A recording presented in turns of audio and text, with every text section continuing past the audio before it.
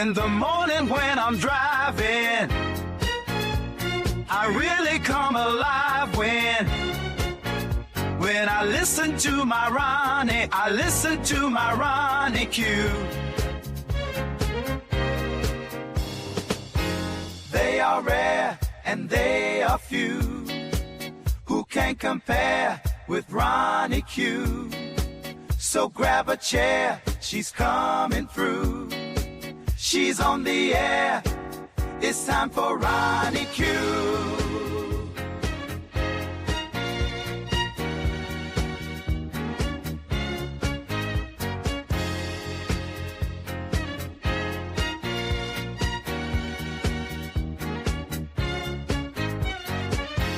They are rare and they are few who can compare with RonyiQ.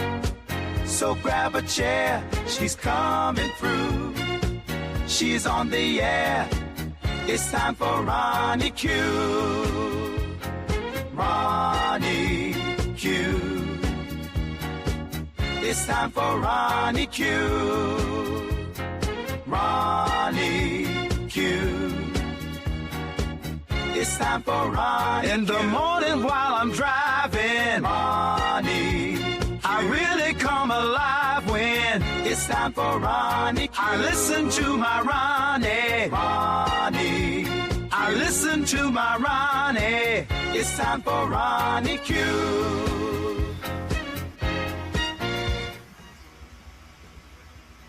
Grand Rising, Grand Rising. I hope you guys had a fabulous evening and a great night's sleep. Let's get into the morning news. Happy Black History Month first and foremost. So as always, I want to share a little tidbit of Black history that you may or may not be familiar with. So let's check out a little piece of Black history, the thing that can never be erased as long as we pay attention to it. So here we go. The links are in my description box. This link will be under Black History, of course. Untold stories. Your support helps us create in-depth content, bring hidden narratives to life, and keep history alive for everyone. In the heart of New York City, where towering skyscrapers rise above bustling streets and bridges stretch like steel veins over restless rivers, the story of its creation is often told as a tale of immigrant masons, wealthy patrons, and European-trained architects. Yet buried beneath the grand narrative of Gotham's rise lies a hidden chapter that has been almost entirely erased. It is the story of Black architects and builders, men whose hands shaped the very landmarks we walk past today, but whose names were intentionally forgotten in the city's official memory.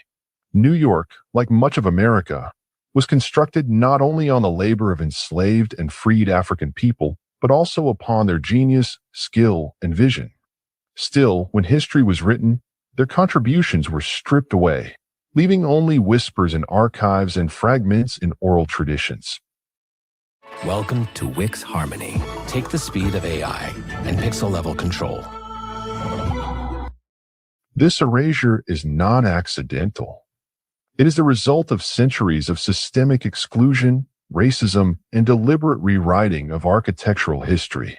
During the 19th and early 20th centuries, when New York underwent its most dramatic transformation into a metropolis of global stature, architecture was considered a field reserved for white men with access to prestigious schools and elite social networks.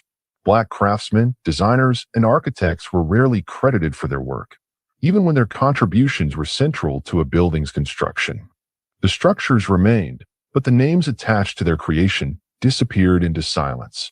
One striking example lies in the overlooked story of the African-American artisans and architects who helped design and shape Central Park, one of the world's most famous public landscapes. While the park is attributed almost exclusively to Frederick Law Olmsted and Calvert Vaux, who indeed provided the master plan, the execution of its design required a vast workforce of Black masons, carpenters, and laborers who brought the plan to life. Yet the erasure went even deeper. Before the park's construction, there was a thriving African-American community called Seneca Village, established in the 1820s, whose homes, churches, and schools were demolished to clear land for Olmsted's project. Many of the displaced residents were skilled craftsmen who, ironically, were later hired to build the park that destroyed their homes. Their names were lost, but their hands remain imprinted on the stones, bridges, and pathways still used today. Consider also the case of Vertner Woodson Tandy, a name rarely mentioned in mainstream architectural history, but whose achievements mark him as one of the most important early Black architects in New York. Born in 1885 in Kentucky, Tandy was the first African-American registered architect in New York State and a man of remarkable skill. He studied architecture at Cornell University, a rare opportunity for a Black man at the time, and went on to design some of New York's most iconic early 20th century structures. One of his most famous works was Villa Luro, the lavish Irvington-on-Hudson mansion built for Madam C.J. Walker, the pioneering Black entrepreneur and philanthropist.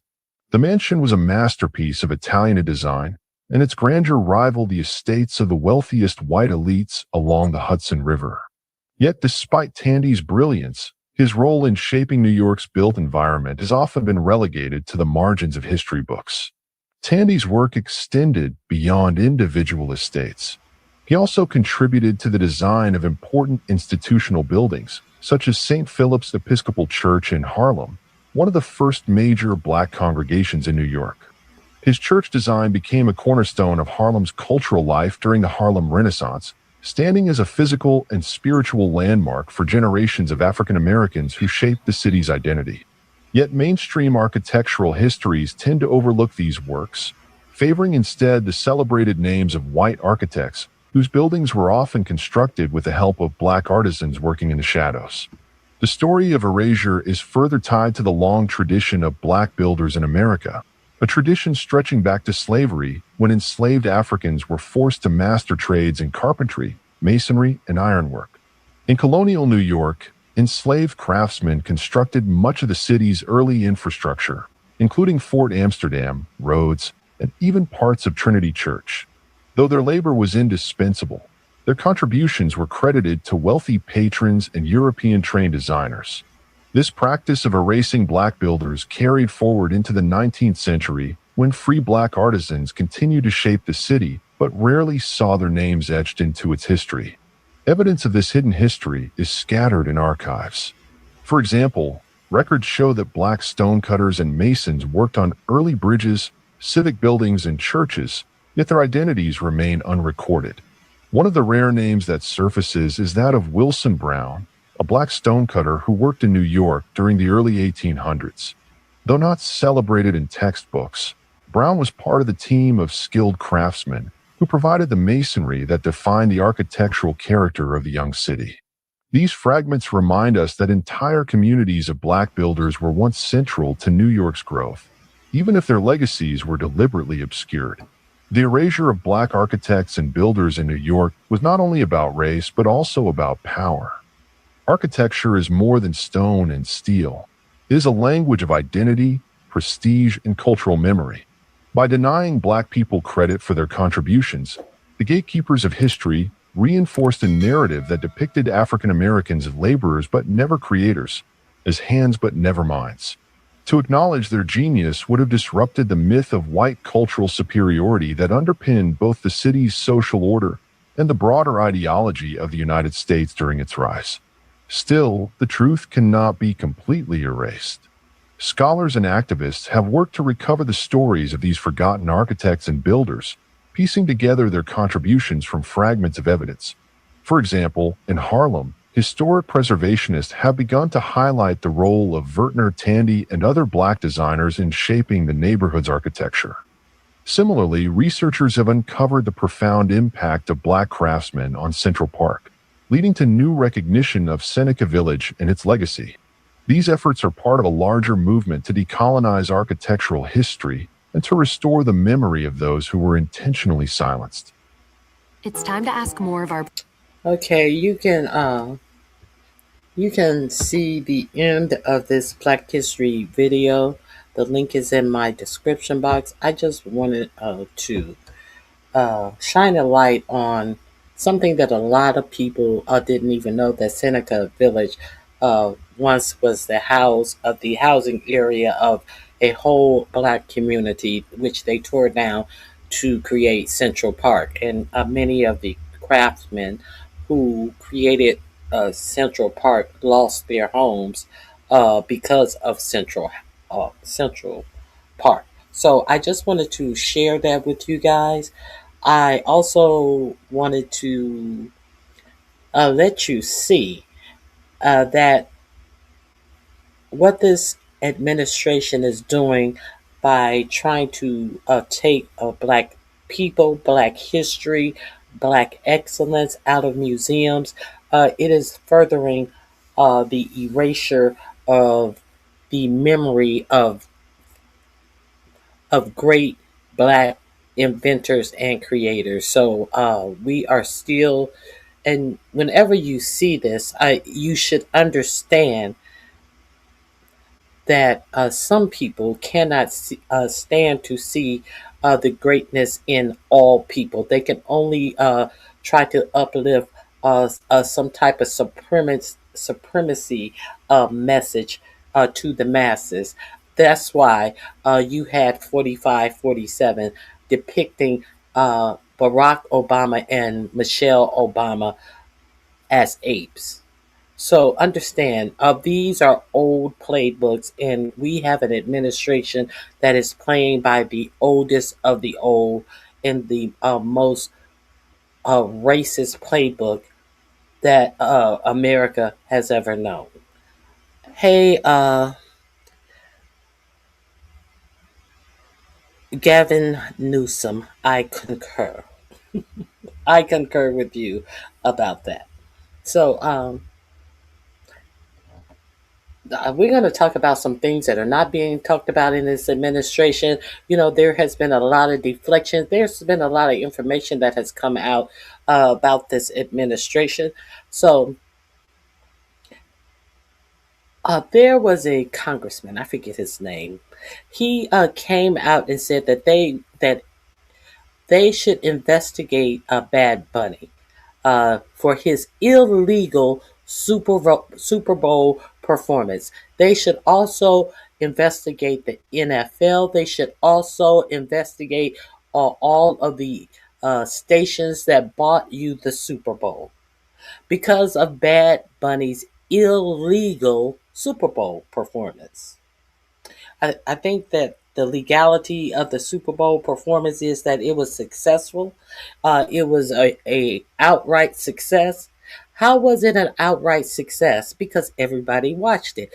Because the Turning Point USA alternative Super Bowl was an abject failure. Approximately 4 million people watched the Turning Point USA. You know them Christians. Those Christians. They had an alternative performance, and their headliner was none other than Kid Rock. You know, it's funny how these people who headlined Kid Rock could have Kid Rock up there. You know, nothing is stranger than the fact that this administration just happens to align themselves with people who have inappropriate relationships and champion inappropriate relationships with underage minors. Now, the complaint about Bad Bunny was something about his lyrics. I'm not familiar with Bad Bunny at all. I'm not familiar with his lyrics. I do not speak Spanish, but it was a complaint about his lyrics. Now, they have gone through and actually said that lyric in a particular song was not even mentioned or said. You know how they black out a word, that whatever word that they're talking about was not even used in this lyric.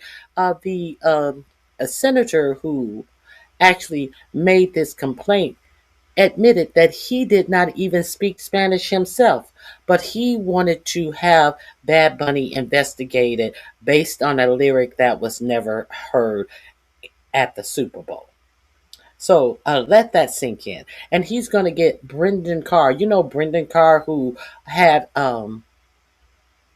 Jimmy Kimmel pulled off the air? That Brendan Carr, who did something illegal in his position as the FCC chair, now they're trying to threaten television stations. Does this sound like Russia media? Does this sound like America to you? Or does this sound like North Korea to you?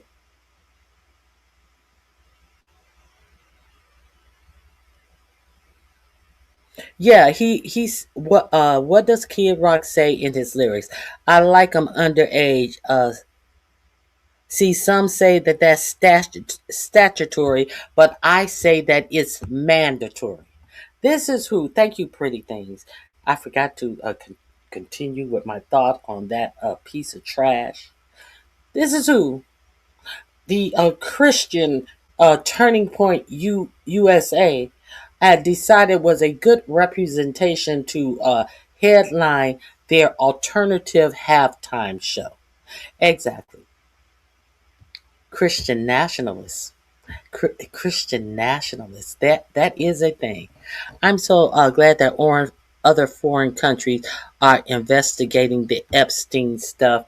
I am so glad as well. I played a little clip of uh, uh, the UK Prime Minister Steimer trying to blame the U.S. ambassador. He didn't tell me the truth, and it doesn't seem like Steimer is going to uh, fare well in this. He may be thrown out of office as well.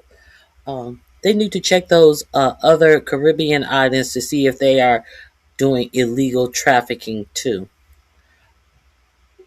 What do you mean too?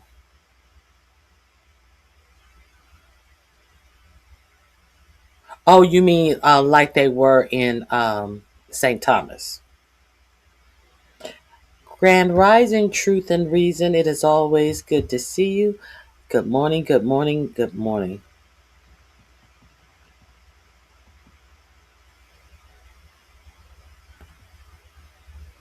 Bad Bunny halftime show was awesome and was so awesome and historical. Okay, so let's get into what was actually said. He doesn't understand Spanish, and he supported the Turning Point USA football alternative halftime show.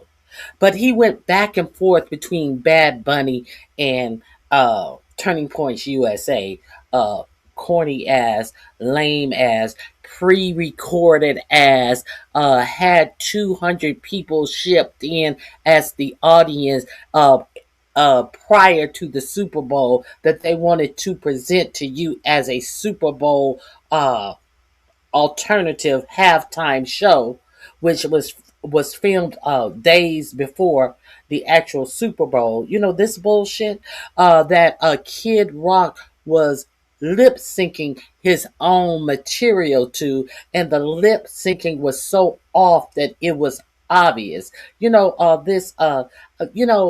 It's funny how Turning Point USA can always get the uh, fireworks going at all of their events. They can always have all the razzmatazz, but the important shit, they're putting on a alleged live show, but they can't get the simple shit, the most important shit down pat. They have the track playing 5 beats ahead of what Kid Rock is singing.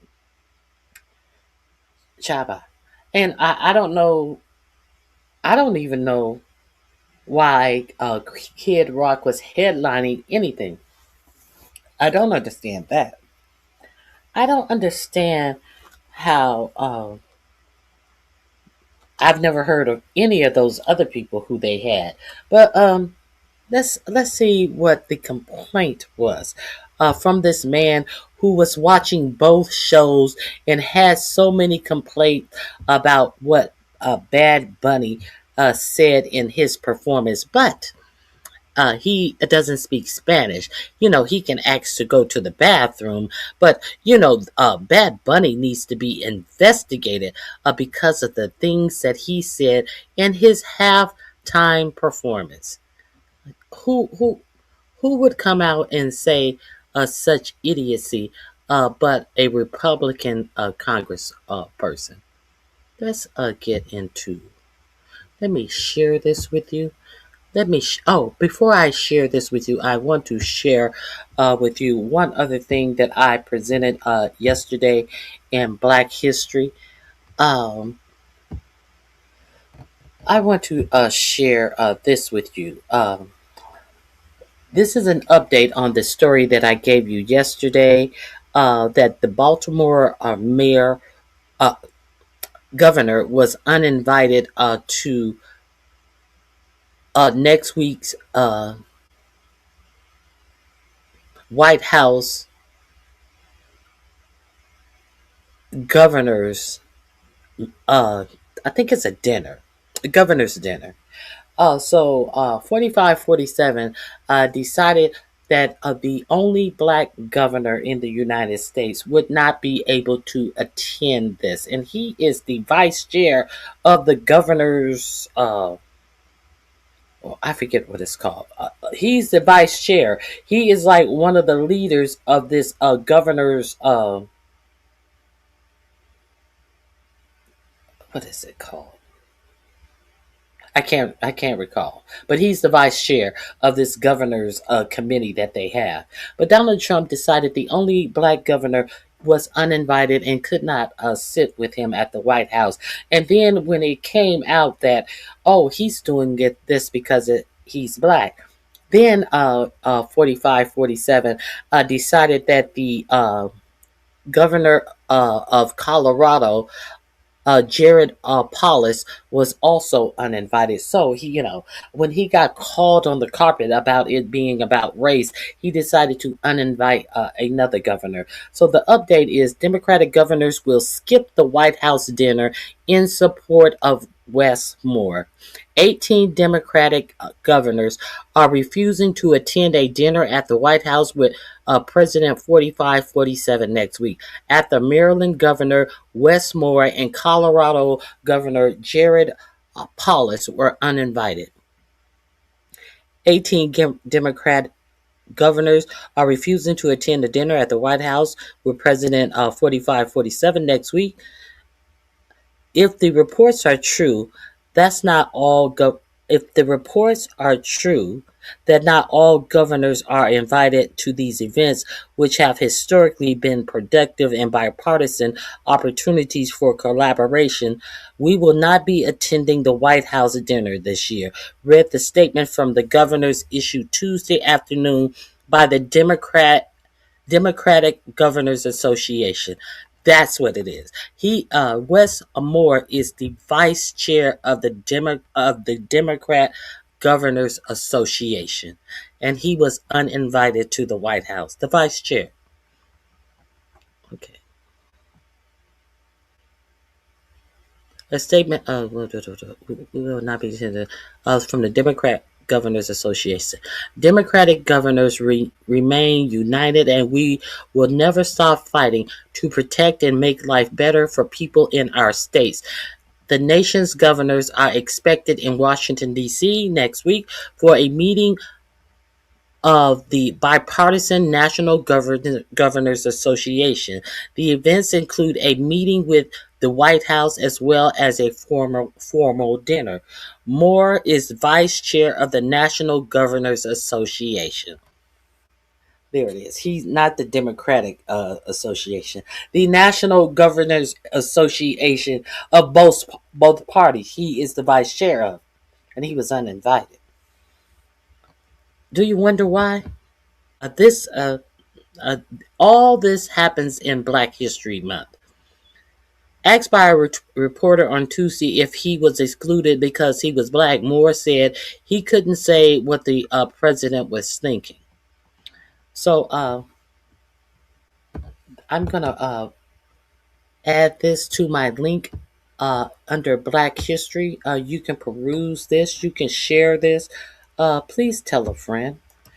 This is what your administration has time to do as the economy is tanking, as jobs are tanking. So let's get into this requested investigation into the what they want to call illegal performance by Bad Bunny. We may as well go here.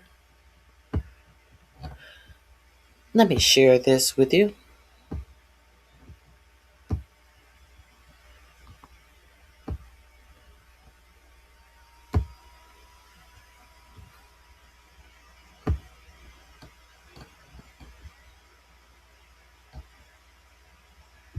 Time. We are still investigating this. There's a lot of information that has come out about the lyrics. I saw the halftime show and was switching back and forth with the TPUSA halftime show. The lyrics, from what we have seen from Bad Bunny, are very disturbing. And if it holds, the lyrics from what we have seen are very disturbing. And I switch back and forth. We are investigating the lyrics. The lyrics that I have seen so far are very disturbing. But first of all, did they print the lyrics on the screen? How did you see the lyrics? How were you seeing the lyrics? I think you mean the lyrics that you heard. But you cannot even say that because you're going to have to admit in this announcement that you don't even speak Spanish. So where's the problem? Let's continue. it's true that I don't speak fluent Spanish. Okay, I know how to ask where the bathroom is, but these lyrics, if it is true what was said on national television, we have a lot of questions for the entities that broadcast this, and we'll be talking with Brendan Carr from the SEC about this. But this could be much worse than the Janet Jackson wardrobe malfunction. Let's put it that way. But at least that was a malfunction. I mean, this was apparently intentional. This was intentional, yeah. Yes. And they could not have said this were it in English. So just the fact that we're at a place in our country. This was intentional, but they could not have said this if it was in English. She doesn't even know what they are accusing him of saying. What is this it that they could not have said? There is no specification of any lyrics in any of this announcement. And this bitch is sitting on here saying that they couldn't have said this if it was in English, as you have your president talking about shithole countries, saying fuck them and fuck this and fuck that. Could they not have said this? What is this? Notice the bullshit of it all. If it had been in English, is that the real problem? The real problem is that it was not in English. That is the problem. Let's continue. Country where we had a fully not understandable halftime show to English-speaking people, which is the language of this country, by the way, and that it is that grotesque is just really disturbing. And here's the ironic. Let's be clear. I heard a lot of people saying, they had issues with it. They wish that it had been some of it was done in English because this is America and English is the language of America. Let's be clear. They are right. English is the official language of the United States.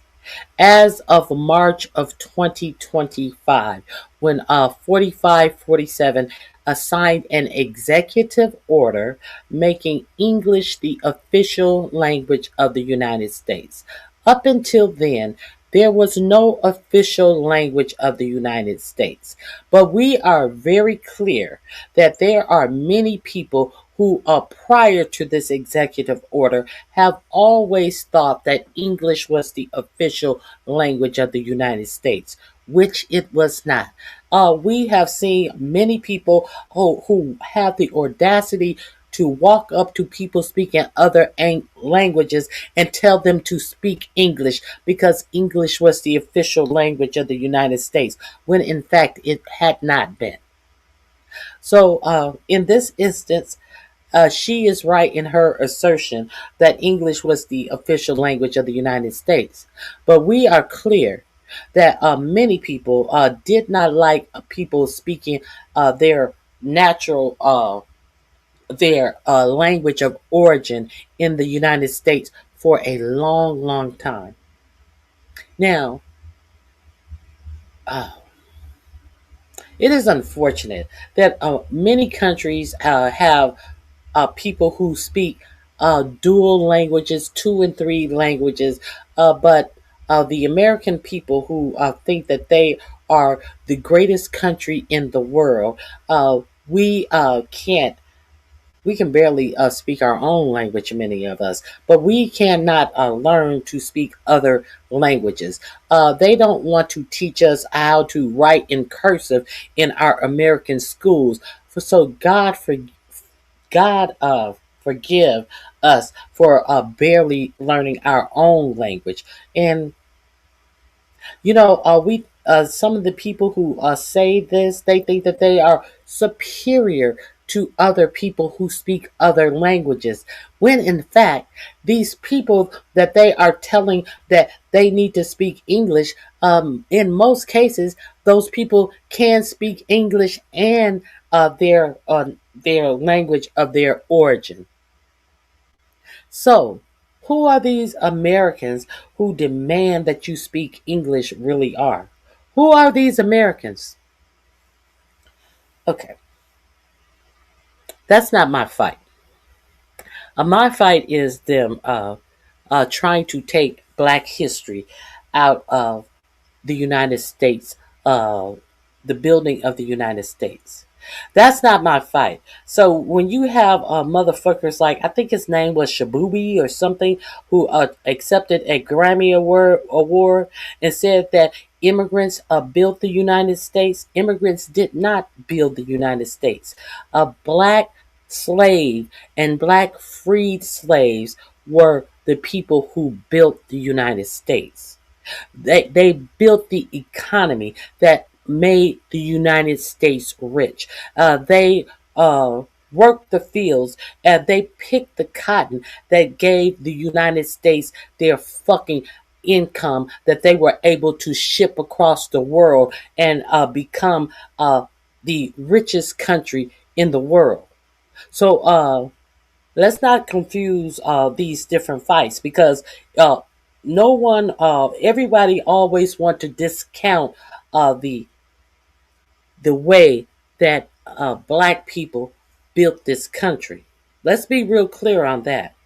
But just because I know my history, I'm not going to sit up and just okay these people trying to have moral superiority over other races. I'm not going to sit back and act like I don't see that as well. Because what they do to the least of you, they will do to you also. So while this immigration thing, that is not my fight, I need to stay aware of what they are doing in these fights against these immigrants in this country. Because if you don't think that they have not already done worse to my people, have already done worse to my people. I'm not giving any accolades to any immigrants that didn't build the United States. I don't have it to give. But I am leery. I am watching. See, because my ancestors did not have a choice to build the United States. They were beaten to build the United States. And I'm not going to let anybody take what my ancestors built away. I refuse. So that's all I have on that. Let's hear this one more time in its completeness. Part, Dr. Gina. Yeah. The NFL purposely wanted a Hispanic star basically to perform at halftime because they're trying to attract more of a Latin America audience. And this is what they delivered. Yeah, trying to pull them away from the football that we call soccer, right? Yeah. I don't think this was Let me replay this. A Bad Bunny, bad performance of the Super Bowl halftime. We are still investigating this. There's a lot of information that has come out about the lyrics. I saw the halftime show, and we're switching back and forth with the TPUSA halftime show. The lyrics, from what we have seen from Bad Bunny, are very disturbing. And if it holds true that I don't speak fluent Spanish, okay? I know how to ask where the bathroom is, but these lyrics, if it is true what was said on national television, we have a lot of questions for the entities that broadcast this, and we'll be talking with Brendan Carr from the SEC about this. But this could be much worse than the Janet Jackson wardrobe malfunction. Let's put it that way. But at least that was a malfunction. I mean, this was apparently intentional. This was intentional, yeah, yes. And they could not have said this were it in English.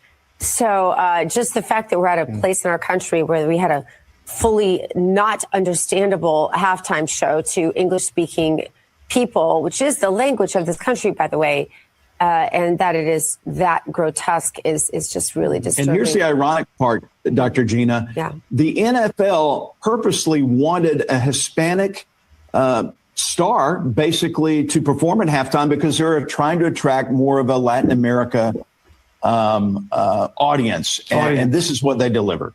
Yeah, trying to pull them away from the football that we call soccer, right? Yeah. I don't think this was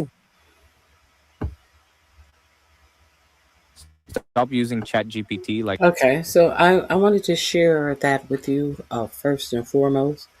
And I had to keep my eye on the clock as well.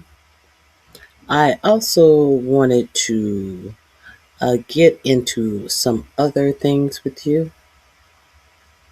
Let me go here.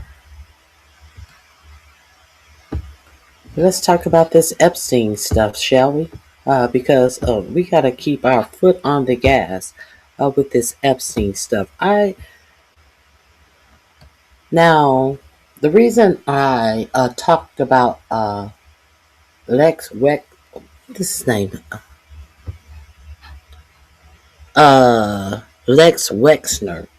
is because Lex Wexner is someone whose name was found in the Epstein files. But we have a senator talking about an illegal halftime show and investigating an artist who had the audacity to do his show in Spanish. Okay. But there has been no investigation into Lex Wexner, who was found to have been named as a co-conspirator in the Epstein files. Make any of this make sense? So we're gonna get into. Let's get into some of this Epstein stuff. Now, if you recall, 4547 tried to say that he actually reported Epstein to the police. He reported Epstein's actions to the police, and he also told the police that they should also look into Ghislaine Maxwell. Well, if that is true, why is 4547 refusing to say if he will give Ghislaine Maxwell a pardon? If you want to believe that he was the one who put the police on to Jeffrey Epstein, as he said, none of that is true. Let's get into this.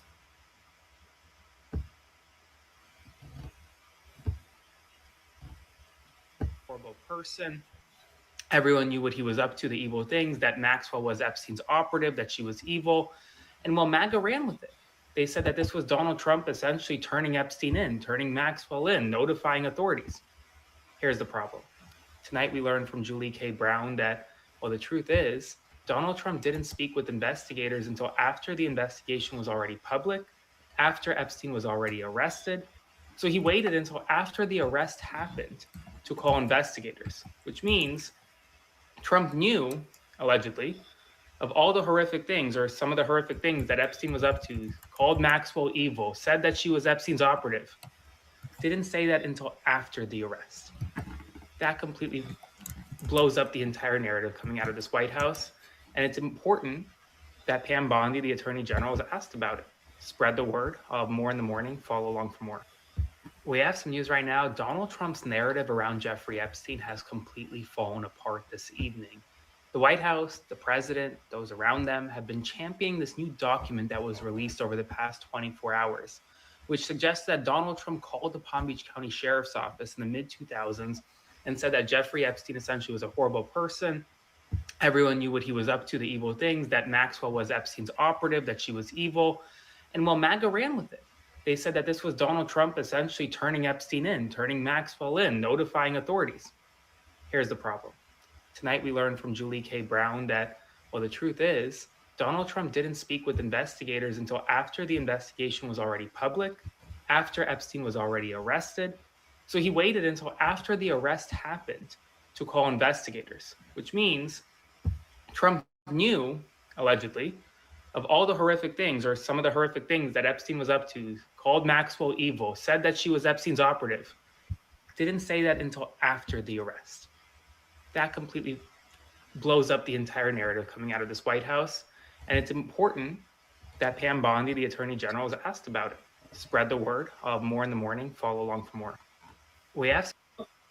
Okay, I wanted to share that with you. Now let's get into what was revealed in the Epstein.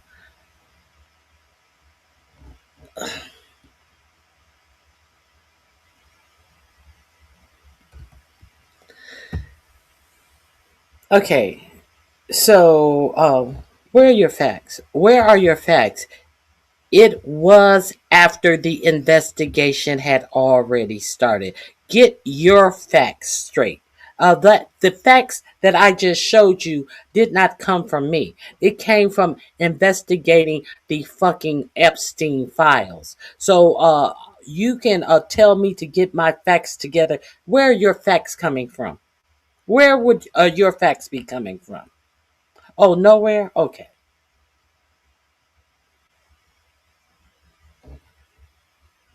Let's continue. Good morning, Ghost Samari.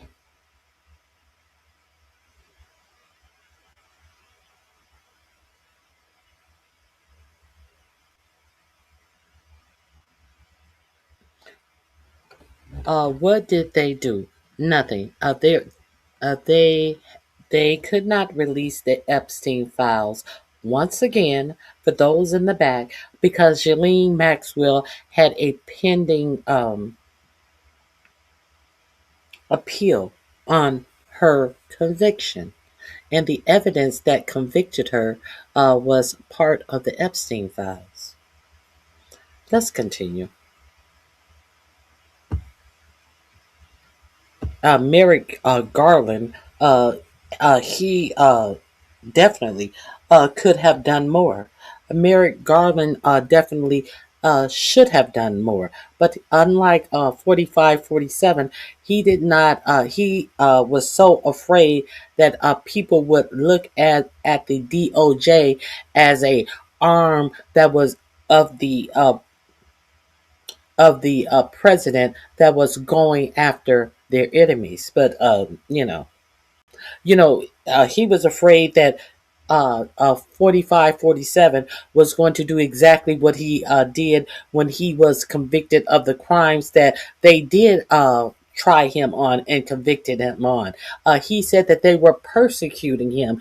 And he said that all of these crimes that he, in his businesses that he was convicted of, essaying that woman that he was tried and convicted by a jury of his peers. He said that that was the Biden DOJ going after him. So Merrick Garland, and being so too careful, in my opinion, did not want it to appear that Biden's DOJ was going after him. And when the Southern District of New York were the one who tried and found him convicted of the cases that he was found guilty of, he still said that it was the Biden DOJ that went after him. So that's why. Let's continue. I'm not saying it's good. I am definitely not saying that is a good thing. I think that if you commit a crime, they should most definitely go after you. Now, let me share this with you. Speaking of co-conspirators, let's talk about the co-conspirators that were unmasked in the Epstein files. That uh, Pam Bimbo and Todd Blanche just don't see a reason to actually go after these people who were actually named in the files as what? Co-conspirators.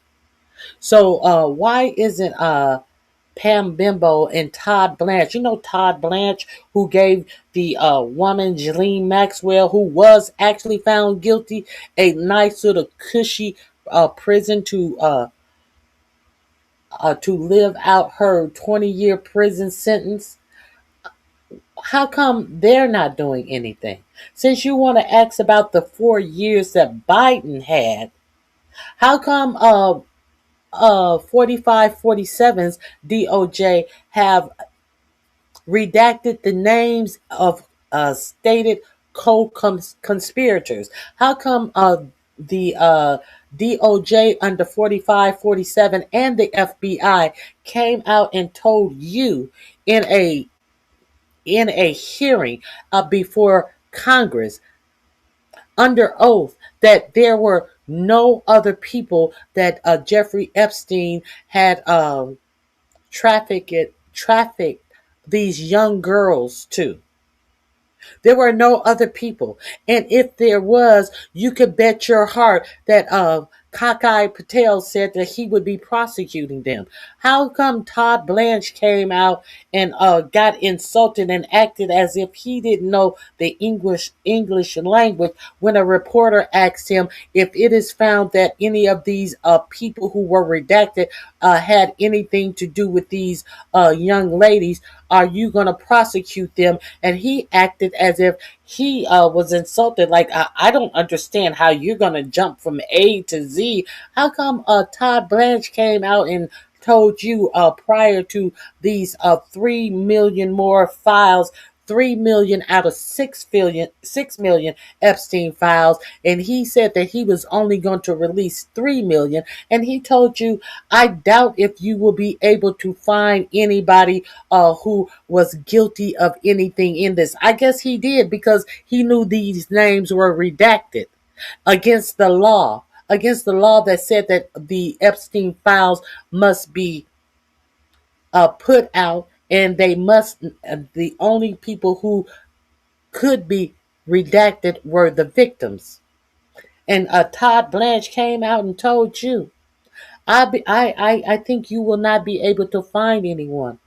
on it who was complicit in anything that Epstein did. He told you that because he knew that they still illegally had these names redacted. The names of people that they could not redact because of their it may harm their reputation. Yeah, that's why Todd Blanche came out and told you that. But do you have any questions? You have any more questions about people who were named co-conspirators? Let's get into this. This is going to be in my description box under Epstein. Please go over there and check out Breaking Points. They do great news. Thomas Massie courageously been pushing. Thomas Massie, Ro Khanna, yesterday, they were able to view some of the unredacted files. And so what did they do? They immediately came out and started talking about some of those redactions, which, let's all remember this, the express purpose of the legislation which permits redactions says you may only redact for national security and victims' names. Well, what happened? The DOJ has now been caught multiple times redacting the names of the rich, the famous, and the powerful for no purpose and in direct violation of this federal law. So Thomas Massie, Ro Khanna, they go to the DOJ. They are able to review some of the unredacted files. They immediately start forcing unredacting in public. Here's what they had to say on the steps, and we're going to get to some of the information they released.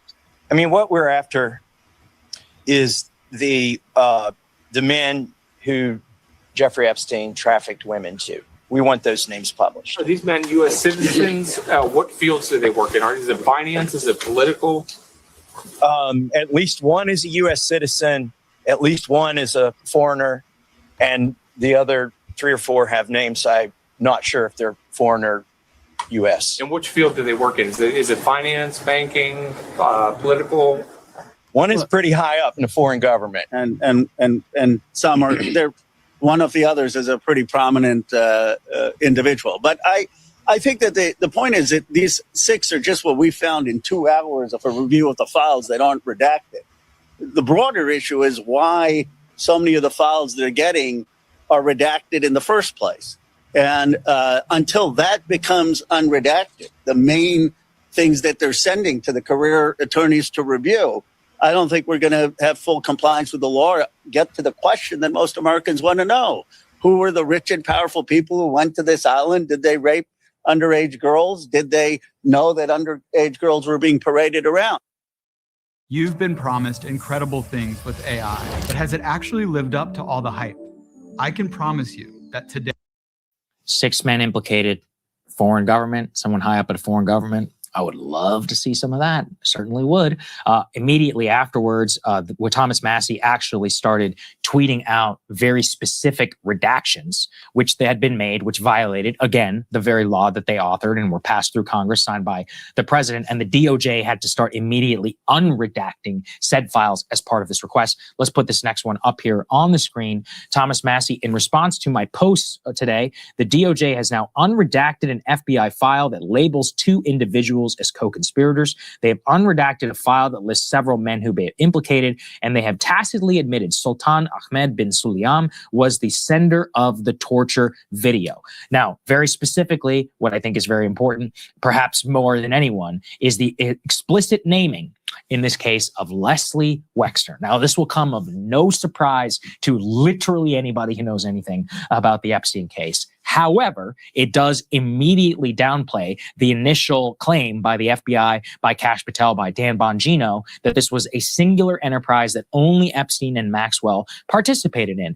Wexner was explicitly listed as a potential co-conspirator here in the DOJ documents. It also just makes common sense. The former CEO of Victoria's Secret, who is the source of Epstein's wealth and initial entree into high society, is the person who drew boobs in the birthday book, is a potential co-conspirator in this entire scheme. You're shocking me with this information. Very important. The second one is a sultan. The Dubai port Sultan Ahmed bin Sulayam, who we have actually talked previously about here on the show. This is the guy who is the chief executive officer of the Dubai ports. Now, Ryan and Mortaza, saying over a drop site, have written ad nauseum stories about the Sultan and Epstein's relationship and the way that they were working as a financial conduit in the Middle East. And that was real power, like real money stuff that was going, that seems to have been financing some of the stuff behind the scenes for the intelligence deals and other things that we talked about previously. But just to show you also that their own relationship here with the alleged torture video in that infamous email, and there's a lot of creepy jokes or comments between the two, also demonstrates that those two are linked, which is such an important part of the story. Like the sex stuff does not exist without the intelligence stuff and the financial, and then same vice versa. The financial and the intelligence doesn't exist without the sexual like degeneracy that's present within the email. So very important redactions, unredactions forced there by Thomas Massey and by Ro Khanna. Yeah, and what that email, just for as a reminder, it said Jeffrey Epstein to, now we know, the Sultan, said, "I loved the torture video." Wow. That's what it was. Okay. Right. What torture video? What are we talking about exactly here? These are the sort of things that can be explored now that we know the name of this individual. And just to underscore, Thomas Massey was talking about, okay, now we know one potential co-conspirator who was identified by the federal government. Love to know, was there any sort of a, cooperation agreement? Was there any sort of a deal that was struck with Les Wexner? Was that one of the people that Ghislaine Maxwell is referring to in her filing? What was the investigation into him like? What sort of evidence did you have on Les Wexner and these other co-conspirators potential co-conspirators that you were looking into? Let's go ahead and take a listen to Thomas Massey talking about this. Hello, my name's Jacob Elijah Moses. An example of something, maybe it wasn't intentional on their part. I'd like to hear his take on the redaction of the CEO, who's listed as a co-conspirator in the 2019 child sex trafficking case. So can I ask you, because, and I want to ask if this is the same person, Todd Blanche also said about that tonight that the document you're citing there has victim names in it. Correct. Seeming to say that's why there are redactions. He said, "We have just unredacted Les Wexner's name from this document, but his name already appears in the file thousands of other times." And he says the Justice Department is hiding nothing. Is that the retired CEO that you're referencing? It is. He unredacted it after I found it. That's a problem. And I'm glad they've admitted they made a mistake by redacting that. So you're saying it was redacted when you went in there today, and after you tweeted that, they unredacted it? Correct. Now he's got 4 other names he needs to unredact. Did he respond to that? There's a list of 20 people. And there's 4 men in there that need to be unredacted. Here's another troubling thing that I found. Can you say who those 4 men are tonight? I don't think they're well known. And so if I did, it wouldn't matter, but I could probably say them on the floor of the House. But I'll give the DOJ a chance to do what they did in these 2 examples, where I've discovered something and now they've responded. So a number of very significant things that he says there. He casually mentions, well, I could probably say I'm on the floor of the House because, yes, you are allowed to reveal that sort of information and you get sort of an exclusion as a member of Congress. So, at any time, and he's held out the possibility of what he calls the nuclear option. Listen, if you all don't do what you're supposed to do, what you're legally obligated to do, I will come out and I will say the names. I will put on the record who these unindicted co-conspirators are, who was being looked into. And then the DOJ's defense here that, Les Wexner's name was in the file thousands of times.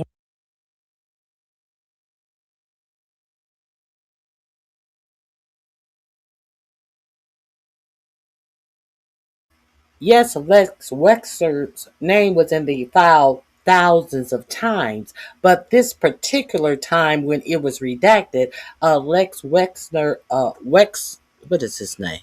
Wexner was identified as a co-conspirator. So let's keep it a buck. They're trying, it was redacted this one time, but he's all throughout the Epstein files. Not as many times as 47 is named in the Epstein file, but his name is all throughout the files. So why is it such a big deal? It's such a big deal because this time when you redacted it from the Epstein files, he was named as a co-conspirator. Let's be clear. Okay, this link is in my description box. Avail yourself to it. Let's get into who Lex Wexner is in regards to Jeffrey Epstein. Lex Wexner owned I think it was the the L brand. They own Victoria's Secrets, Bath and Body Works, Abercrombie and Fitch. They owned quite a few retail chains. So let's see. Let's see how Lex and I played this for you before, and let's see how Lex Wexner and Jeffrey Epstein are intertwined. I also told you that when Epstein went away to jail, he left from Lex Wexner's home in Ohio because Jeffrey Epstein lived in what they call Wexner's guest house. Now, how it's always been questions about how Epstein got so rich. Let's see what Lex Wexner did for Jeffrey Epstein. Oh my goodness! Hold on. Hold on 1 second. 1 second. Let me reboot this screen.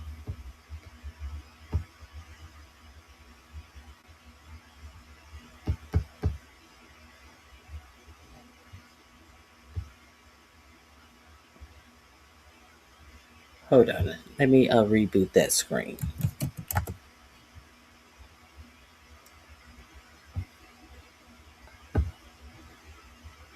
Let's see their connections. It's very interesting.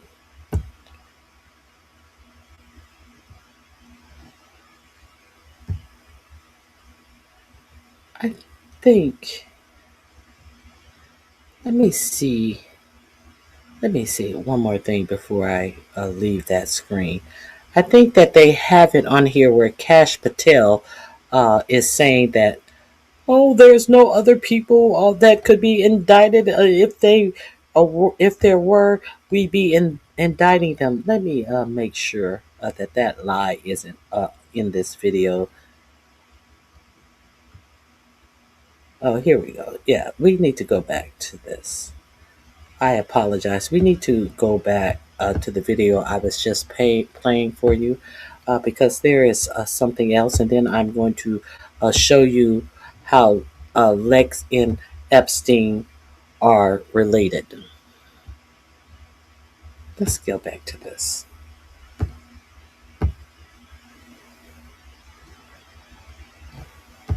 In whatever way that they possibly want. And you could, this is again the smallest, tiniest glimpse. I still think it's just like the eye of the needle in terms of what really is out there. Yeah, that's exactly right. And I mean, it's just so wild to me that the first instinct of like Mandelson when they're deliberating about how to respond to the financial crisis is like, I got some confidential info. Let me send it to Jeffrey Epstein. That was like the first instinct there, allegedly, and being investigated currently. You also found, Sagar, some more information about potential Epstein CIA ties, courtesy of his former bodyguard. That's right. I'll tell you this. I was not aware. I'm pretty deep, and I'm ashamed to say I was not aware of this lore. Let's go and put this up here on the screen. Credit to Tara Palmieri. We've talked to her before. She has her own Substack. You can go and subscribe to it if you're interested. She also is very similar background. She was part of the mainstream media. She went independent, and she actually did a pretty deep dive into the Epstein case years ago when it was not all that popular. So I really trust her. Very legit reporter, Tara. For sure. Exactly. Yeah, and that's why dogged. Anybody who came to this before it was popular, those are the people I respect. These are like the Julie K. Browns, Tara Palmieris,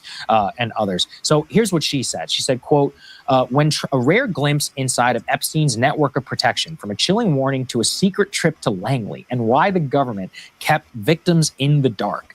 And so this was apparently traces back to an interview that she did with Brad Edwards. He was a lawyer for Epstein's victims. It is a conversation that Edwards had with Epstein's bodyguard of 5 years, Igor Zinoviev, who warned him to back off, quote, because of Epstein's shadowy connections to the U.S. government. Zinoviev said, "You don't know who you're messing with. You need to be really careful. You are on Jeffrey's radar and somebody that Jeffrey pays a lot of attention to, which is not good. You don't want to be on his radar." And quote, I said, give me some examples. Who am I messing with? Edwards recalled. And that's when he looked across the table and whispered 3 letters, CIA. And he talks actually about how while Epstein was serving his 2008 sentence, how he actually was sent there on multiple information trips, like to pick up information from Langley. He didn't seem to fully explain some of this, what was going on. And again, this is kind of hearsay. It's Brad, the lawyer for the victims, who's talking on behalf of a conversation he had with Zinoviev. But I mean, nonetheless, that is very extraordinary. I do believe that Tara did either FOIA or call the CIA press office and, quote, have not received any confirmation or denial of these mysterious visits in 2008. But nonetheless, it does back up. Like, you have a bodyguard basically warning off a lawyer. Here's the thing, whether it's true or not, there was enough of there, at least, for him to be credibly trying to make that threat of like, hey, you're messing with some very powerful people when you're getting involved here. And then all of these talks about trips to Langley, Virginia back in 2008. So again, I was not aware of this particular part of Epstein lore. And just to add, another feather in the cap for the case. Yeah, well, we also have more pieces that sort of fill out the way that he schmoozed politicians to get whatever he needed from them in the Virgin Islands in particular. There needs to be more exploration with regard to New Mexico as well, because I do think the ranch is an undercovered part of the story. Let's put this up on the screen. This is backed up by some of the emails. So this is from 50 Shades Away. By the way, shout out to him. He's been doing a good job going through files, and we've used a bunch of the stuff that he's pulled here. Epstein was paying tuition for the children of the governor of the U.S. Virgin Islands. The former First Lady of the U.S. Virgin Islands sent Epstein multiple tuition invoices. He goes on to say, are these bribes why they turned a blind eye to his many crimes and gave him huge tax breaks? And you can see the email here. And by the way, Seton Hall confirmed that these tuition payments were in fact made for the children of the then governor of the U.S. Virgin Islands. So, in addition to campaign contributions, that wasn't enough. He's giving personal financial perks. Hey, don't worry, your kid's tuition, college tuition at this expensive university, I got you covered, not a problem. And email exchange that appeared to show the royal sharing, quote, visit reports after a Southeast Asia trip. All right. So this focuses on some emails that were provided, in some of the release. The email chain, quote, appears to show the former prince forwarding Epstein visit reports from Vietnam, Singapore, Hong Kong, and Shenzhen. And one email, who was signed as a special advisor, appeared to contain an attached document file and was forwarded to Epstein within 5 minutes of receipt. Now, all of these documents appear to basically be like summaries, either of the prince's visit. But the reason why it's important is that he was acting as the trade advisor of the UK at the time. So in multiple of these emails, they tell Epstein that he was planning trips to various different countries, what he was doing, and potentially what he saw. This is information, right, for the prince. He gets to probably meet with some of the, very high-level officials, other heads of state, and gets to meet with local executives, and then forward some of that. Virgin Islands, the former First Lady of the U.S. Virgin Islands, sent Epstein multiple tuition invoices. He goes on to say, are these bribes why they turned a blind eye to his many crimes? Quote, Mr. Mountbatten Windsor's conduct. That's how they... Full-blown crisis. It may take down the monarchy, and the monarchy must survive. And that's why the king himself, very willing to strip his own brother of titles, completely throwing him under the bus. Let's go to the next one and put this up here on the screen. King Charles releasing a new statement, profound concern and complete cooperation with the police authorities over, quote, Mr. Mountbatten Windsor's conduct. That's how they... Mr. Mountbatten Windsor is what they call Prince Andrew now. Mountbatten Windsor. Refer to his very own brother. While the specific claims are in question for Mr. Mountbatten Windsor to address, if we are approached by the Thames Valley Police, we stand ready to support them as you would expect. The Valley Police are confirmed it is assessing now whether there are grounds to investigate a complaint by a group which reported that Mountbatten Windsor is suspected misconduct in public office and a breach of official secrets. So I did talk a little bit about this yesterday. So he was traveling and contacting Jeffrey Epstein. Let me see. I think this is it. I think that's it that I wanted to share with you on that. I really want to get into the the connection between Wexner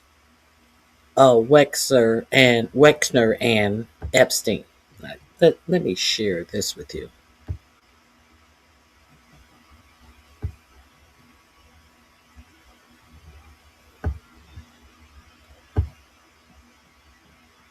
Okay.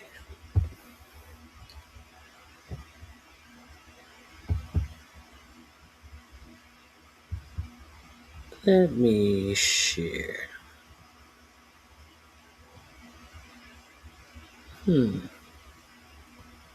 Here we go. Let's get into this.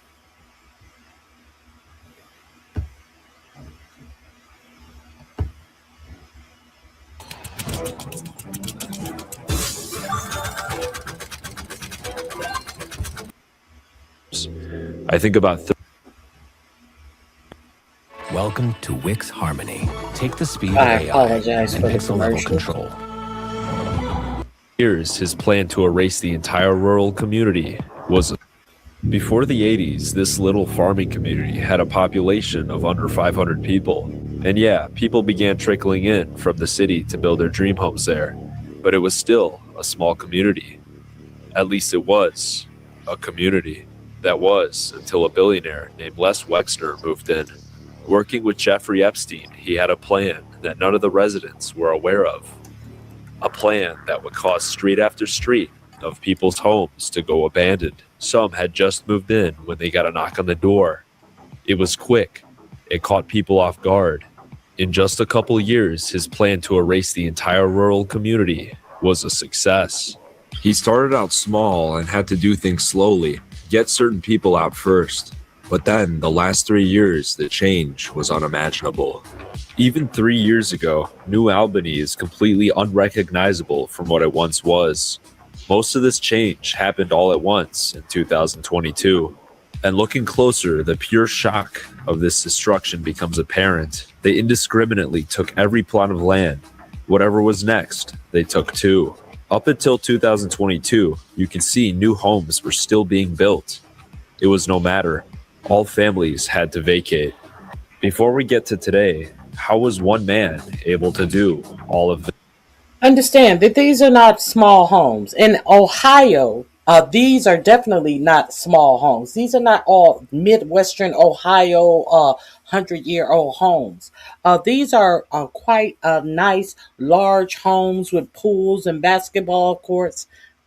Understand what we're talking about. This is Les Wexner, Ohio billionaire and owner of companies such as Victoria's Secret, Abercrombie & Fitch, and Bath & Body Works. At the beginning of the 90s, he moved into his newly built mega mansion in rural New Albany, along with many other families, creating a new life for themselves in a rural landscape. Only he didn't want them there. In fact, he bought up all the smaller homes bordering his house and demolished them. Well, actually, it more bordered Epstein's house. Yes, Jeffrey Epstein. This is the house where you've heard about certain things happening on the news. It was known as the guest house of the Wexner property. Wexner and Epstein both had a secret plan and a window view of what was to come. Wexner created the New Albany Company. From my understanding, the company, along with other ambiguous LLCs, would buy up an entire block of family farms and then sell it to a corporation for an even bigger profit. Epstein was soon granted. And you will be shocked to see what New Albany has turned into right now. Are you guys, oh, rich purrs, are you guys familiar about this?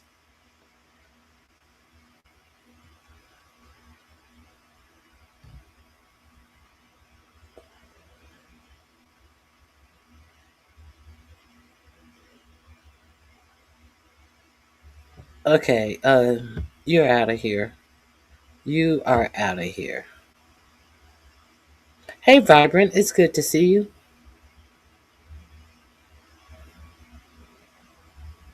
Okay, so I guess none of you guys are familiar with this, or maybe a lot of you are familiar with this. Let me continue. New Albany has turned into a whole huge data center. Google, Meta, Amazon, and a whole big warehouse and data collection center. This is what Lex Wexner, he saw the writing on the wall. So he is in for a penny and a pound in all of the new industry to make billionaires richer off of harvesting your information. This is why I wanted you to understand that they felt that it was worth it to buy these huge houses in rural Ohio. I'm not talking about old houses. I'm talking about forever homes that people had invested and saved and bought. But what is his name?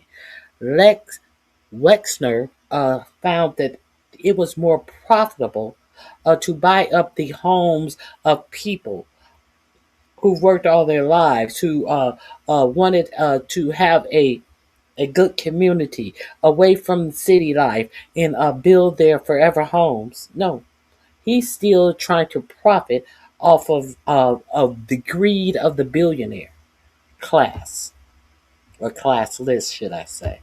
Power of attorney, as well as president of New Albany Company. From my understanding, the company, along with other ambiguous LLCs, would buy up an entire block of family farms and then sell it to a corporation for an even bigger profit. Epstien was soon granted power of attorney, as well as president of New Albany Co., and he began to break ground. In the 2000s, the New Albany Business Park was created. The anchor was Abercrombie & Fitch. In the mid-2000s, plans were moving forward again. A highway was proposed.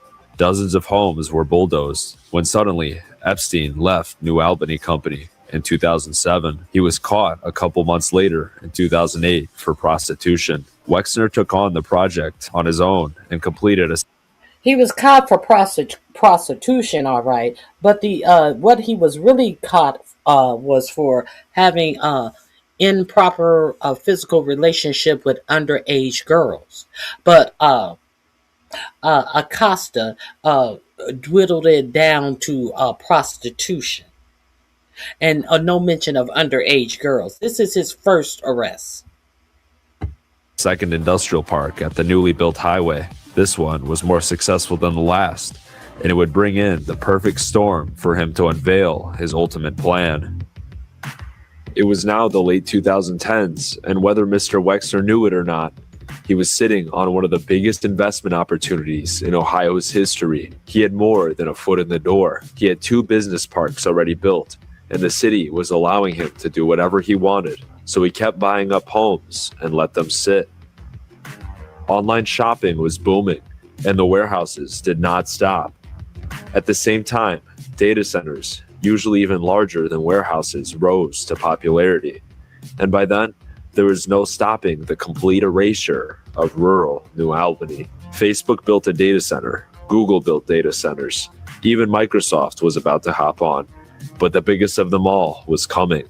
And after 2022, the expansion I saw would be bigger than anything I'd ever seen in my entire life.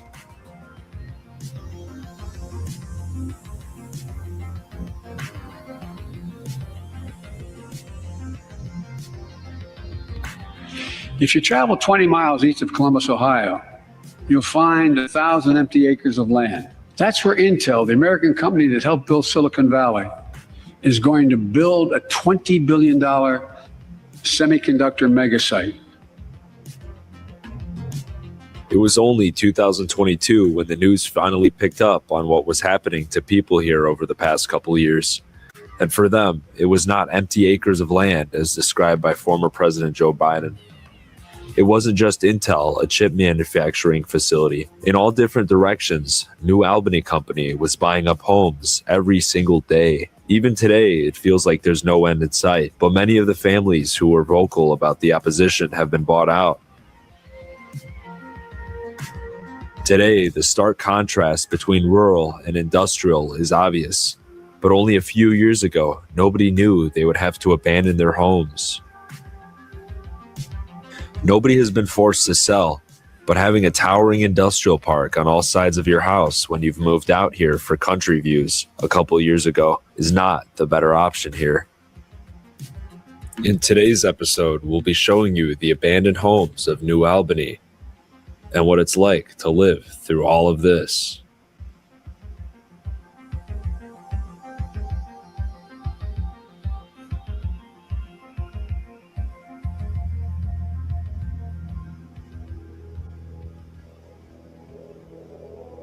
My first stop was going to the street bordering a data center.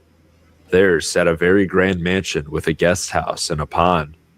Unbeknownst to me, the satellite images on my phone were outdated, and the homes were demolished over a year ago for the Microsoft Corporation.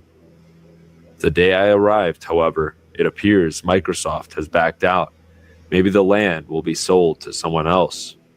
Bordering that was a neighborhood of mansions, with the last one being built in 2018. It is not in New Albany's plans, and the neighbors I spoke to don't think it'll happen to them.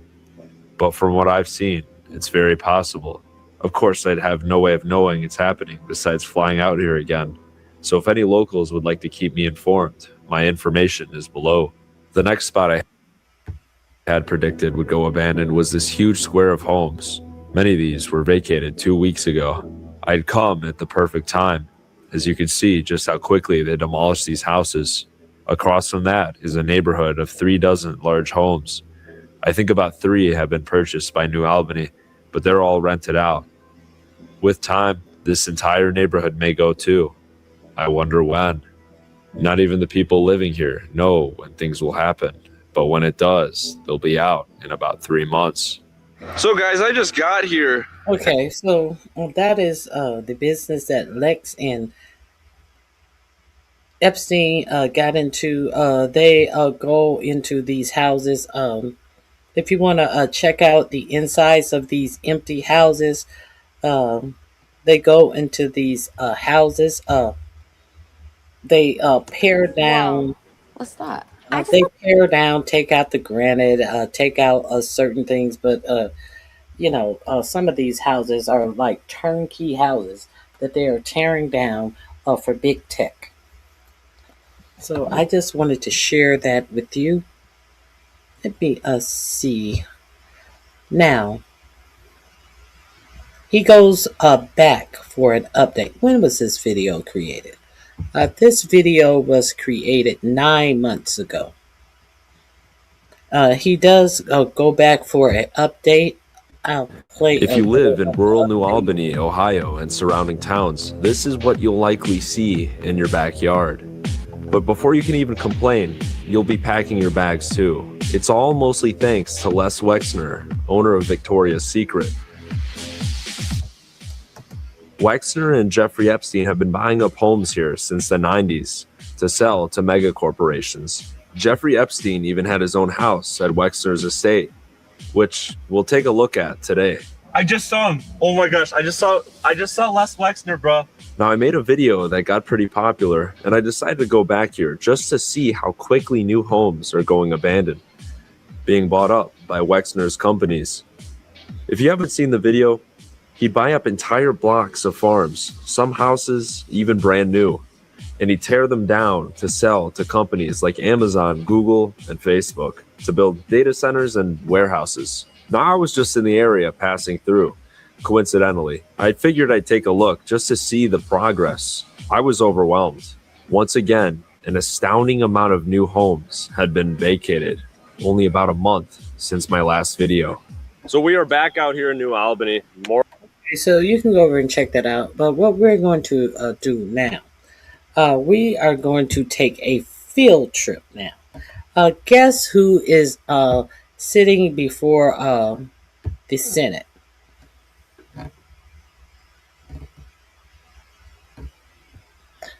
Basically insider trading with land and chips. These goblins aren't the good guys. They definitely are not. So hey, the Bushes, hello everybody. Welcome for joining me. Please hit the like button. We can agree to disagree. but do not be disrespectful and do not curse in my chat. Is the only thing that I request. We're going to take a field trip because guess who is sitting before Congress? None other than Pam Bimbo. So let's go over there and see how indignant she is going to be and what type of dirt she's going to try to spew out towards the people who are asking her legitimate questions in her attempt to avoid the questions that are being asked of her. Shall we go? You guys want to join me? What is this? The name of this video is Attorney General Pam Bimbo testifies before House Judiciary Committee. We have to see this. I let it play out a little bit before I came over here. This link will be in my description box under Bimbo. Under Bimbo. So you can avail yourself to it if you want to play it in its entirety. We are going to skim through a little bit of this. And if you guys want to continue watching, let me know that you want to continue watching. Jim Jordan. Speaking of Ohio, Republican of Ohio, Jim Jordan, where Lex Wexner gets everything that he wants in Ohio. Jim Jordan, the person who didn't find it necessary to investigate a coach who was accused of SAing male wrestlers. Jim Jordan, the person who wants to haul people into Congress with subpoenas who didn't answer his own subpoena from the day it was issued to today. Jim Jordan is going to kick off this hearing of Bimbo. Our sanctuary jurisdictions, accounting for 31% of the population in this, spending over $35 million. Hold on, let's start from the beginning. Divide in America today.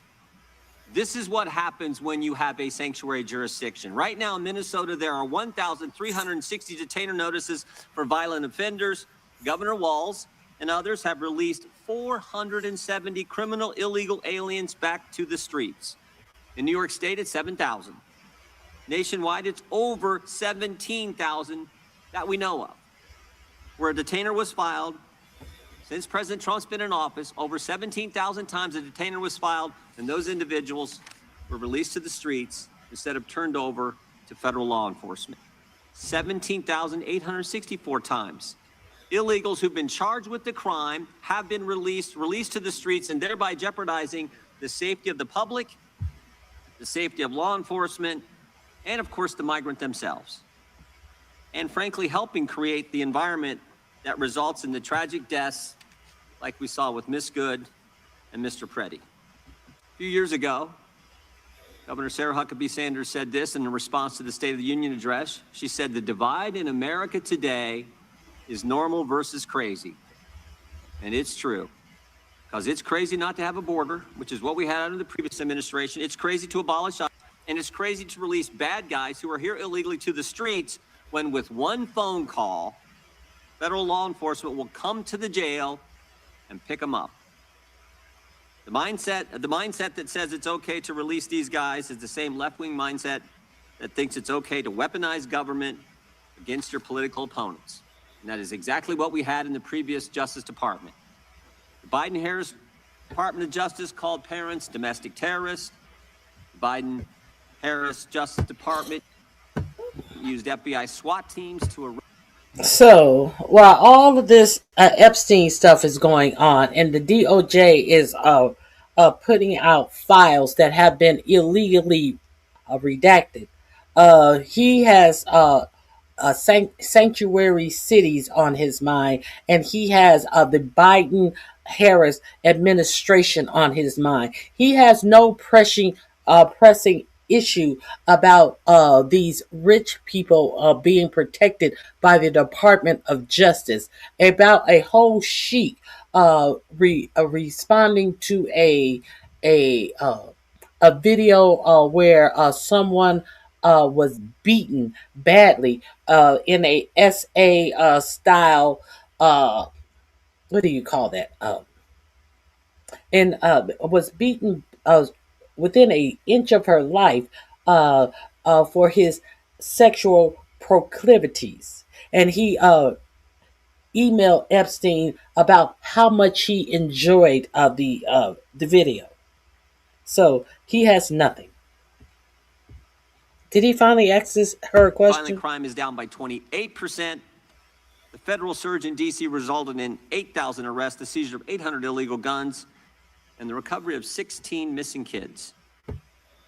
Trump Justice Department apprehended a suspect in the pipe bomb investigation, and they've arrested 6 of the FBI's top 10 most wanted fugitives in just 1 year. Of course, they arrested narco-terrorist Nicolas Maduro, and they seized a record number of drugs flowing into this country. Trump Justice Department put an end to targeting Americans for their beliefs. Attorney General Bondi rescinded Attorney General Garland's anti-parent memorandum. Department of Justice ended the practices of using the FACE Act to target pro-life Americans. They've refused to tolerate attacks on places of worship and investigations of traditional Catholics that we saw in the previous administration. On her first day, Attorney General Bondi disbanded the Foreign Influence Task Force that was pressuring social media companies to censor Americans. And the Trump Justice Department has ended lawfare. Under Attorney General Bondi, along with Director Patel, they've worked to expose the political nature. Oh my God.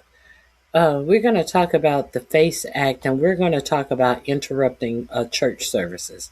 The FACE Act is so that people would not block the way of abortion clinics. Now, under Pam Bimbo, it has turned into something about religious freedoms and not interrupting church services. So I'm going to have a question, and I wonder if this is going to be charged under the FACE Act. Has changed DOJ policy to require prosecutors to tell judges if NDOs relate to members of the separate and equal branch of government, the Congress. And to top it all off, the Trump Justice Department opened an investigation into the conspiracy behind the Russia collusion hoax. Justice Department has put common sense ahead of politics. They sued to keep boys out of girls' sport. Who will head that division last week. I think he's going to do a great job. There's a lot of work to be done in that area, but I want to thank the... Thank you kindly, Mr. Chairman, and welcome Attorney General Bondi. You've got the best lawyer's job in America because your mission is justice and your clients are the American people. But to promote justice for the people, you've got to listen to the victims, like the women seated behind you today. Those are just some of the hundreds of survivors of Jeffrey Epstein's global sex trafficking ring who are demanding that the truth be told and are demanding accountability for the abusers who trafficked and raped them. You still haven't met with these survivors. So with their permission, let me introduce to you the survivors and late survivors' family members who are present today. There's Teresa Helm, there's Jess Michaels, Laura Bloom McGee, Danny Bensky, Liz Stein, Marina Lacerda, Sky and Amanda Roberts, who are the family of the late Virginia Giuffre, Charlene Richard, and Lisa Phillips. Now, you're not showing a lot of interest in the victims, Madam Attorney General, whether it's Epstein's human trafficking ring or the homicidal governmental violence against citizens in Minneapolis. As Attorney General, you're siding with the perpetrators and you're ignoring the victims. That will be your legacy unless you act quickly to change course. You're running a massive Epstein cover-up right out of the Department of Justice. You've been ordered by subpoena and by Congress to turn over 6 million documents, photographs, and videos in the Epstein files, but you've turned over only 3 million. You say you're not turning over the other 3 million because they're somehow duplicative, but we know that there are actual memos of victim statements in there, and you also took down the Department of Justice's prosecution memo from 2019. So it's clearly not all duplicative, but even if it were, why not release it?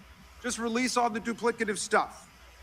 In the half you did produce, you redacted the names of abusers, enablers, accomplices, and co-conspirators, apparently to spare them embarrassment, and disgrace, which is the exact opposite of what the law ordered you to do. Even worse, you shockingly failed to redact many of the victims' names, which is what you were ordered to do by Congress. Some of the victims had come forward publicly, but many had not. Many had kept their torment private, even from family and friends, but you published their names, their identities, their images on thousands of pages for the world to see. So you ignored the law, and even with over 100,000 employees at your disposal, you acted with some mixture of staggering incompetence, cold indifference, and jaded cruelty towards more than 1,000 victims raped, abused, and trafficked. This performance screams cover-up. Convicted sex trafficker and groomer Ghislaine Maxwell opened the gates of hell to Virginia Giuffre and hundreds of other victims, as Virginia recorded in her remarkable book, Nobody's Girl. But when Maxwell was subpoenaed to come testify before Congress, you and Todd Blanche quickly moved her from a higher security prison to a minimum security camp in Texas, where she's enjoyed 5-star treatment, including catered meals, private gym time, and access to a therapy puppy. All because Todd Blanche, who's utterly failed to investigate the monstrous crimes of Epstein and Maxwell's co-conspirators, spent 9 hours with Maxwell and satisfied himself that she would have nothing untoward to say about Donald Trump, which is your only real interest in the matter, based on institutional performance. But abandoning victims and coddling perpetrators is what you do best. When the FBI opened a criminal investigation into the brutal killing in Minneapolis of Renee Good, a poet and 37-year-old mother of 3, by Trump's masked paramilitary ICE agents, you shut it down. You claim you're investigating the cold-blooded murder of Alex Preddy, an ICU nurse at the VA. But how can we trust the administration when the president and Kristi Noem called Preddy a domestic terrorist and Stephen Miller called him a would-be assassin? Not only do you refuse to share evidence with the state and local investigators and prosecutors in Minnesota, you have blocked their access to the crime scene and the evidence. How are you seeking justice for Marimar Martinez, the Montessori school teacher in Chicago who was shot 5 times by a Border Patrol agent who bragged about it on text? Or the family of Keith Porter, a father of 2 shot and killed by an off-duty ICE agent in LA? Or the family of Silverio Villegas Gonzalez, shot and killed in Illinois minutes after he dropped his kids off at school? There's no sign of any movement at the Department of Justice. You even launched a criminal investigation into Renee Good's grieving widow. How sick is that? But it's even worse. You've turned the People's Department of Justice into Trump's instrument of revenge. Trump orders up prosecutions like pizza, and you deliver every time. He tells you to go after James Comey, Letitia James, Lisa Cook, and Jerome Powell, the head of the Federal Reserve Board, and members of Congress like Adam Schiff.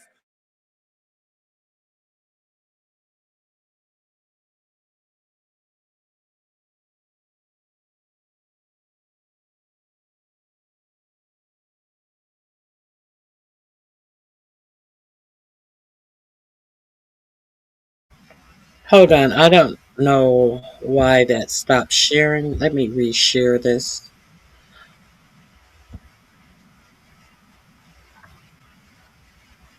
Here we go. Refused your lawless orders. Let me go back.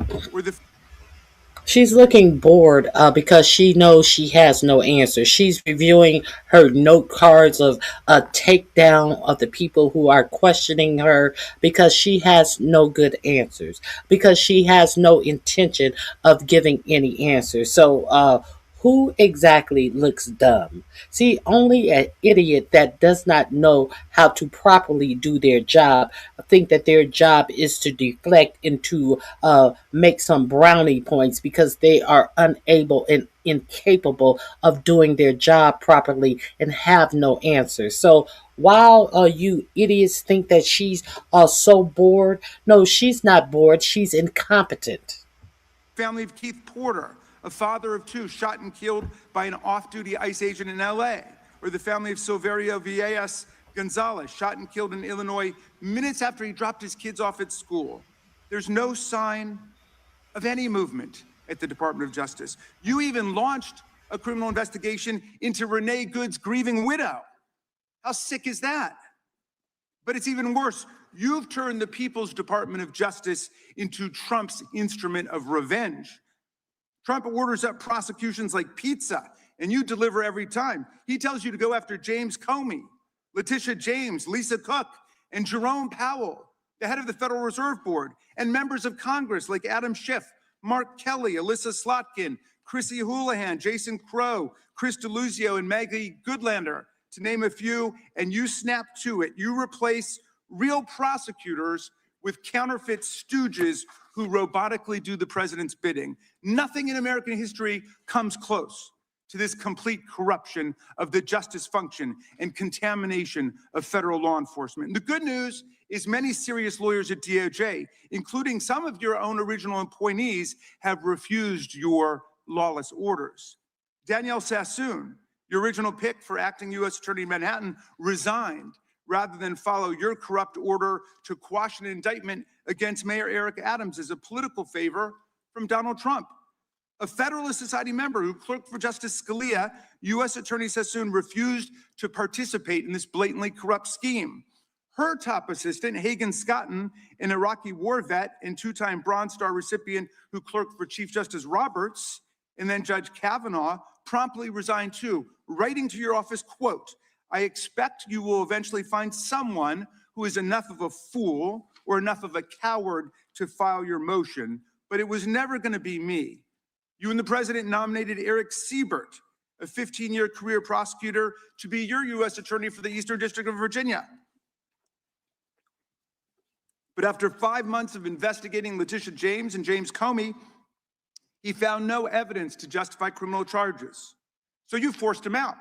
You replaced him with Lindsay Halligan, Trump's personal lawyer from the Mar-a-Lago documents case, who had zero prosecutorial experience and no qualifications. And then you were humiliated when a federal judge found that this corrupt appointment was blatantly unlawful and threw out Halligan's indictments entirely. And grand juries of American citizens have repeatedly rejected your vendettas and baseless indictments brought by the hacks left at I'd look bored too. I would look bored too if my actual record was that abysmal and it was again read out in front of me.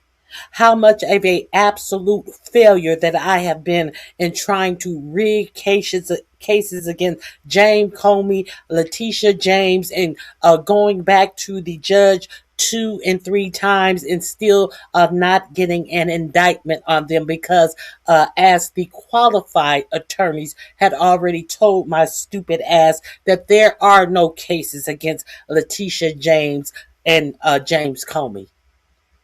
I would be fiddling with my papers too to try to look like I have the upper hand when I am a whole absolute failure at my job. I would too. DOJ now, with 2 different grand juries in Virginia voting down indictments against Letitia James in a single week. And just yesterday, another grand jury shut down your vendetta factory by rejecting indictments against the 6 members of Congress who had spoken out to remind all service members that they have a duty to refuse illegal orders. You tried to get a grand jury to indict 6 members of Congress who are veterans of our armed forces on charges of seditious conspiracy simply for exercising their First Amendment rights. I hope you will heed the wisdom and the constitutional patriotism of those grand jurors and not try it again by doubling down on that. Many of you don't know that because the for-profit media is not telling you that she has tried to get these people indicted for making that public service announcement, telling active service member to that they do not have to obey illegal orders. That just came out as well. But she was unable to get an indictment on that. You know, that same thing that Pete Kegbreath was going to try to demote Kelly for and take some of his pension money back and demote him. it was going to try to bring him back into service, only to demote him for saying something that the military handbook also says. This is what your 45-47 administration has the time to do. But do you have health care? Humiliation. As your best lawyers are sacked for having participated in the January 6th case or just flee for the exits now, your new lawyers keep lying in court. In dozens of cases, they've been excoriated for lying to federal judges. Chief Judge Boasberg, right here in D.C., suggested your Department of Justice perpetrated a fraud on the court. Other judges found your statements to be, quote, inexplicably misleading, patently incredible, totally inconsistent, and so disingenuous that the court is left with little confidence that the government can be trusted to tell the truth about anything. Now, as ranking member, I asked the chairman to add a few extra rounds of questions today because we each have 5 hours of questions, not 5 minutes, but we're stuck with 5 minutes. That's clearly insufficient to give voice to America's victims and survivors and to demand answers about all the corruption and cover-ups that we see at DOJ right now. We've got just one round, so we ask you politely but firmly, Madam Attorney General, please do not waste 1 second of our precious time by evading questions, by changing the subject, or engaging in personal attacks against members of Congress. We saw your performance in the Senate, and we're not going to accept that. This isn't a game. In the Senate, you brought something with you called a burn book, a binder of smears to attack members personally for doing the people's work of oversight. Please set the burn book aside and answer our questions. And when you hear us reclaim our time, that means it's time for you to stop speaking. We only have 5 minutes, so when we reclaim our time, that means you stop. And if you don't, we will ask the chair to stop the clock and let you go on his time. The quality of justice in America depends on the character of our government. Please do your job and bring the Department of Justice back from the brink. The survivors seated behind you and the American people watching everywhere deserve a Department of Justice worthy of its name. I yield back, Mr. Chairman. Without objection, all of the opening statements will be included in the record. We will now introduce today's witness. The Honorable Pamela J. Bondi has served as the Attorney General of the United States since February 5th, 2025. She previously served in the Office of the White House Counsel, 2 terms as the Florida Attorney General, and spent more than 18 years as a prosecutor. We welcome our witness and thank her for appearing today. We will begin by swearing you in. Would you please rise and raise your right? Where has this bitch been honorable at? Honorable where? So I'm so glad that he touched on the burn book and the personal attack in lieu of answering questions. I'm glad that he expounded on reclaiming my time so this bitch could shut her motherfucking mouth, and instead of trying to drag the people who are asking her questions in her attempt to evade questions. So let's go. Today, I'm grateful for the opportunity to answer your questions, highlight the work of our department, and discuss the most important topic of all, keeping the American people safe. A little over a year ago, I was sworn into office as the 87th Attorney General of the United States. I came into office with the goal of refocusing the Department of Justice on its core mission after years of bloated bureaucracy and political weaponization. The Department of Justice's core mission is to fight violent crime, protect the American people, and defend the rule of law above all else. While our work is never done, we have made tremendous progress to make America safe again. In 2025, we saw the lowest murder rate in 125 years. That's nothing short of historic. If you compare 25 to 24, here's what you'll find. The murder rate is down 21%, robbery down 23%, carjacking down 43%, gun assault down 22%, ag assault, burglary, could go on and on. Weren't these the same? Isn't this the same data that that was going on when 4547 declared that he had to put the National Guard in D.C. Because Big Balls, the 19-year-old who has gone through all our government data information under Doge, got a bloody nose from a 14 and a 15-year-old child. Wasn't this the same data about crime going down? When this man put the National Guards on the street. Let's continue. Crime is declining. This did not happen by accident. The numbers tell an important yet straightforward story. President Trump has given us the resources, the support, and the leadership to protect the American people. President Trump's policies have saved lives. I cannot think of a policy outcome more important. Okay, so she starts in line, and Democrats have no leading candidates. The DNC is doomed until at least 2040. Well, if the DNC is so doomed, how come Democrats have been winning all special elections, even elections that 45, 47 districts that he's won by over 20 points, and the Republicans are losing to Democrats in all of these special elections? Tell that to somebody who don't know what what you're talking about.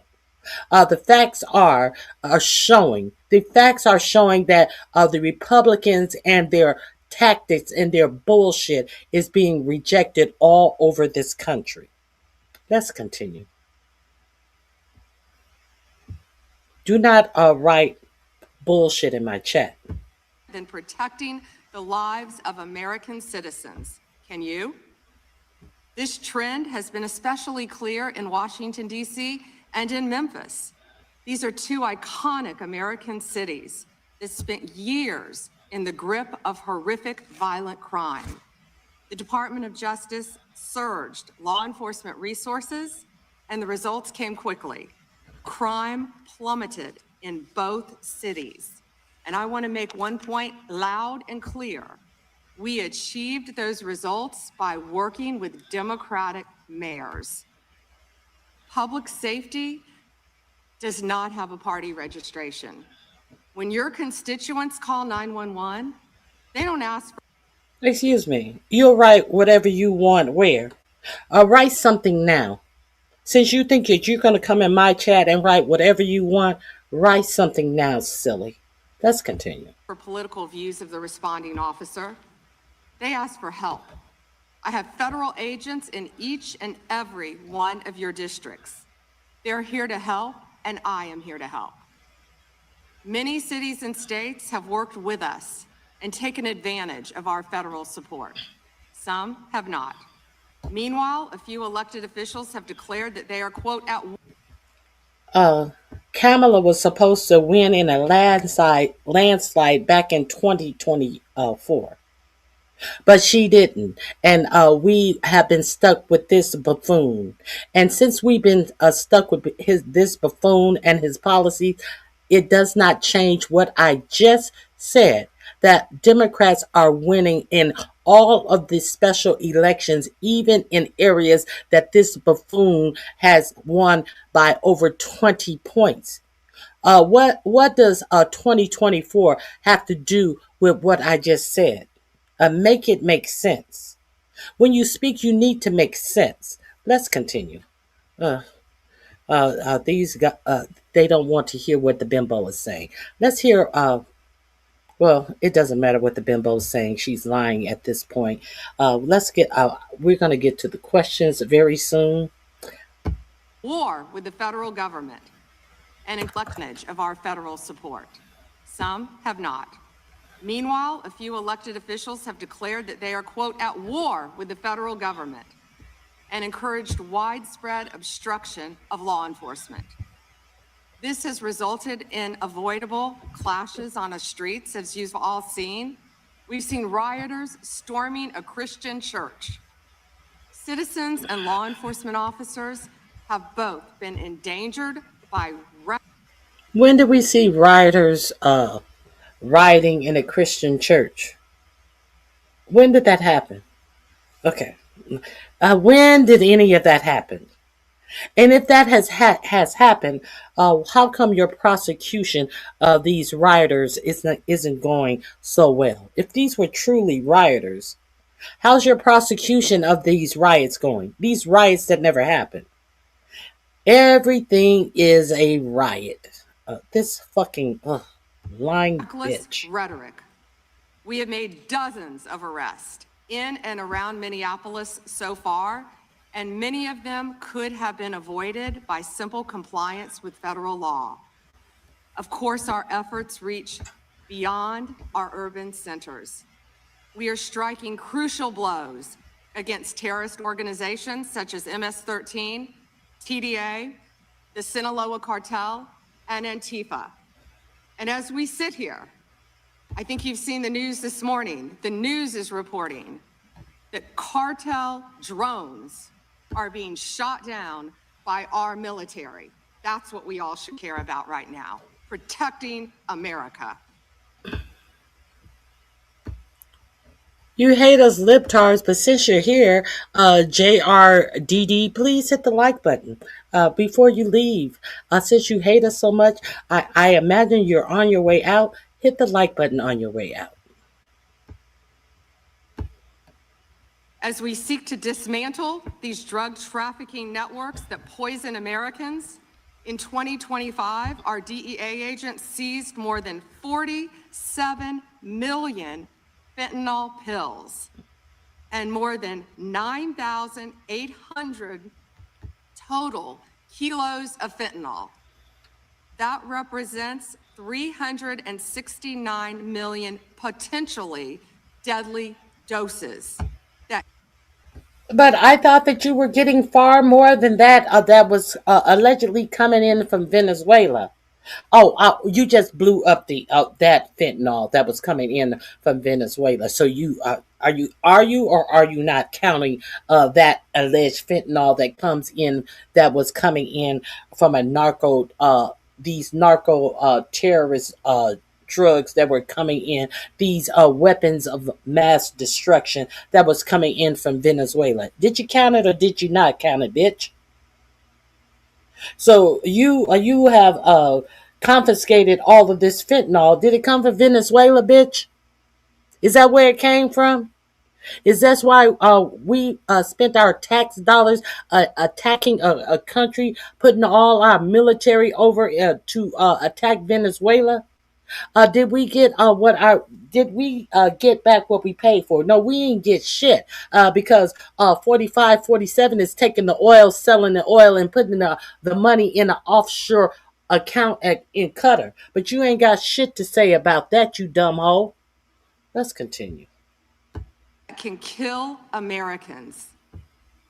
Meanwhile, our attorneys are fighting for President Trump's agenda in courtrooms across this country. This administration has been sued 627 times. We've fought through a nonstop flood of bad faith temporary restraining orders from liberal activist judges across this country. America has never seen this level of coordinated judicial opposition towards a presidential administration. It is not only an unlawful attack on the executive branch's authority, but a serious attack on the democratic process. In spite of this unprecedented judicial activism, we've attained 24 favorable rulings at the U.S. Supreme Court, their emergency docket, and even more to come. We've done so while ending the weaponization of the prior administration by dropping FACE Act prosecutions, exposing the Arctic frost scandal via congressional disclosure, thank you, Chairman, and restoring one tier of justice in this country. To address the Epstien files, more than 500 attorneys and reviewers spent thousands of hours painstakingly reviewing millions of pages to comply with Congress's law.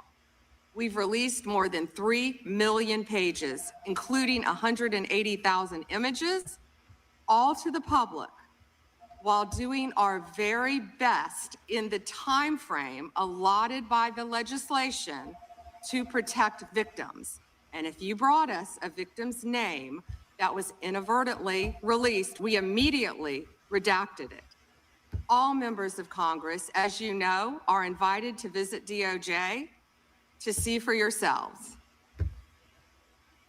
I want to take a moment to acknowledge the Epstein survivors who are here today. I'm a career prosecutor, and despite what the ranking member said, I have spent my entire career fighting for victims, and I will continue to do so.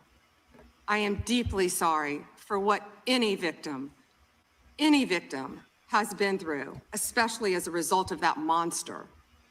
If you have any information to share with law enforcement about anyone who has hurt you or abused you, the FBI is waiting to hear from you.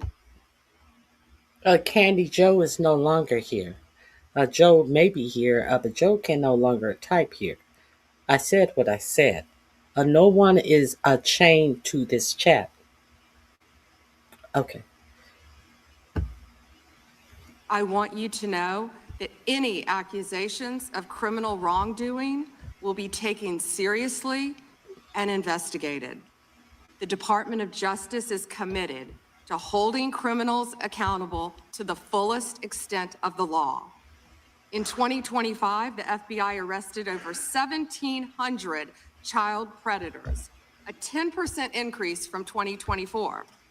We also located 2,700 victims of child exploitation and shut down 3.8 million dark web pedophile accounts. 3.8 million. So please, if you have information to share that needs to be investigated, contact the FBI. Today, I look forward to discussing further our shared obligation to protect the American people, uphold the rule of law, and keep this nation safe. Thank you. Thank you, Madam Attorney General. The chair now, we now proceed under the 5-minute rule. The chair recognizes the gentleman from California for 5 minutes. Thank you, Mr. Chairman. Madam General, thank you for your extensive remarks, particularly on your continued investigation of those responsible over the years in the Epstein debacle. Obviously, you have an amazingly full docket between civil rights, between criminal, between so-called white-collar crime, and doing. They're not investigating white-collar crime in this administration. Are under attack, and they have held off investigating white-collar crime in this administration. So how are her hands busy doing that? Agents and FBI and others are under attack when they try to enforce the law. I personally want to apologize for those who would embolden, support, or even stand with those lawbreakers that sit on this and other daises here in Congress. My job generally is to talk about patents and trademarks as the chairman of that subcommittee. I'll forego that today because one of my other jobs is the creation and maintenance of Article III judges. And I work with the Chief Justice on that, and we're trying to expand the court. But currently, there are only 677 district court judges. They have very full dockets as well. But you create a tremendous amount of judges, particularly immigration judges. You do so in order to save the court that, but adjudicate, as is requirement, each of those people who claim a right to be here in the United States. And that has been going on under Republican and Democratic administrations for years. What's unique about the Trump administration this time is that you and President Trump have managed to reduce the backlog of people seeking that for the first time in decades. You are getting ahead of that tremendous backlog that caused, for better or worse, the release of millions of people with little pieces of paper saying, come back later when we call you, and often to no avail when you call. So I want to congratulate you on that, because it's an accomplishment you might not take credit for and the other side would never give you credit for. But I hope you can continue to do that and do more.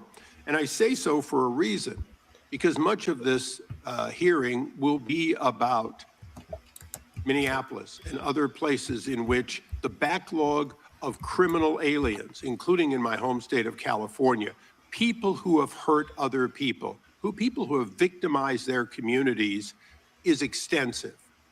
And although the overall number through adjudication may be going on, because of places like my home state, California, you're unable to apprehend people that my sheriffs want apprehended.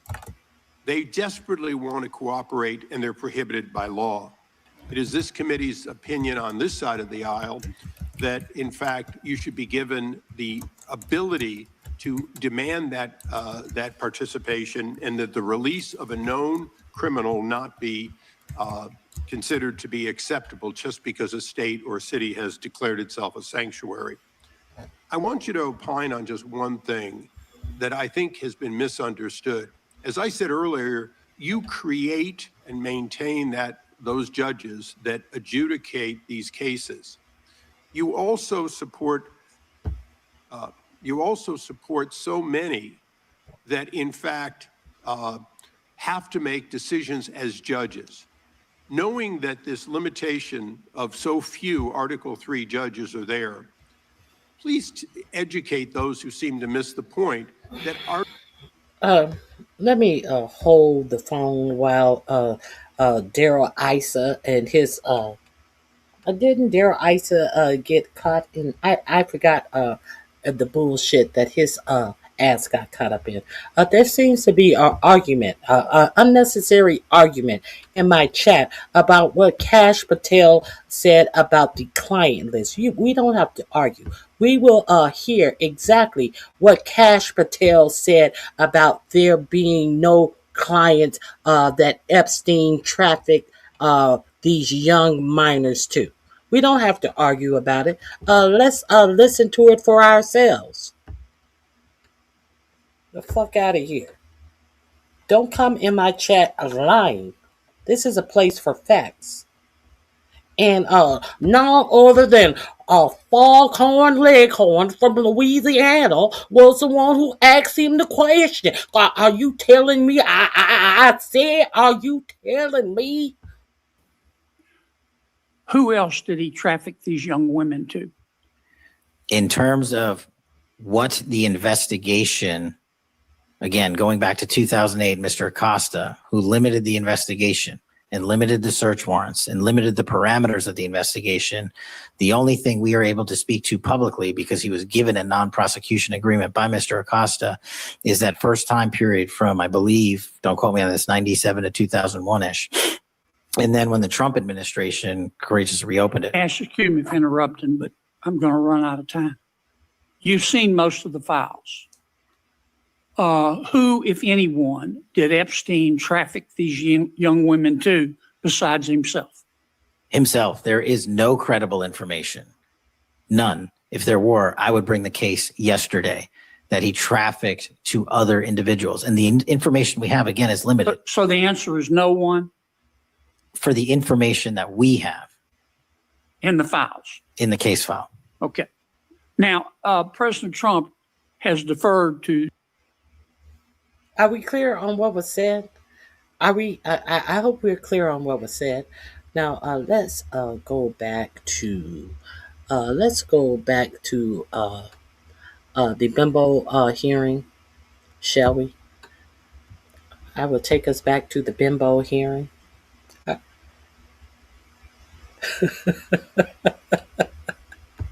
Let's go back to the Bimbo hearing. Here we go.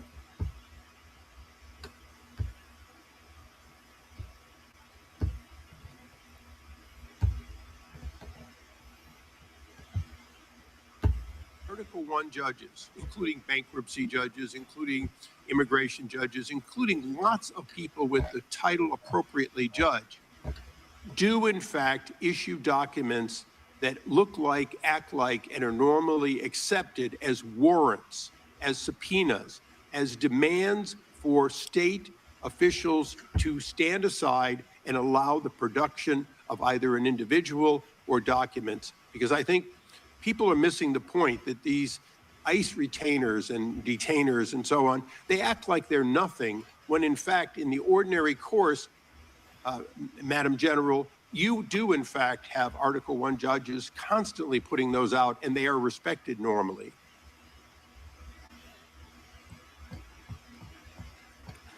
Thank you, Congressman, for talking about all the great judges.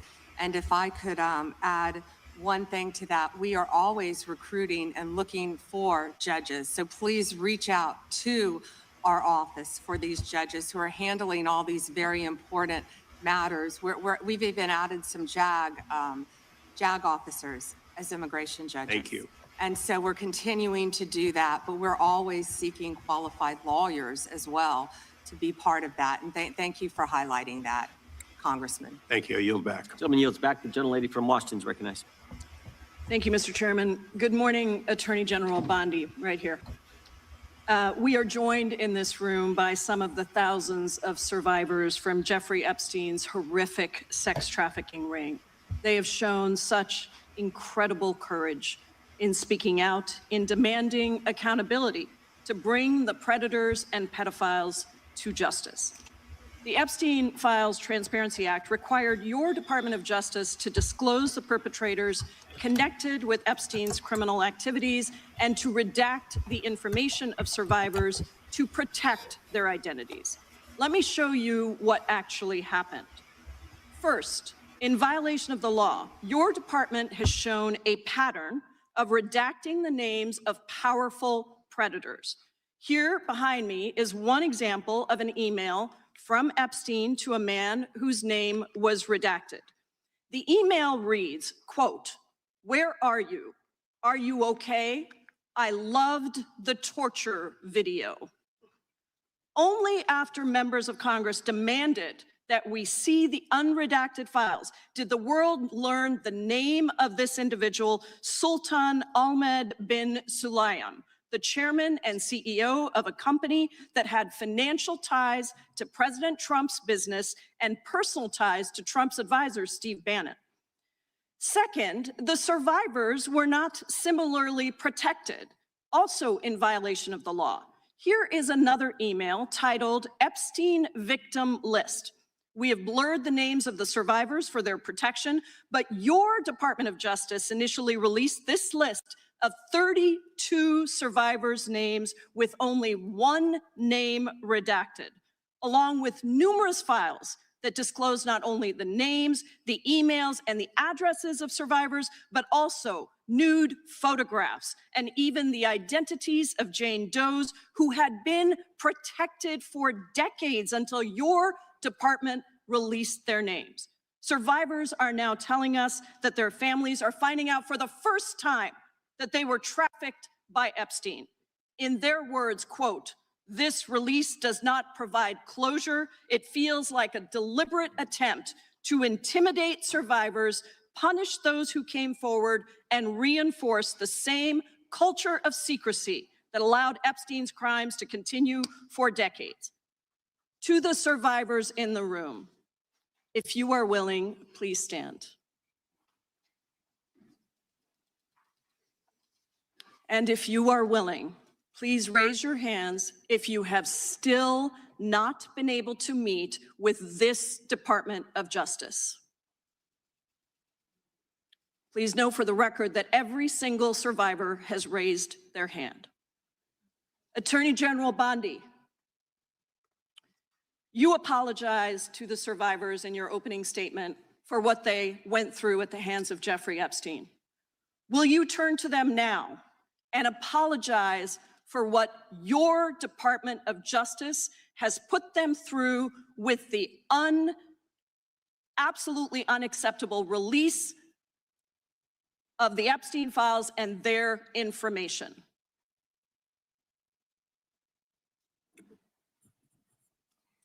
Congresswoman, you sat before, Merrick Garland sat in this chair twice Attorney General Guys, Bondi. no, can I finish my answer? No, I'm going to reclaim my time because I asked you a Attorney General, the specific question Attorney General that can I would respond to your like question. you to answer, which is, will you turn to the survivors? This is not about anybody that came before you. It is about you taking responsibility for your Department of Justice and the harm that it has done to the survivors who are standing right behind you and are waiting for you to turn to them and apologize for what your Department of Justice has done. Members get to ask the questions, the witness gets to answer in the way they want to answer. The Attorney General can That's respond. not accurate, Mr. Chairman. Because she It doesn't is like the my answer. time. So, Mr. Chairman, why I have asked didn't a she ask question. Merrick Garland this?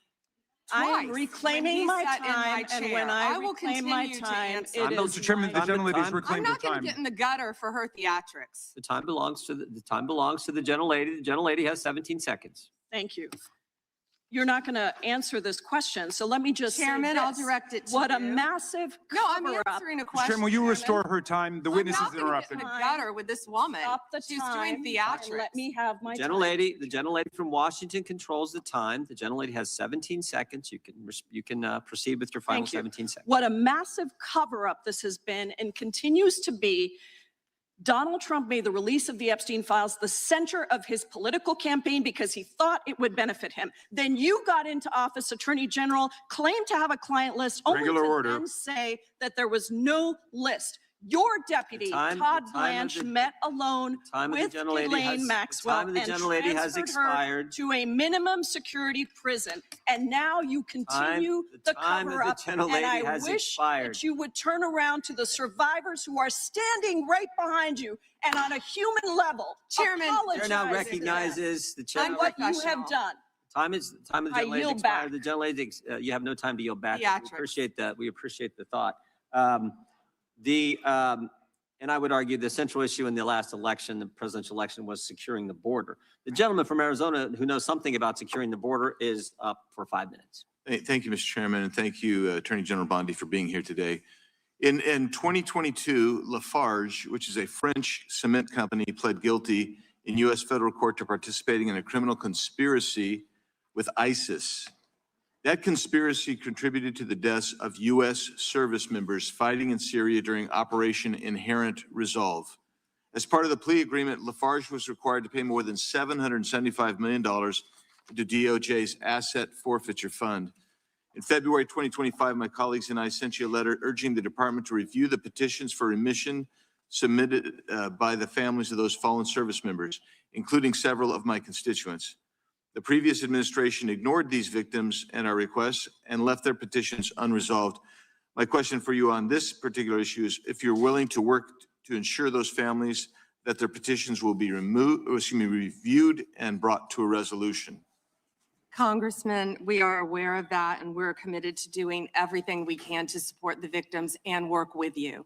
Thank you for that question. Yeah, appreciate your answer. And now let's go to something that is also pressing that I've been working on for years, and this is the FISA Section 702 and Arctic frost.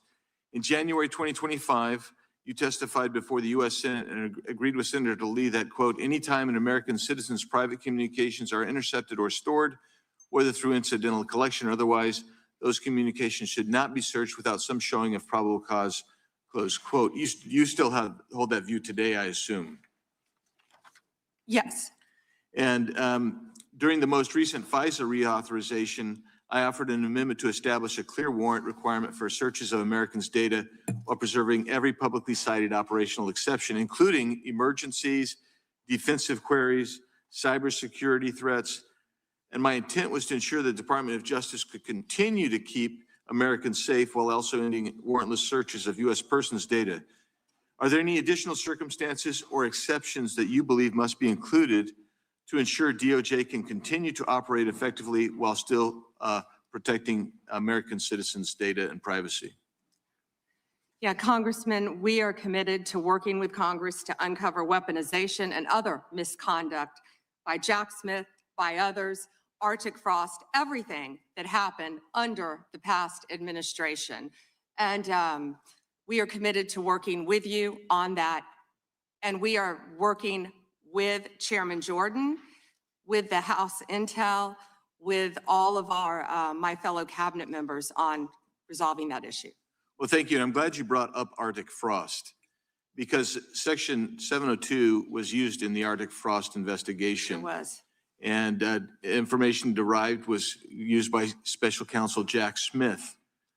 And my question has always been, and no one's been able to answer this, is what was the legal predicate for using a foreign intelligence authority in the Arctic frost investigation? Have you been able to ascertain any legal predicate?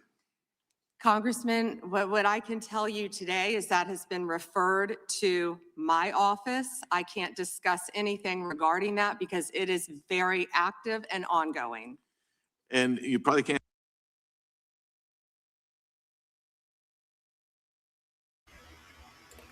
Fuck Arctic Frost. Did you notice that she did not answer the question if she would be making sure that your data is secure? No, she did not answer that question. She went back to the past administration and said that they are working on everything in the past administration and omitted answering the question if she will make sure your data is not being harvested, because she knows damn well that Palantir and the Department of Homeland Security with their ICE agents are doing exactly that. They are using their facial recognition software to go into all of your private information. Why do you think ICE agents have these phones up? Why do you think that an ICE agent told a woman who asked him, "Why are you taking pictures of me?" He said, "Because you are now in a database of a domestic terrorist." You notice she did not answer that question. If you didn't notice, let's go back, because the bitch didn't tell you that the DOJ is putting out a list of suspected domestic terrorists based upon you showing up to a protest, something that the Constitution guarantees that you are allowed to do. She didn't mention the FBI tip line, where she is trying to promote it more freely so that American citizens can report their own neighbors or people who they want to submit as being an enemy of the state. Did she mention any of that to you? No, she overrode that whole question, and I am so glad that Christian Gillibrand ripped this bitch a new asshole with her bullshit. Let's hear the question again, and let's hear the answer. $75 million into DOJ's asset forfeiture fund. This $170 million of asset forfeit funds that the Biden administration ignored. And what was her answer? Yes, I'm very aware of that, and we will be. You're very aware of that, and you've done nothing either. That was your answer to that question, bitch. You are aware of it, and you're trying to make it, and we will do everything possible. You've been in there a year. You had plenty of time to work on that, but you've done nothing either, bitch. In February 2025, my colleagues and I sent you a letter urging the department to review the petitions for remission submitted by the families of those fallen service members, including several of my constituents. The previous administration ignored these victims and our requests and left their petitions unresolved. My question for you on this particular issue is if you're willing to work to ensure those families that their petitions will be reviewed and brought to a resolution. Congressman, we are aware of that, and we're committed to doing everything we can to support the victims and work with you. Thank you for that question. Yeah, appreciate your answer. And now let's go to something that is also pressing that I've been working on for years, and this is the FISA Section 702. So you got the letter, and you're willing to work with him. What work have you done since you've gotten the letter? None. And Arctic frost. In January 2025, you testified before the U.S. Senate and agreed with Senator Lee that, quote, anytime an American citizen's private communications are intercepted or stored, whether through incidental collection or otherwise, those communications should not be searched without some showing of probable cause, close. whenever a person's information is harvested or and privately stored, they should not be investigated. Are you doing that? Let me see. What did he say? American citizens' private communications are intercepted or stored, whether through incidental collection or otherwise. Those communications should not be searched without some showing of probable cause. Close. Your information should not be searched without probable cause. Are you doing that, huh? Are you doing that, Pam Bondi?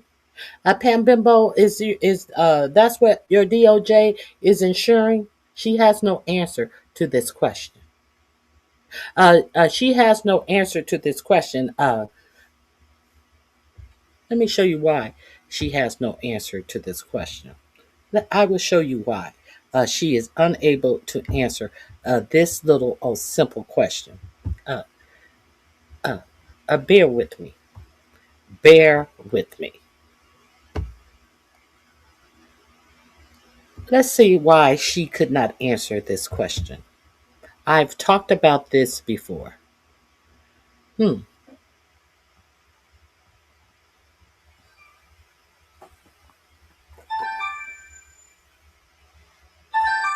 on one second.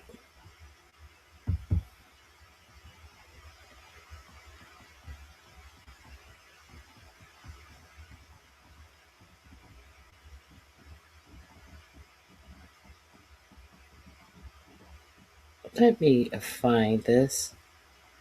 Hold on one second. I will tell you why I've already reported on this.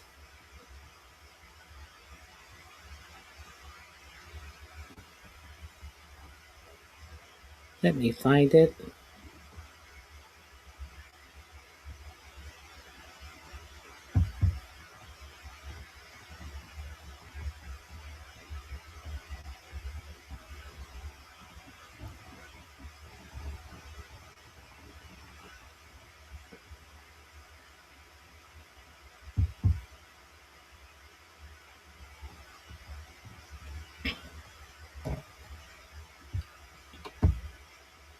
Here we go. Let me share this with you. Let me share this with you right quick. Ken Klippenstein reported on this months ago. Let me share this with you. FBI making a list of American extremists. Leaked memo revealed. Who is the over the FBI, the Department of Justice, December 6th of 2025. Who is this, huh? Who is this? Okay.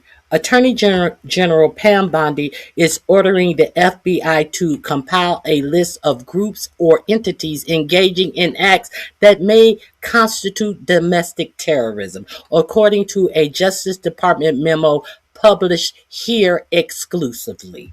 The target is those expressing opposition to law and immigration enforcement, extreme views in favor of mass migration and open borders, adherence to radical gender ideology, as well as anti-Americanism, anti-capitalism, and anti-Christianity.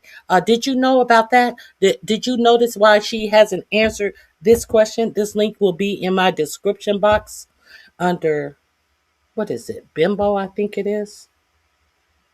This link will be in my description box under Bondi.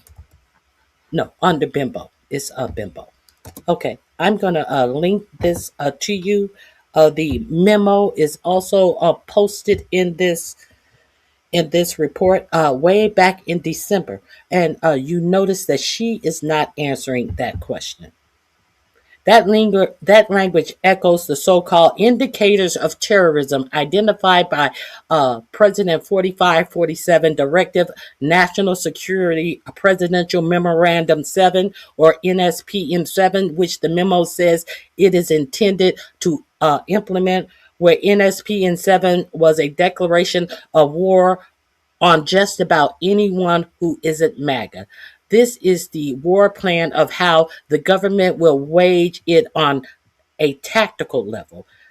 In addition to compiling a list of undesirable, Bondi directs the FBI to enhance capabilities and publicity of its tip line in order to more aggressively solicit tips from the American public on, well, other Americans.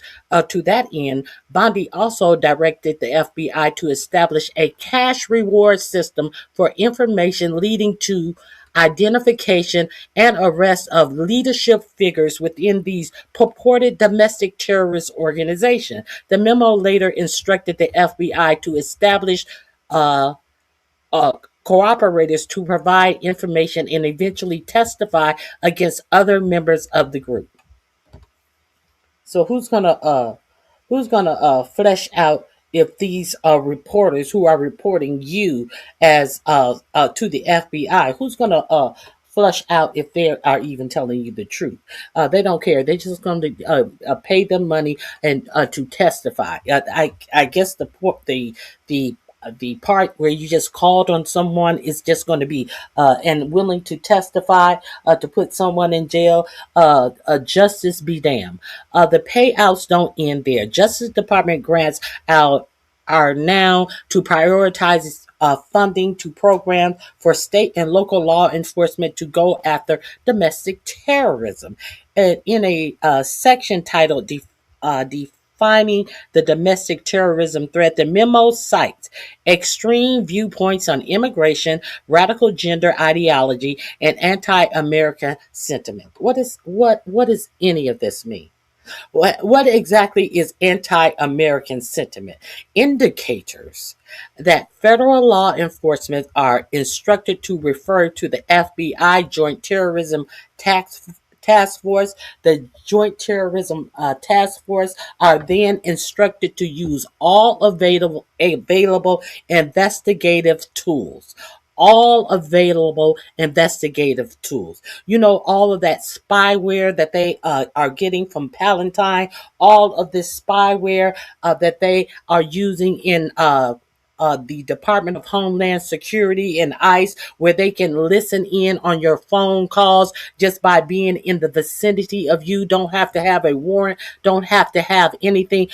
They are to use all available investigative tools in order to map the full network of culpable actors involved in both inside and outside of the United States. The memo also directed the FBI Joint Terrorist Task Force to retroactively investigate incidents going back 5 years, authorizing the Joint Terrorist Task Force in particular to use everything at their disposal to do so. Not certain things, everything at their disposal to do so. So, do you wonder why she did not answer the fucking question that was asked to her and decided to go back and answer something about what Jack Smith was doing?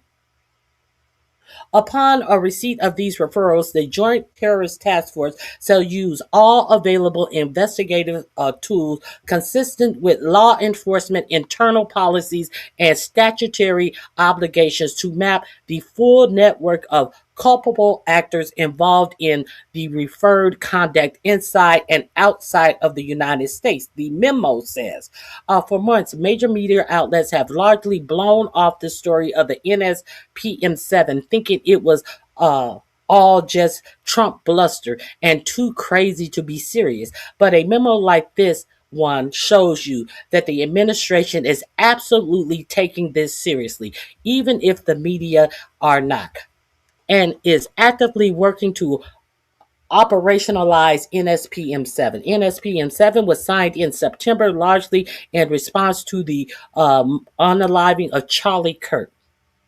This is what we get for the unaliving of Charlie Kirk. You know, that they said was some left-wing conspiracy. Okay.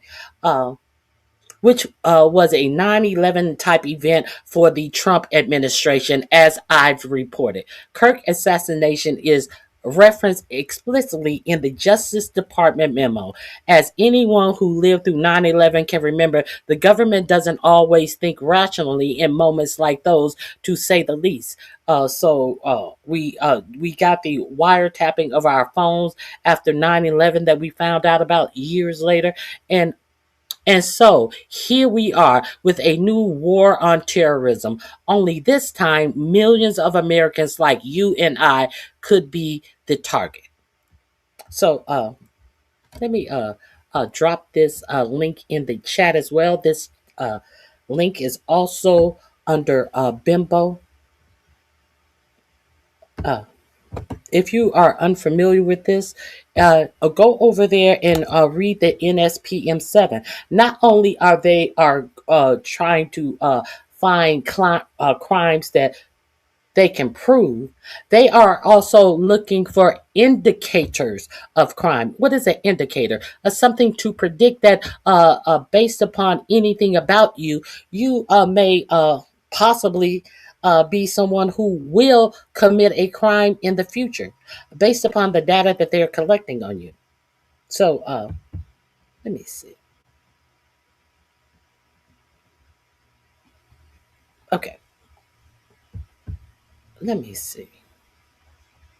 Let me see if I can find this. I've reported on this NSPM 7 too many times. If you want to see the NSPM 7, it is also on Ken Klippenstein's page.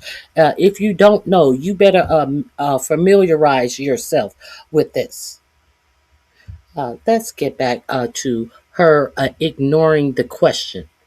See, she can ignore the question for you people who don't understand what is really going on in this government, but she cannot ignore that question with me. Let's get back to this.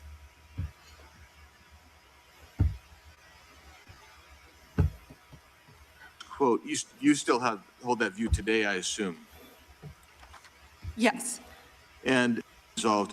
My question for you on this particular issue is if you're willing to work to ensure those families that their petitions will be removed. We are aware of that, and we're committed to doing everything we can to support the victims and work with you. Thank you for that question. Yeah, appreciate your answer. And now let's go to something that is also pressing that I've been working on for years, and this is the FISA Section 702 and Arctic frost.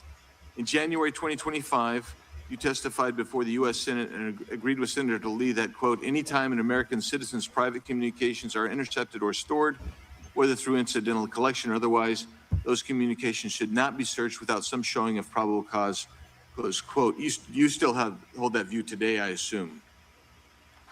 Yes.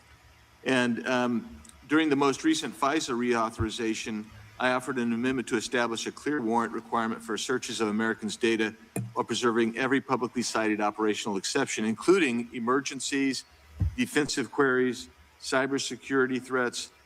And my intent was to ensure the Department of Justice could continue to keep Americans safe while also ending warrantless searches of U.S. persons' data. Are there any additional circumstances or exceptions that you believe must be included to ensure DOJ can continue to operate effectively while still protecting American citizens' data and privacy? Yeah, Congressman, we are committed to working with Congress to uncover weaponization and other misconduct by Jack Smith, by others, Arctic frost, everything that happened under the past administration. And we are committed to working with you on that. And we are working with. What about the shit that's happening under this current administration? She says she's willing to look at everything that happened under the last administration, but nothing that is happening under this administration.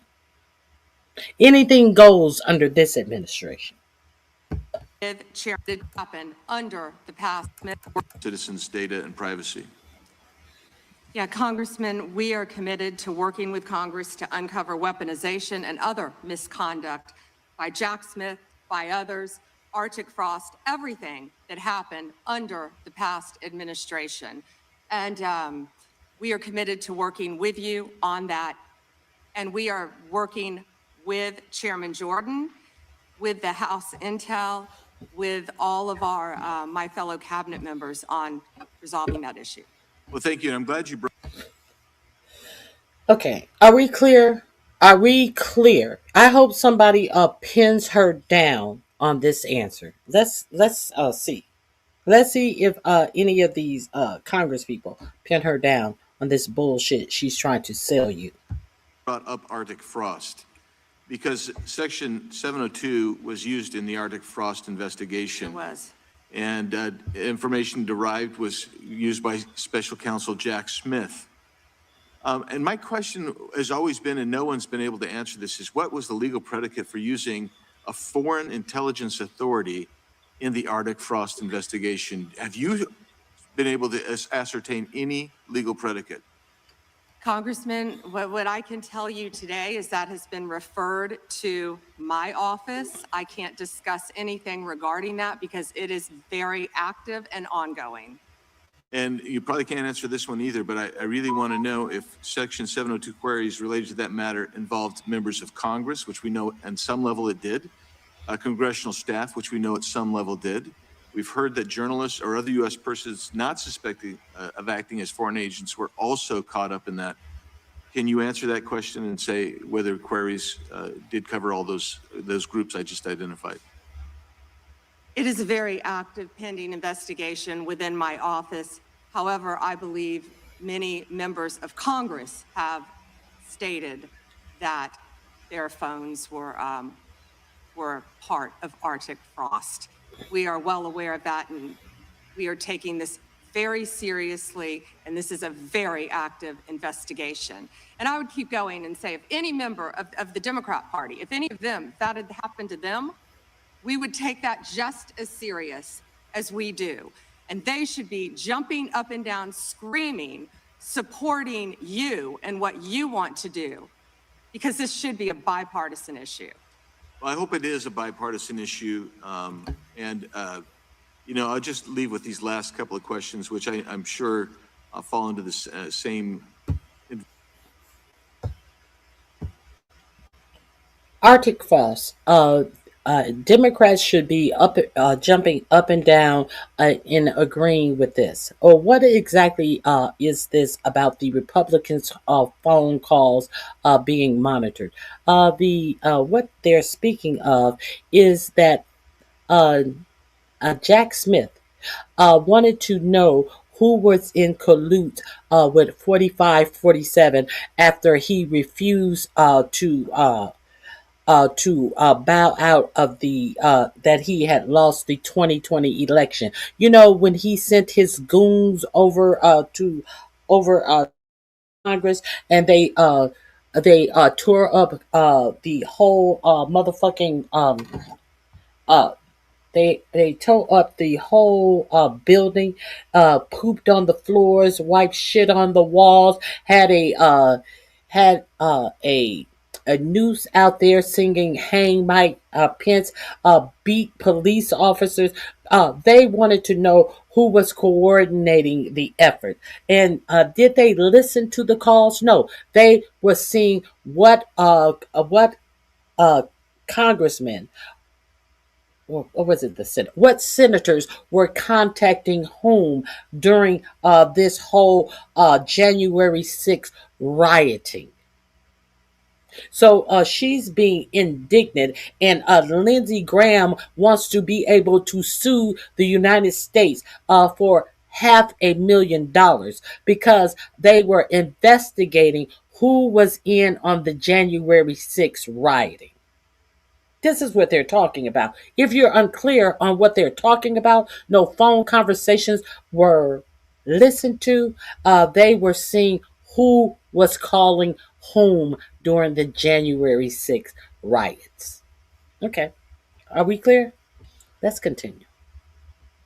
I wanted to get her a little ahead of us because I do expect to fast forward through a lot of this Republican rewriting of history and ass kissing.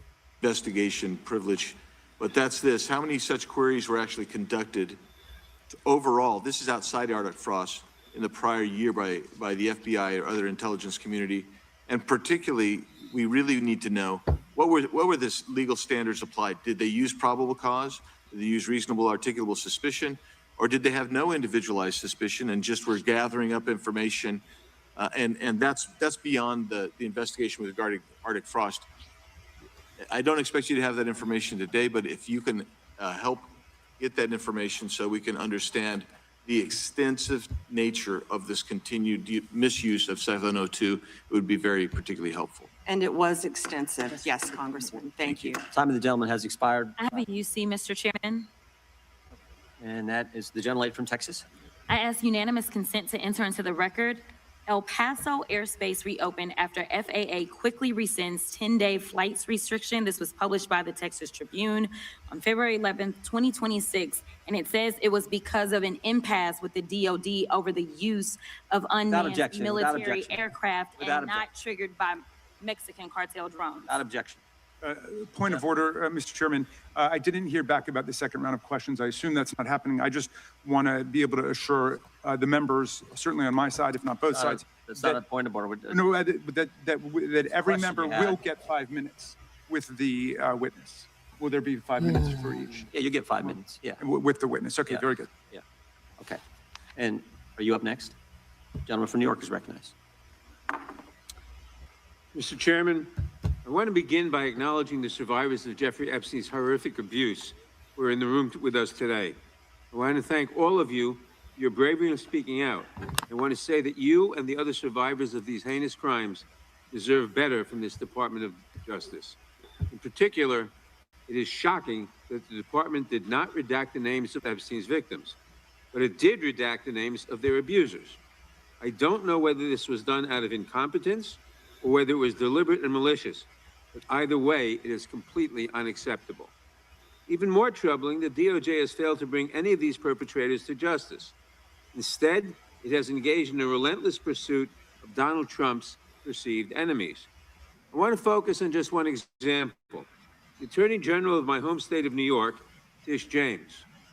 This DOJ has been hell-bent on securing an indictment against Ms. James for something, anything, simply because she held Donald Trump's companies accountable for years of financial fraud. And indeed, the department manufactured an investigation against her for alleged, quote, mortgage fraud. But the U.S. attorney leading the investigation, Eric Siebert, a Trump appointee, refused to bring charges against Ms. James because there was simply no evidence. Unfortunately, a prosecutor who refuses to do Trump's bidding has no place in this DOJ, so Mr. Siebert was forced out. Trump could not contain his fury that he expressed to you in a social media post addressed to you by name. I'm sure you've seen it. Quote, I fired him and there is a great case, he wrote to you about Mr. Siebert. Then we moved down. We can't delay any longer. It's killing our reputation and credibility. They impeached me twice and indicted me 5 times over nothing. Justice must be served now. And obviously, you followed that order. Lindsay Halligan, Trump's former defense lawyer who had never prosecuted a case in her life, was installed to replace Mr. Siebert, and it was clear that part of her mandate was to go after Ms. James. Halligan immediately sought an indictment, which a court dismissed because Halligan was illegally put into the role. But your department was undeterred. Not once, but twice, it tried to indict Attorney General James in separate courts. Both grand juries rejected you and refused to indict her. It is practically unheard of for a grand jury to refuse an indictment. In 2016, it happened in just 6 cases out of over 150,000 offenses. And you had it happen twice in the same week in 2 different courts. That must have been humiliating. And now there are reports you are continuing to investigate her. The amount of resources that have gone into targeting Attorney General James, months of investigations, multiple failed indictments, is astounding. Since your own prosecutors told you that there is not enough. What you may not know about the investigation into Letitia James, it was also an investigation in the Northern District of New York where they had another pansy that was illegally appointed to the position who was trying to bring charges against her and saying that he needed to go through her office and all of her paperwork because she allegedly had unfairly indicted 4547 in her successful prosecution of him, and also her prosecution of the NRA, which she got a conviction of. And he was thrown out of court and out of the position that he was illegally put in by 4547. So, and they are still investigating Letitia James. Okay. Make that make sense. Do you have health insurance? Have the prices of grocery gone down? I see yesterday 4547 says he wants housing prices to rise. Who's working on any of that? Is America great again yet? Evidence to support a conviction. It's clear that you were going after her simply because she held President Trump accountable and he wants to punish her. And she is just one name on a long list of Trump political enemies that DOJ is reportedly targeting. From Jerome Powell and Lisa Cook at the Federal Reserve to James Comey, numerous Democratic members of Congress, John Brennan, Jack Smith, Democratic officials in Minnesota, Chris Krebs, Miles Taylors, and more. And those are just the ones we know about. In contrast to these politically motivated investigations, grasping at something they can charge their enemies with, we now have concrete evidence of disgusting criminality revealed in the Epstein files. So I really have just one question for you. How many of Epstein's co-conspirators have you indicted? How many perpetrators are you even investigating?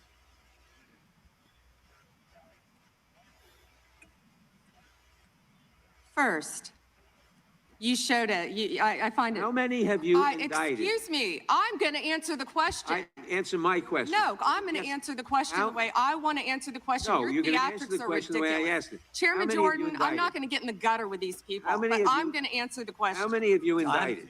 Again, the time belongs to Reclaiming my time. the time belongs. I think it's very interesting. My time. I think it's very interesting. And you can when reclaim he your talks time. about they indicted, the president said they indicted him twice. Mr. Chairman, please stop the clock and restore his time. Okay, here we go with these Committee will get in order. theatrics. The time belongs to the gentleman from New York. We will give you a few more seconds. We will do that. But when you ask a question, the witness gets to answer. You may not like the answer, but she gets to answer. The question was, how many of Epstein's... They don't like the answer, Chairman, my time. because it's honest. So he asked a 4-minute question. Restore 45 and seconds, I Mr. am Nadler, going please, to Mr. Chairman. answer. You can let her filibuster all day long, but not on our watch. Not on our time. No way. And I told you about that, Attorney General, before you started. You don't tell me. Yeah, I did tell you because we saw what you did in the Senate. Mr. Lawyer, not even a lawyer. Committee will be in order. Time, and I should get back at least 45 seconds. We will give you a few more seconds. I said that already. 45 seconds. We already know that this bimbo was going to try these theatrics, and she had already been warned, but she wants to do what she wants to do because she has these talking points that she wants to be shown on this conservative media to do their favorite thing. They own the libs, but they don't notice that this bimbo has no answers to pertinent questions that really mean something to this committee, and it should really mean things to the American people. But she want to show her ass. Seconds. Okay, I'm timing right now, Mr. Nadler. All right. My time. The answer to my question, how many of Epstein's co-conspirators has she indicted, is 0. You have been the Attorney General for a whole year, and your DOJ fired the lead prosecutor of this case, sat on evidence this entire time, and claimed falsely last July that there were no more leads. It took an act of Congress for you to finally release part of the Epstein files, and when you did, you included personal information about the victims while protecting the names of abusers. Time of the gentleman None has of the perpetrators have expired. been brought to justice, but enormous resources Time of the dedicated to gentleman has pursuing Trump's expired, and It's obviously clear that under your leadership, the Department of Justice there no was longer no works question for in American there. people. It works to for respond Donald to. Trump. I yield back. The gentleman yields back. May I answer? I think our next questioner, Madam Attorney General, is going to give you time to respond to Thank you, Chairman. all kinds of things. So we will turn to the gentleman from Texas for 5 minutes. Ms. Bondi, you go right ahead. I'm over here. The time is yours. Thank you. First, he brought up the president saying they indicted me twice. They sure did. They tried to impeach him twice. And you, Mr. Nadler, were one of the leads on the impeachment. I was on the other side. I lived that with you.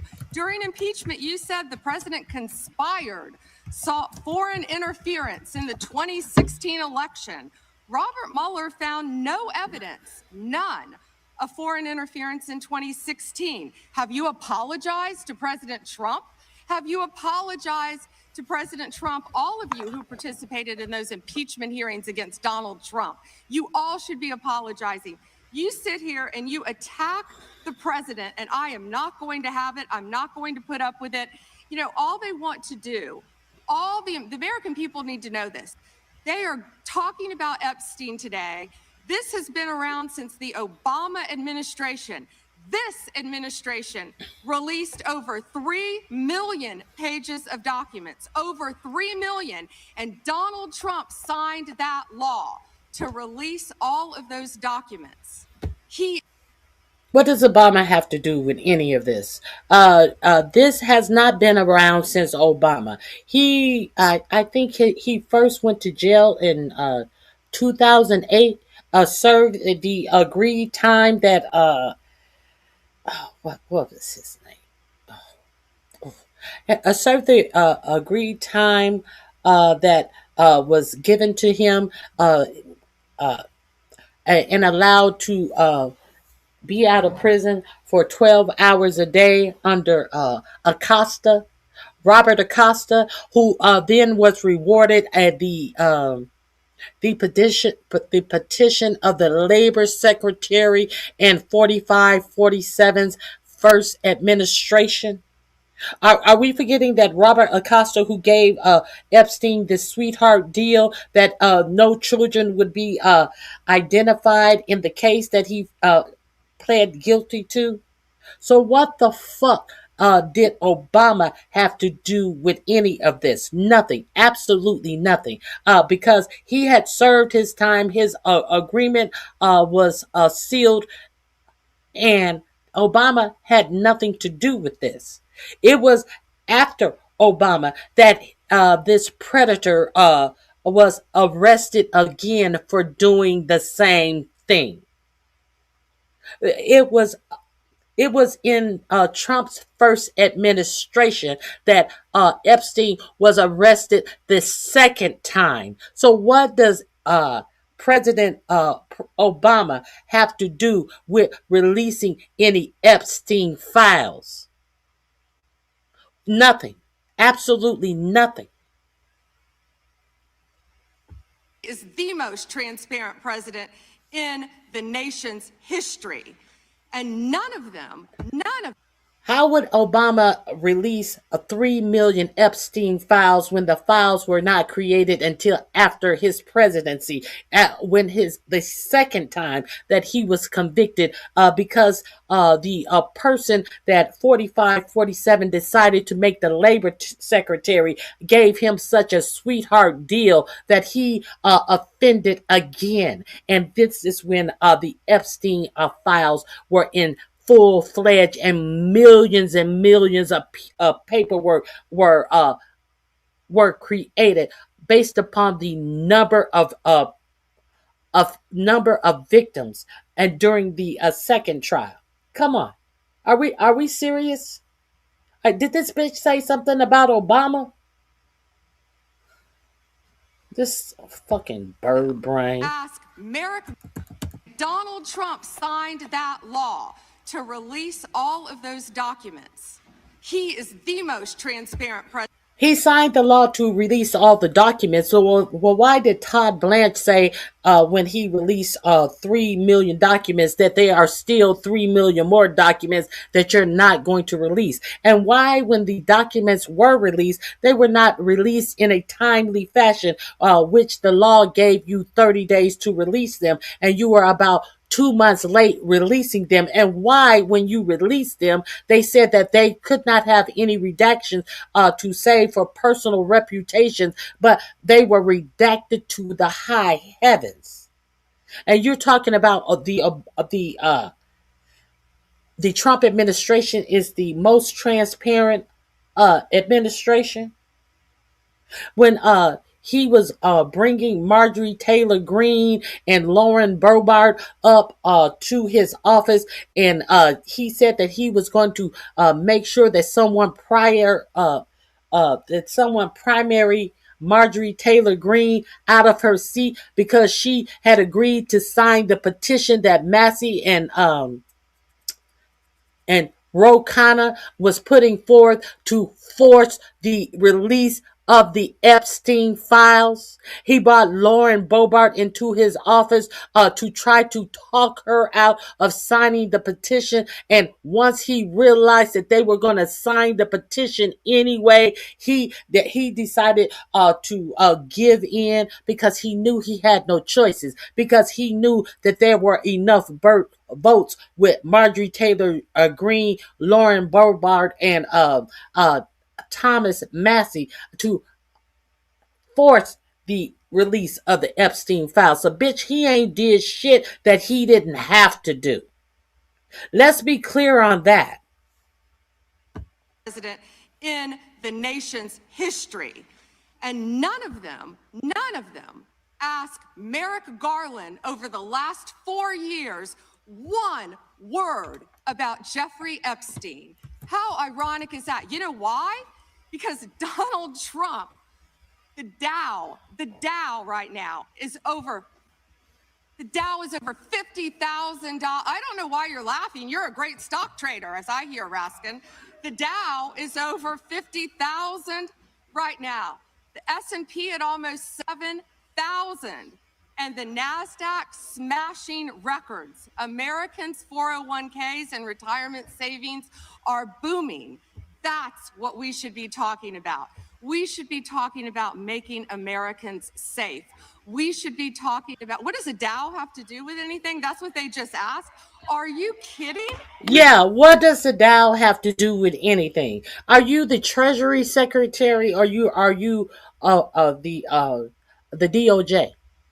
What the fuck are you talking about the Dow and the stock market and 401k savings? Were you talking about 401k savings when he tanked the stock market and everyone lost their 401k savings because of the tariffs that he was going to act in on April 1st? Were you talking about the stock market then? I'm pretty sure millionaires and billionaires were able to rebound. Well, what about the people who were at retirement age or in retirement or close to retirement? Have they rebounded their money that they lost based upon this announcement of tariffs, and they lost all of their money in their 401k savings, bitch?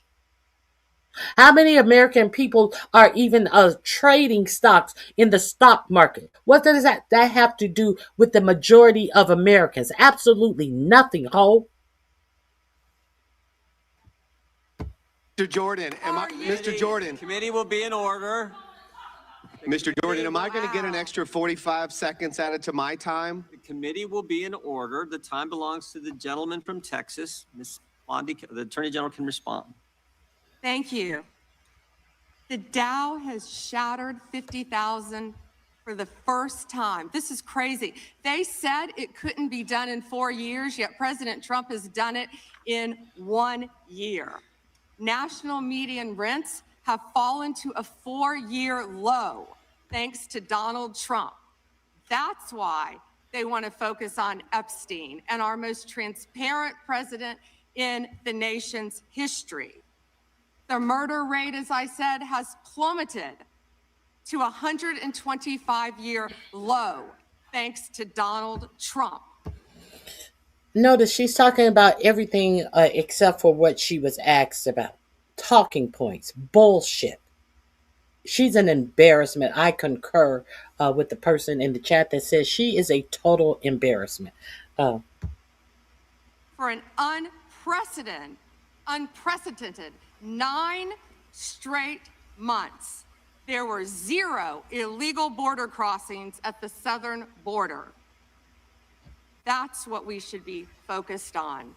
All the great work that this...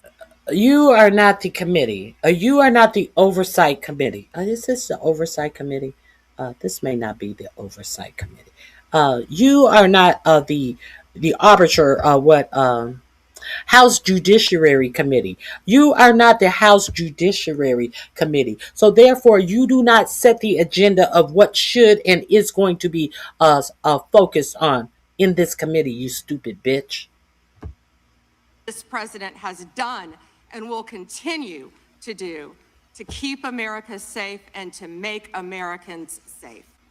Thank you, Attorney General Bondi. I agree with you totally. I think you've done a fine job. I think that Democrats, in fact, should be apologizing to the Epstein victims for doing nothing during the 4 years that they were running the government. We did not hear about this, and it took you and President Trump to finally provide transparency and give answers to the American people, and I want to thank you for that. I want to thank you also for standing up for truth today and for fighting back against the theatrics and the time waste that you will endure over the next hour or two. I want to apologize on behalf of my colleagues on the left. They're not all that bad, but they've got to put on a show.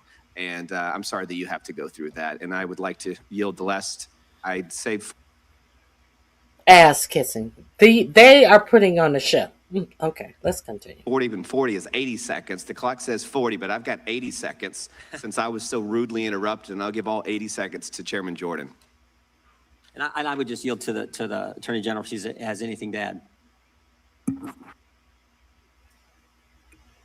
I'm fine to continue. Thank you, Chairman. All right. The chair now recognizes, the gentleman yields back. The chair recognizes the gentlelady from California.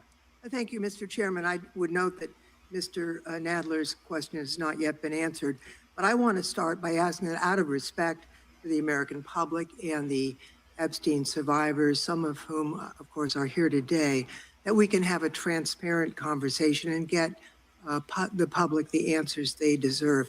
I want to briefly direct your attention to two documents I'm hoping we will put up on the screen. In the first, an individual emails Jeffrey Epstein asking whether a woman identified as M was pro or civilian, and Epstein responds that she was a civilian, Russian, and fun. In the second email, Epstein writes to Steve Tisch about a Ukrainian girl, noting that she was, quote, a little freaked out by the age difference and stating that he would try to convince her not to return to Ukraine. He then instructs Mr. Tisch to call him, adding, I don't like records of these conversations. So I'd like to ask a straightforward question that really is either a yes or no answer.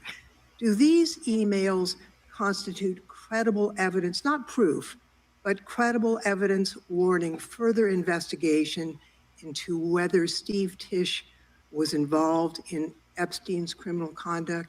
Do you think yes or no? I'm not going to play a yes-no game with you, but I will answer the question to the best of my ability. I think that's all she asked of you. I don't recall her asking to play a yes-no game. I think the answer is yes or no. You're supposed to be an attorney, an investigator who have investigators at your disposal, and you couldn't figure out him talking about being freaked out about the age difference and don't email me, just call me on the phone. I don't want a paper trail. You can't figure this out, ho? As I said, we will look and investigate any case involving any victim. I'm not familiar. There were 3. You will? You will? I thought that that's what you were doing. I thought that that's why the Epstein files were delayed, because you were raking over the files. But now when you are pinpointed about something that you neither investigated and are trying to say that there were no other people who were trafficked by Epstein to other people. Now all of a sudden you act like, oh, I didn't know that was there. Ooh, I didn't. Thank you for telling me about that. I'm going to have a look at that. I'm going to have a look at that. I'm going to look at that. I will get back to you later, and never hear from you or get back with you. So are you proficient in your job or no? It seems like no. The question to the best of my ability. As I said, we will look and investigate any case involving any victim. I'm not familiar. There were 3 million pages, of course, with that email. But of course, we will look into anything. The documents have been released, 3 million. The redacted versions, we left them open for all of you to come view. Have you? I believe you view them. If not, will you have some copies? I'd like to. But could I finish, please? I'm not being rude. Please. I only have 5 minutes. No, yeah, and I only have 30 seconds based on your filibuster. Based on her filibuster. Look at her talking about the 3 million and you know and she's want to filibuster all of this woman's time out because she's been busted.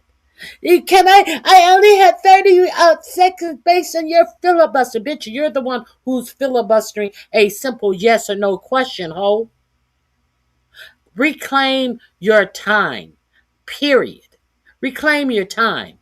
Because she has filibustered and bullshitted on this answer on something that is obvious, that should have been investigated. Let's think about all of the overtime hours that they bought in people from the FBI to wash over these Epstein files, and this bitch didn't know this was there. The fuck out of here. You didn't. Not, will you have some copies? I'd like to. But could I finish, please? I'm not being rude. Please. I only have 5 minutes. No, yeah, and I only have 30 seconds based on your filibuster. Well, you didn't give a yes or no answer. So let me just go further. Director Patel testified in this committee room that there was no credible information indicating that Epstein trafficked victims to anyone else. And glancing at the documents, that proves that's not the case.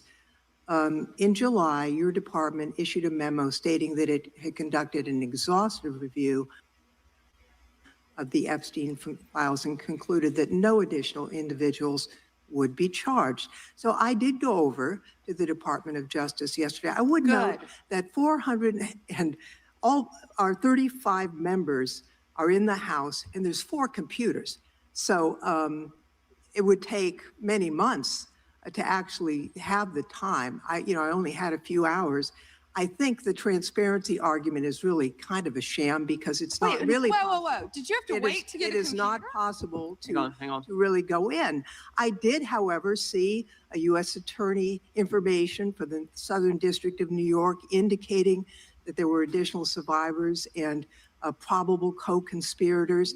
Other members of Congress have uncovered likely co-conspirators whose names were blocked out. Now, the Epstein File Transparency Act, which all but one member of this House voted for and the president signed, requires the department to release everything except that it needs to be redacted to protect the victims or an ongoing prosecution, which apparently there is none from the testimony we have received.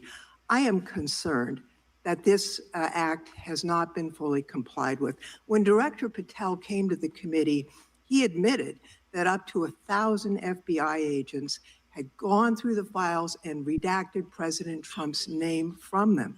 And it's pretty clear that what has been transmitted from the FBI continues to redact President Trump's name, even though he is mentioned, thousands of times in these files. So I think the credibility of the department in terms of complying with the act has been damaged.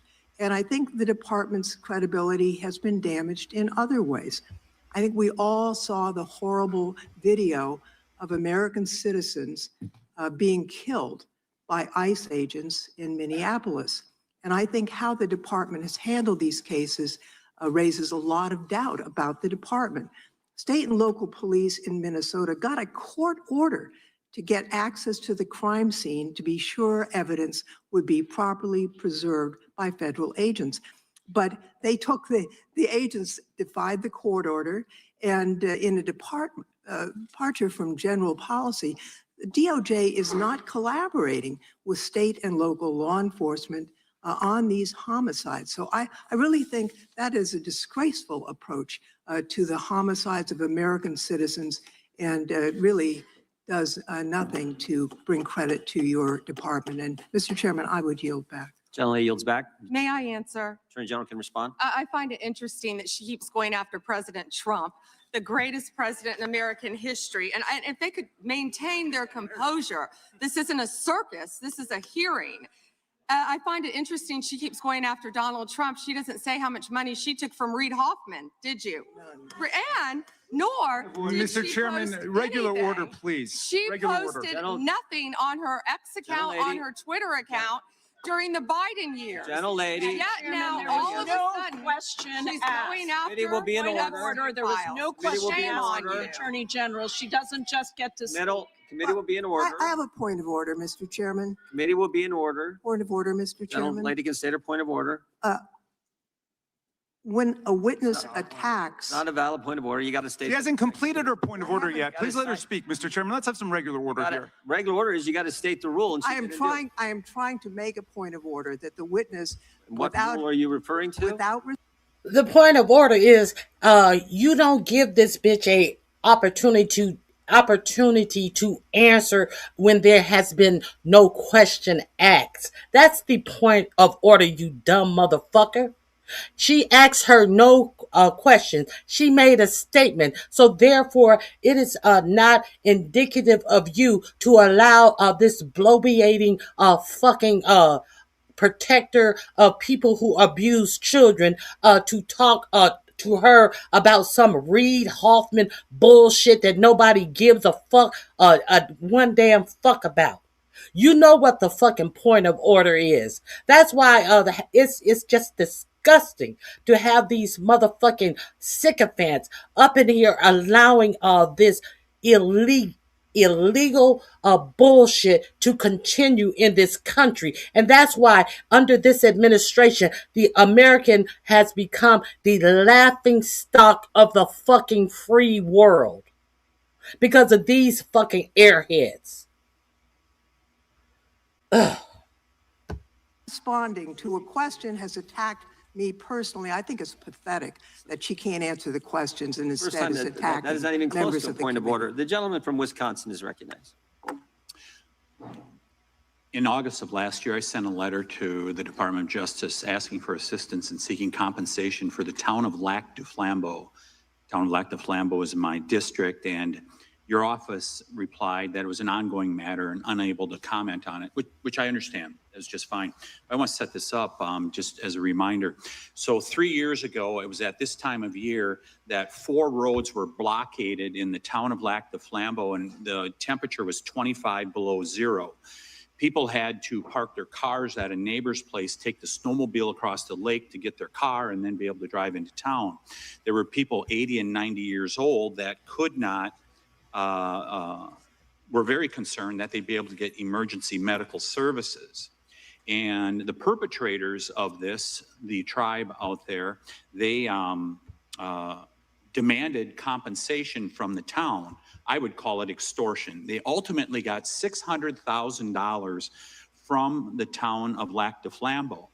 The unfortunate part, Mr. Chairman, is that the Biden administration took the side of the perpetrators who closed those roads off, and the Biden administration made it clear to the town of Lac du Flambeau that we are not on your side in regards to this. Well, fortunately, there was a federal judge that said, no, this is wrong, what happened, and these roads should be left open, they should continue to be left open.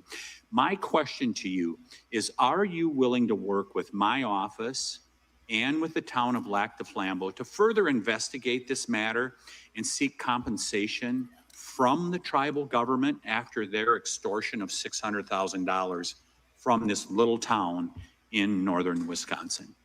Congressman, you do a great job representing your district. And yes, we would more than welcome working with you, and we are familiar with that investigation. Mr. Chairman, I would just add, we're highlighting these miscarriages of justice in the previous administration. This is just another one of those small examples, no different than the Catholic Diocese in Richmond and many others that you have retold so many times. But here's another instance of what they did to a small town and nearly bankrupted them as a result of it. Fortunately, there was a federal judge that saw through it and has fixed it. I want to move on to fraud enforcement. You have established a National Fraud Enforcement Division. Is that correct, Madam Attorney General? Yes, Congressman. Has this new division begun any investigations and getting after those individuals that have committed the rampant fraud we've seen, like in Minnesota? Well, it's not only rampant in Minnesota, it's rampant throughout this country. Much of it is in California, as you know, and other places. Yes, we are working. I wouldn't say that. I think that the most rampant fraud is going on in Washington, D.C. Much of it is in Washington, D.C. The self-dealing of this administration and enriching their family members and their friends by the billions of dollars, not millions, billions of dollars. I think that that is where the most rampant fraud is going on at.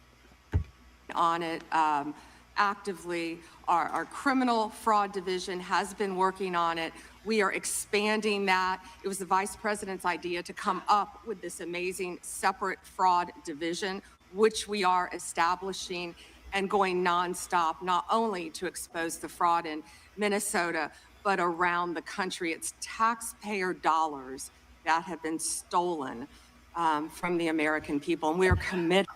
Those same taxpayer dollars that 4547 wants to award himself $10 billion because his tax returns were released by a whistleblower from the IRS under the last administration that showed many years he paid zero in taxes. But one year he paid the huge sum of $750 in taxes. You know, the same in his first administration where he said he couldn't reveal his tax return because he was under an audit. And as soon as the audit was over, he was going to reveal the tax returns and never did it. So then they were revealed by a former IRS agent who got 5 years for revealing them. And now in this administration, he says that he wants to sue the IRS and the Treasury Department for $10 billion of taxpayer money. Is that what you talking about? Are you talking about that, bitch?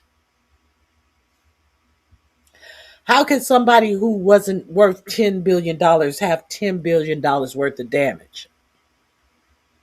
How can somebody who has been convicted of illegal dealings in his businesses in New York be worth $10 billion?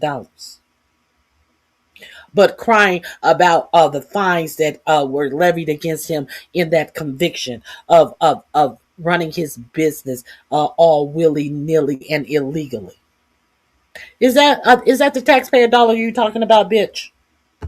To recovering Minnesota, but around the country, it's taxpayer dollars that have been stolen from the American people, and we are committed to recovering that money and holding those people accountable. Mr. Chairman, I would remind everyone here, why did this happen in Minneapolis? Why did federal law enforcement have to go to Minneapolis? Because of industrial scale fraud.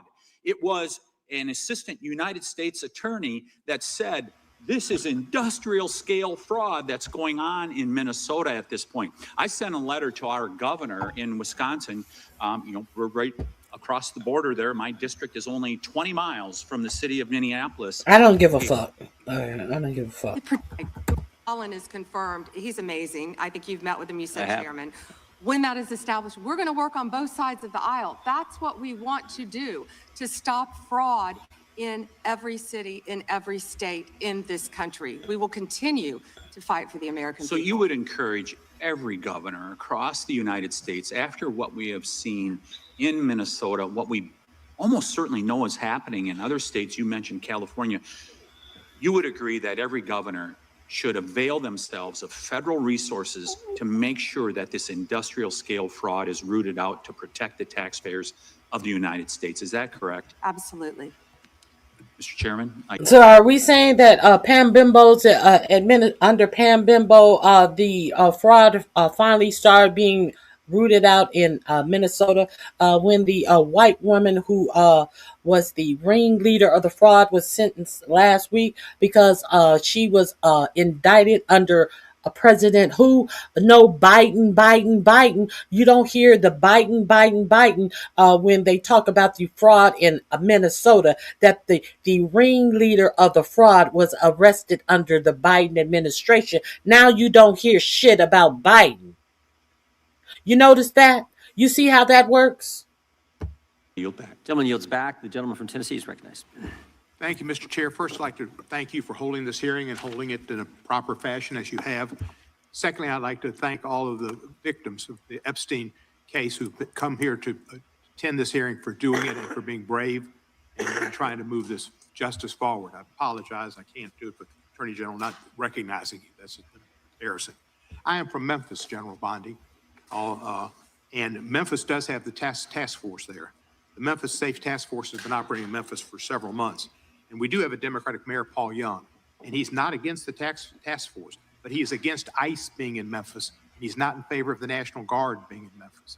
And I concur with him on those positions. I think the DEA being there, the alcohol, tobacco, and firearms, the FBI, who have been in Memphis in other ways, having more people there is good for Memphis. Crime has gone down in Memphis, but it went down 25% before the task force got there under the direction of Mayor Young and Director Davis, Chief Davis. It's gone down about 15%. No, it only counts. We can't count the numbers before we sent in ICE and the National Guard. We're only, well, we may be counting the 25% that went down, but we're just going to pretend like that 25% was due to ICE and the National Guard coming to Memphis. We understand it went down 25%. We're gonna count that to us sending ICE and the National Guard there. You get it? You get it? More since then, and that's good. But I would like to comment that Mexico City's homicide rate has gone down 40% during the same time, when Memphis has only gone down 25%. And that's not necessarily because of the task force, although the mayor says he thinks it's helped. So I thank you for that. You would agree, I presume, that violent crime in communities across our country is critically important, and that's why the task force is there. Is that not true? Yes, and if I can just add to that, I think the surge, the FBI, our FBI under the leadership of Director Patel, came in and did a surge in Memphis. Earlier. Prior to the task force. And thank you for saying that about Mayor Young. He's been great to work with, and thank you. He's a good guy. He's a very good guy. One problem I've got with where we are in priorities here. A recent Department of Justice, National Institute of Justice report based on arrest records in Texas and in California found that undocumented immigrants were less than half as likely as U.S.-born Americans to be arrested for homicide. And this pattern holds for assault, sexual assault, robbery, burglary, theft, and arson. Half as likely to be arrested for drug offenses. So I ask you, and I've written to you about this, there are TV ads that run that say to local law enforcement, specifically, says, are you tired of having your hands handcuffed because you can't do the things you wanted to do when you joined? And if you want to do something different, join ICE, and you'll get a $50,000 bonus, and we'll pay off your debts, student debts, and we'll help you with pensions, et cetera, et cetera, et cetera. So they're encouraging local law enforcement to leave local law enforcement and go to work for ICE. We need people working in the front lines of local law enforcement to protect our citizens from the worst of the worst. The worst of the worst are not the immigrants. The worst of the worst, records show, are native-born Americans, and they are committing crimes that hurt our citizens and our cities. And you're working against it, and thank you for that. But by trying to get our local law enforcement, where we have an undercount of officers in Memphis, to leave Memphis and go to work for ICE to deport people is a wrong priority. Why are we trying to get people, policemen who are working on the front lines, to leave the front lines, take the $50,000 and go to work for ICE and instead of working to fight the worst of the worst? Let us bastardize the name Laken Riley once again.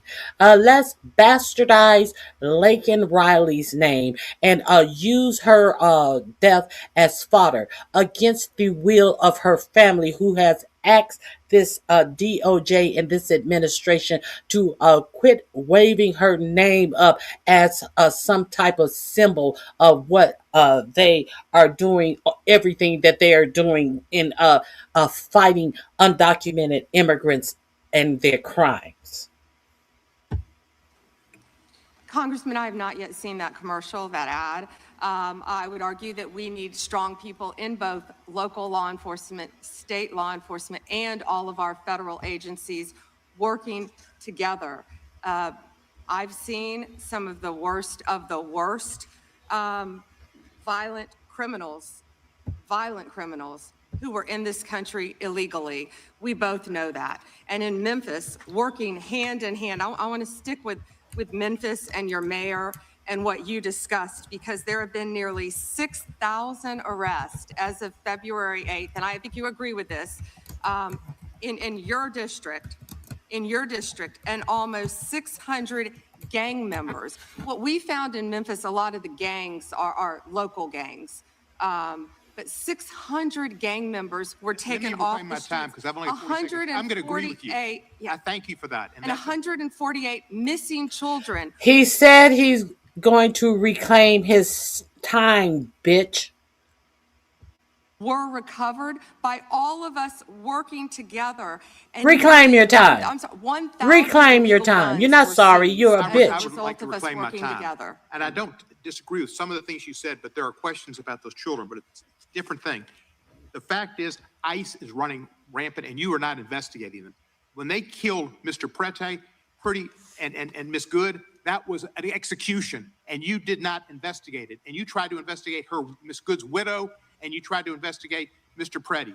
They were executed, like Kristi Noem executed her dog.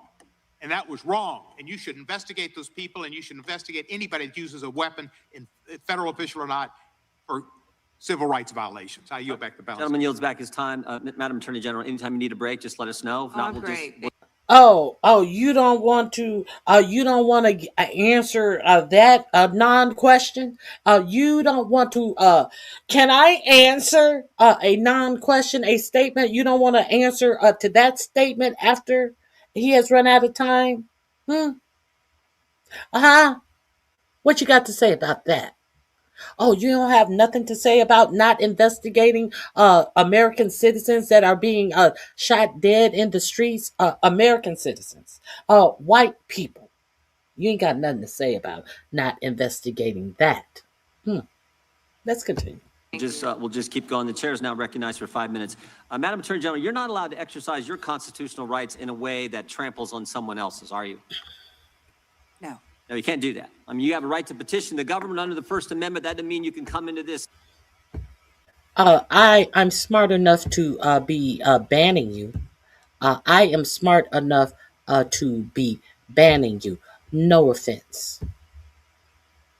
Okay.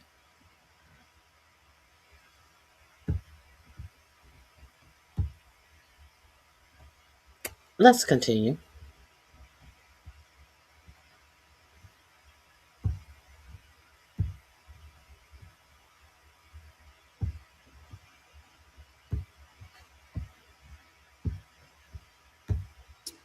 This room and start screaming at Mr. Raskin or me or anybody else and disrupt a congressional hearing. You have a right to protest on the street, but that doesn't give you a right to go into the Capitol and disrupt Congress. Something these guys talk about every day. You can't do that.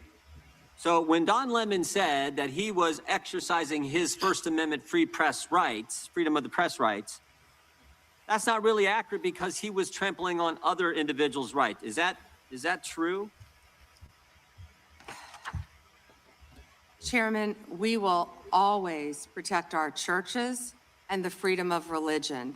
And yes, that's accurate. First right mentioned under the First Amendment, freedom of religion, freedom to practice your faith the way you think the good Lord wants you to, right? That's right, under the federal. Since she brought that up, protecting your rights to go to church. Since she decided to bring that up, let's see what she's going to do to protect these rights. I would be remiss. I always have something ready. I didn't realize that this would come up. But let's see. Let's see what Pam Bimbo is going to do to protect these rights in this church. Shall we? Shall we? Since she's talking about it, shall we see? Let me see. Where is it? Where is it? It maybe is here. Hold on. Because we got to protect the churches. We have to protect the churches.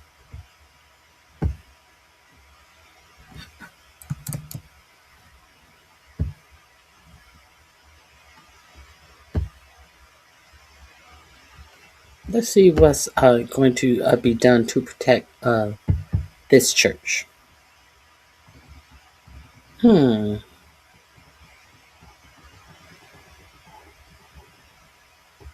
Let me find it while I'll let her finish lying.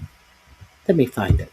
Government. And isn't it true that Mr. Lemon met at a shopping center with the rioters who entered City's church in St. Paul, met with them prior to marching to the church?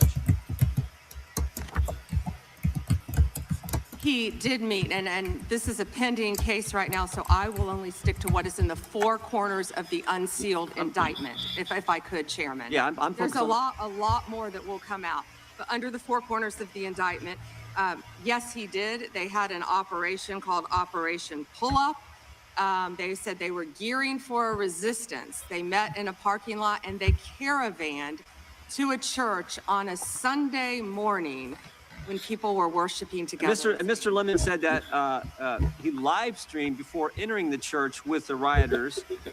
Who are these they? Who? Like my mom always say, who is they? Are you saying that Don Lemon caravan to this church? Let's be clear on who these they are. Are they the woman who your department decided to make darker in the photograph that you put out with her? And make her skin darker and make her appear as if she was crying. Is she one of the days that are so we can take your word as bond? Is who are these days you speak of? The one that you Photoshop her picture to make it appear she was crying and she was darker than she was. You know, the old tactic. You know, the darker they are, the more criminal you will automatically make them. And look at her. She was bold then, but she's crying now. And when in fact, she was not crying at all.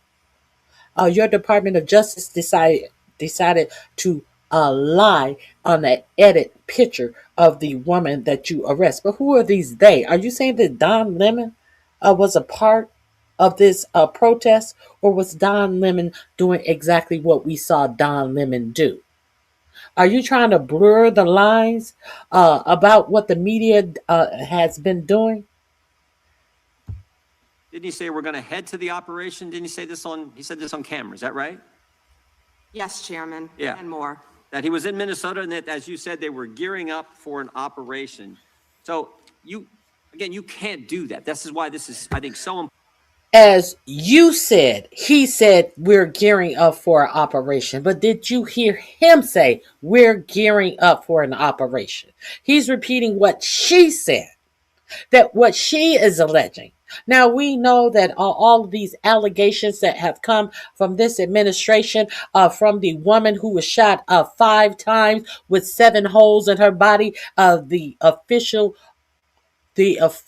line that came out of the Department of Homeland Security is that 10 cars had box ICE agents in, and the woman hopped out of her car and raised an automatic weapon at them, and they shot her in defense of themselves when absolutely none of that happened.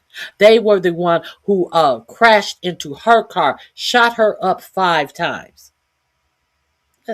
Let's continue. Important that this guy be held accountable, and I think why you guys have charged him and indicted him.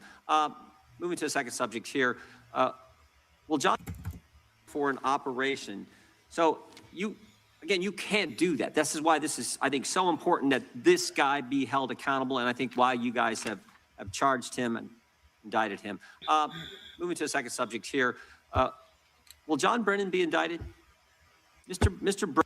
This guy should be held accountable. Let's see. Let's hold the phone there. Let's. What did she call it? The FACE Act, to make sure people are safe in their churches and their church services cannot be disrupted. Has this guy been charged? Pam Bimbo, I want to know: has this guy been charged? Watch white preacher storms Pastor Jamal Bryant church to disrupt services. So, has this guy been charged? And let's listen to the things that this guy says in this church about the parishioners in this church. Has he been charged? The Lord Jesus Christ is going to destroy this church. The Lord Jesus Christ is going to destroy this church. Really? The loving God that I know is going to destroy this church. Why? Why is the loving God going to destroy this church? Jamal Bryant gets a warning from God in his church. He's going to destroy this church. And if you're in it when he does, he'll destroy. And if you're in it, he's going to destroy you with it. It's time to repent. It's time to repent. Is it? Maybe that's why they're in church. Maybe that's why they're there to repent. Of your wicked ways. It's time to repent of your wicked ways. Race baiting, stirring hate. Race baiting, stirring hate among the children of God. Among the children of God. They're in their own church of their own church, and he's talking about their race baiting and stirring hate among the children of God. Has he been charged under the FACE Act? People that would come to Christ. People that would come to Christ. You're keeping people away that would come to Christ because you're race baiting. And I'm going to come and meet you at your church to tell you that you are keeping people away from church.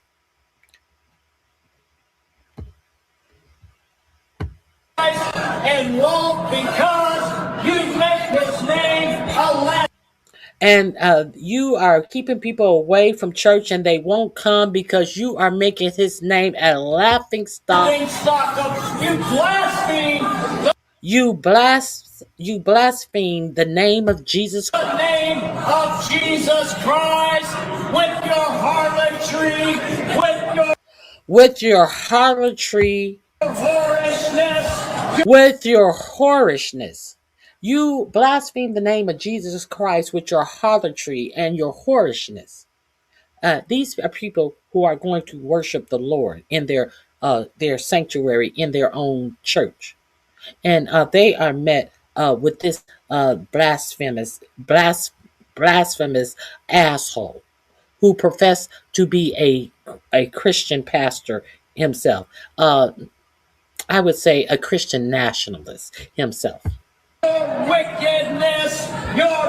Your wickedness. How did he know any of these people to be wicked? How do he know any of these people at all?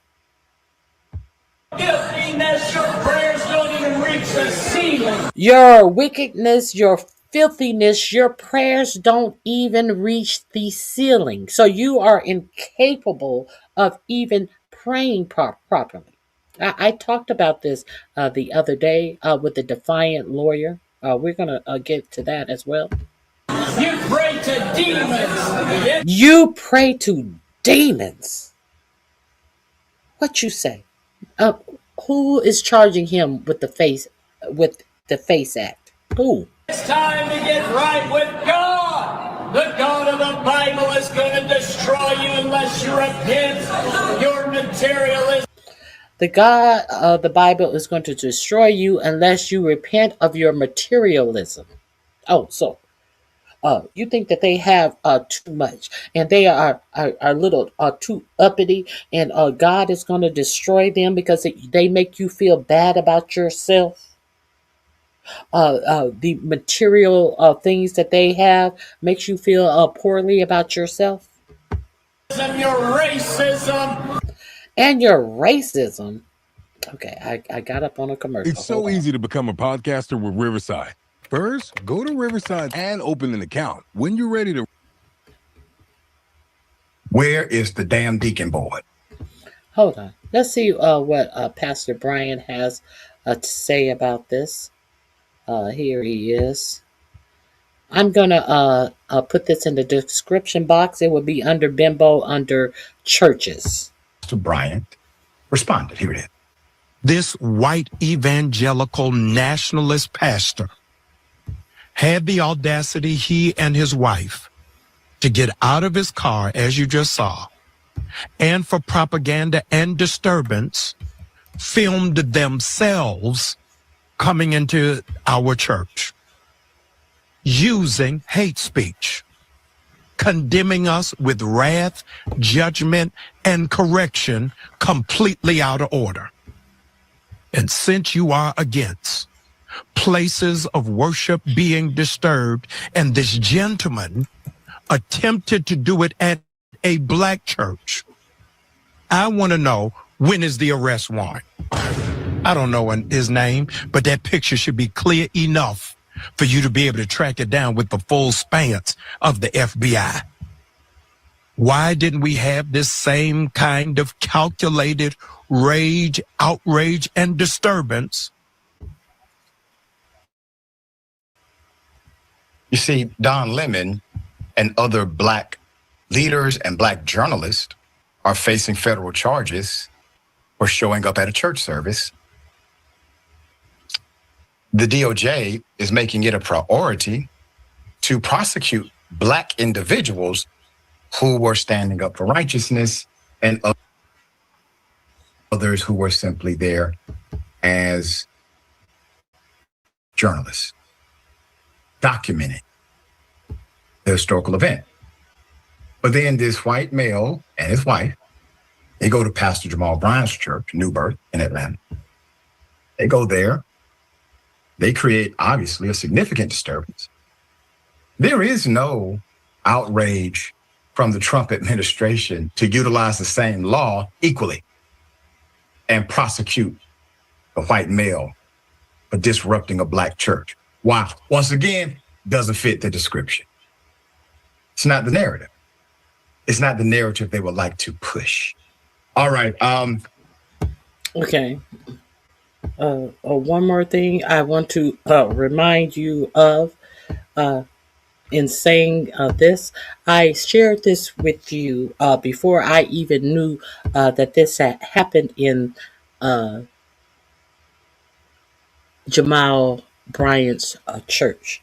This is going to be under churches as well. This is the Defiant, I think it's the Defiant Attorney. The Defiant Lawyers Network. He had already spoken about how these white nationalist alleged pastors are saying that black ministers don't have enough they don't know enough about the ministry to even be pastors, to even teach about Christianity. It is not within their wheelhouse. They are not smart enough to know theology, to teach, and to even be pastors. You know, the kind of stuff that they used to try to tell you and keep you in line with religion, only if your white master taught you the religion. This is going to be under church as well. Extremely racist comments, very racist comments. That is safe and that. Well, first of all, let me say that I pray that you are safe and that you're warm and things are going well with you in the storm that is impacting, what, 3/4 of the entire country? So again, my prayers are with you and I hope everything is going well. All right, so let's get into this video. This Pastor Joel Webbon, once again, he has made some extremely racist comments, very racist comments. And I feel the need to address his comments. And you'll see why in just a moment. So let's get right into this video. So here's this guy, Joel Webbin. And we're going to hear some remarks that he made recently. First, he's going to play a video from an African-American led church. And then he's going to comment. He's going to make some comments. And I'm going to respond to the comments that he made about this African-American church. The pastor of this church is Michael Todd, and I believe the church is located in Tulsa, Oklahoma. All right. So let's get into this video. You're going to hear, let me warn you, what you're going to hear is just foul. It's awful, but I'm going to respond to it. All right. And the response, I believe, is so important. I'm going to read it to you.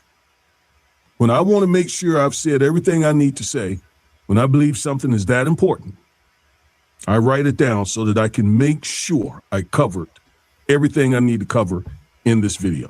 All right. So I'm going to read you my response. So let's go and hear what he said. Oh, let me talk to him for a second. Listen, I declare this will be the year of overflow in your life. That everything God has promised will come to pass. Let it start in your mind, go to your heart, and end up in your family. And whenever you hear it say, I'm just trying to live in the overflow. That ain't me talking, that's the Holy Ghost. Go and get the bag, give me bag for the feet. About 90 to 95% of the black church in America is objectively, by the standards of Scripture, heretical. It doesn't even constitute a true church. They're teaching things that are absolutely in direct opposition to the Christian faith. If you listen to the message and you believe what they're saying, you will go to hell. I love black people. I want them to know Christ. And currently, there are not enough black men in America, Christian men, who know enough theology to be able to be qualified to pastor black churches. The black church in America needs to be split up. It needs to go and find a good, God-fearing white church with biblically qualified men so that they can hear the real gospel of Jesus Christ and come to saving faith in him. I'm about to show you something that makes me furious Hold every on. time I see it. This is a real tax I return from someone making apologize for the $284,970. All right. So you heard all of that garbage for yourself. All right. So this man's name is Joel Webbin. Webbin leads Right Response Ministries and pastors Covenant Bible Church near Austin, Texas. He uses his platforms to push, as you just heard, white Christian nationalism and openly racist messaging. Webbin told white audiences black strangers pose exceptional danger and urged white parents to warn their children accordingly. He routinely peddles racist fear-mongering without creditable evidence. He platforms other white supremacists such as Nick Fuentes, the leader of the Groper movement. Webbin is part of a growing white Christian nationalist movement that's using or attempting to use the Bible to normalize white supremacy. But this is the nation that we're living under. So let's get back to the bimbo. This link is in my description box. It is I suggest that you go take a gander at it. I played it, I believe, the day before yesterday, and then I found out what happened at Jamal Bryant's church on, I believe it was this last Sunday. So I'll go over there and take a gander at this. Let's get back to the bimbo talking about the churches. Where are we?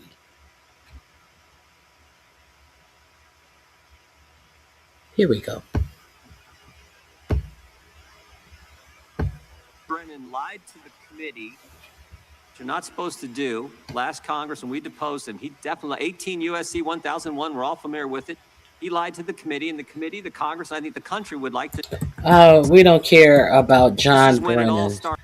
I want to read a couple of things he said during that deposition. We're trying to get back at John Brennan. Nothing is pressing in this administration at all. That quote, this is released by the CIA Director Ratcliffe. My bottom asked him off to remove it after being explained this wasn't good. Didn't John Brennan show up? False. He said, Didn't John Brennan show up? Did you show up when you were subpoenaed? Nobody gives a fuck about what you think. We gave a fuck about what you were subpoenaed for, but you didn't show up for that. Let's move on. This link is in my description box if you want to peruse it on your own time. I don't have time for someone who didn't protect male wrestlers who complained about being SA'd at the, I believe it's at the University of Ohio when you were in charge of the wrestling team. Where No, at I one don't. point 1,000 Is recognized. Thank you, Mr. Chairman. General Bondi, it's been reported that there were at one point 1,000 personnel assigned to the task of identifying and scrubbing Donald Trump's name from the Epstein files. Were those reports accurate?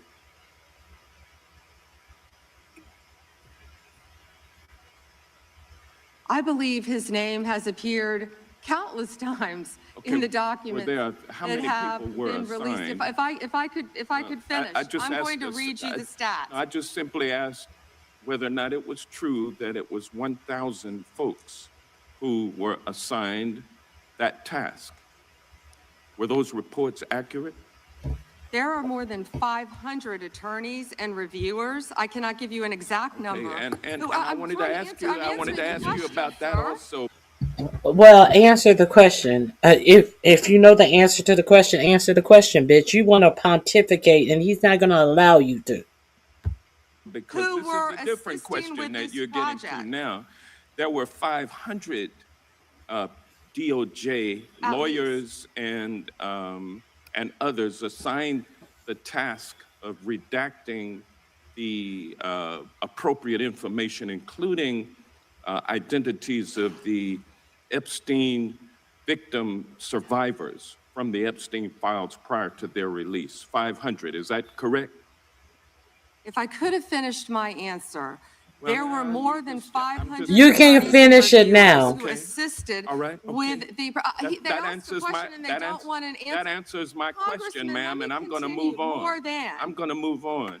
From General multiple Bondi, would districts. you Will be in agree? order. This Time is belongs. ridiculous. The time belongs to the gentleman from Georgia. General Bondi, would you agree that your 8 years of service as the state of Florida's Attorney General, the third largest state in the nation, served as an excellent preparation for your current role as Attorney General for the United States of America?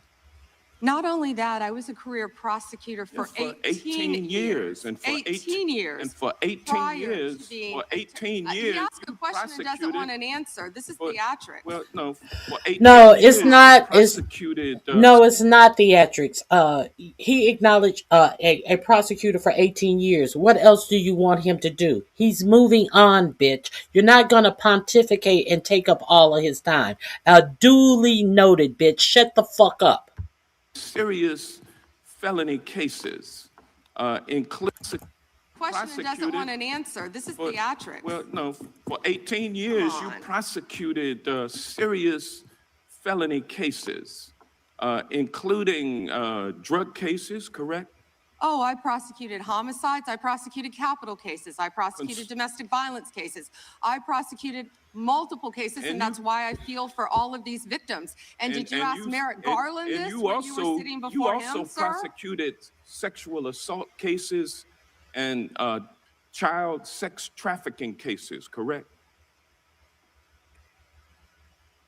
I answered that question earlier. I Okay. prosecuted All right. multiple Well, cases so when I bottom was line, a prosecutor. bottom If I line, can you're an answer the question, experienced and for seasoned. 18 you're an years. Mr. Chairman, will you? No, he's not gonna. He. When he asked you the question, you said, I've already answered the question. And so when he decided to go on, oh, you're not going to let me answer the question. This is such bullshit. This is such bullshit. Reminder. Trafficking cases, correct?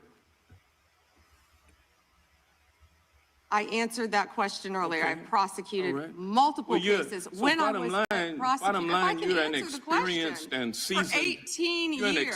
Mr. Chairman, will you reminder of the rules? The time belongs to the member of the committee. You I think are I've said that a few times. an experienced prosecutor, correct? I think we've established that. Yes or no? Does he want an answer or not? he wants to When say I no. I want a answer, yes I or get no cut off. answer. I think he wants to say I want a now. yes or no I answer, can- but yeah, I can I'll explain my live with what you experience. I'd have be already love to said. explain Let my me ask you this questions. Clearly, In you the don't have any. prosecution of sexual assault cases, you are acutely aware of how important it is to protect the identity of victims of sexual assault, correct? I have addressed this multiple times. I think others were cutting me off when I was trying Well, to. I just simply asked, are you aware of the fact that it's vitally important to protect the identity of sexual assault victims as you prosecute the people they accuse of assaulting them? Isn't that correct? Excuse me. As we have said multiple times, Protection of the protection of all identity victims of the victims are is so protected. very You are important. protected under. Do you want me to answer or do you want to interrupt? Well, because you're not answering the question. You do a Jekyll and Hyde kind of routine around here, and I just want you to answer my questions. What does Jekyll and Hyde mean? Can Well, you it explain means that? you're nice to the Explain that. Republicans and you turn like Hyde on Democrats. But let me ask you this, ma'am. We have the Epstien victim. Imagine being able to build an app with Oh, your we're name to on it commercials. just by thinking about it. Meet Base 44. Paul asked a simple question. If you would be so kind and honorable as to turn around and face them and apologize to them for outing them. I mean, Oh, she thought she thought that was funny. She's like, did you see her laugh at the thought of me apologizing to releasing their names, nude pictures of them as underage children, and redacting Lex Wexner's name out of these Epstein files? I have hidden names of rich and important people, and bitch, you think that I'm going to apologize for showing these victims of these alleged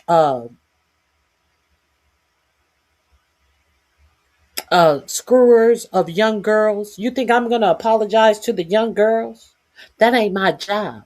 My job is to do what I'm told to do, and I'm told to cover all of this up. She laughed. She thought it was a joke. Around and face them and apologize to them for outing them. I mean, how many lives have been derailed because your department was either sloppy and incompetent or willfully trying to intimidate and punish these ladies for coming forward? Which was it? The time of the gentleman has expired. The gentleman yields back. The chair now recognizes the gentleman from which. Oh, you notice she don't want to answer the question that is actually asked of her after the time is up. But she wanted to go back and forth when a question was not asked of her. She wanted to answer. Can I answer? You can answer, bitch. Since you are so insistent on answering to statements that are made, you can answer a direct question that really was asked of you, ho. Your time is up. Oh, she's a fucking nut Wisconsin job. for 5 minutes. Attorney General Bond.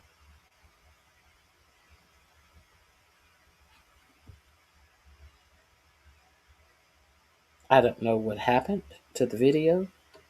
Let's see. Here's a criminal illegal aliens wreak havoc. I don't. They've committed. I don't want to. I don't want to see. Minimalist criminal aliens. Congress are Randy, fine. I can do without him. The link is in my description box. Surveillance from Jack Smith. If you want to review this dumb shit, I already know it's dumb shit. I just want to play Trump. Madam Attorney General, you... He's not going to go do that and ask the judge for an NDO. Absolutely. Yeah, good. That in and of itself tells you why how wrong it was. The chair now recognizes the gentleman from California. Great, thank you. Madam Attorney General, you. Who testifying? You or her? So you answering the questions too? But you can't answer when you subpoenaed to answer your own question. Is this what's going on? The fuck? Shut the fuck up. Acknowledged earlier to Mr. Johnson that President Trump was mentioned and the release countless times, you said, in the Epstein files. I just want to play a video, though, for you that I think speaks to the frustration that many of these victims have. Times Trump's name appears in the files, so it could at least be 1,000 times. Is that right? The number is a total misleading factor. We have not released anyone's name that we have not released anyone's name in the Epstein files that has not been credible. Director, could it at we have least be 1,000 released times? every piece of legally permissible information. Okay, you can so- characterize the numbers however you want it. Claiming my time, Director. It sounds like if you don't know the number, it could at least be 1,000 times. It's not. It's not. Is it at least 500 times? No. Is it at least 100? Hold on. Jeff Geigenon, he acknowledged 8 years for Florida, not the 18 years prior to that.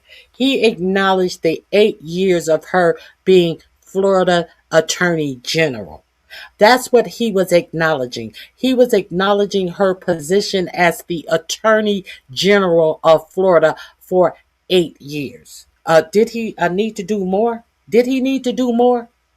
So, and not acknowledging her 18 years as a prosecutor, that is a different job description that he did not have to acknowledge because he was acknowledging what the fuck he wanted to talk about. He acknowledged her being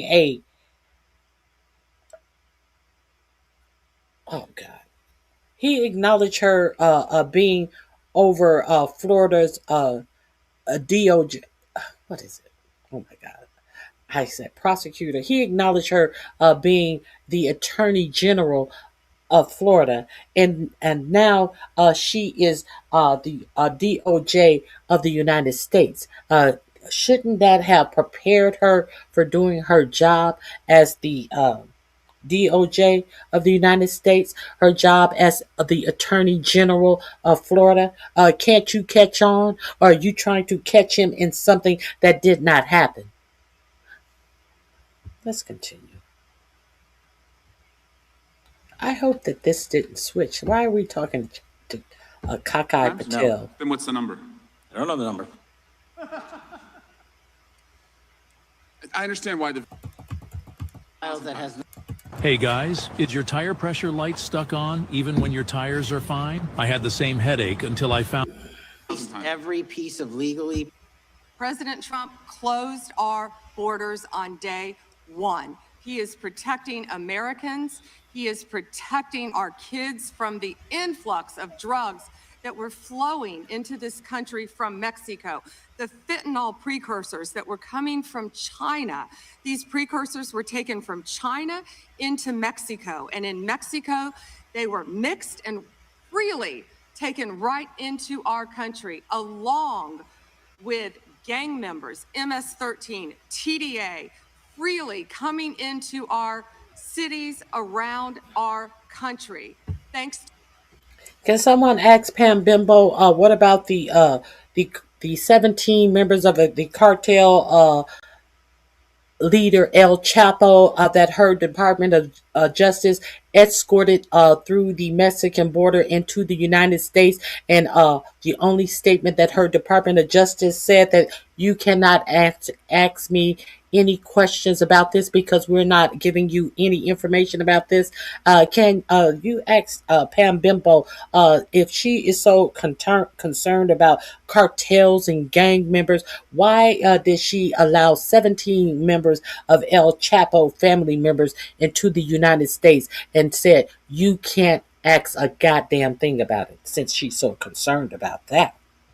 To Joe Biden's open border policies.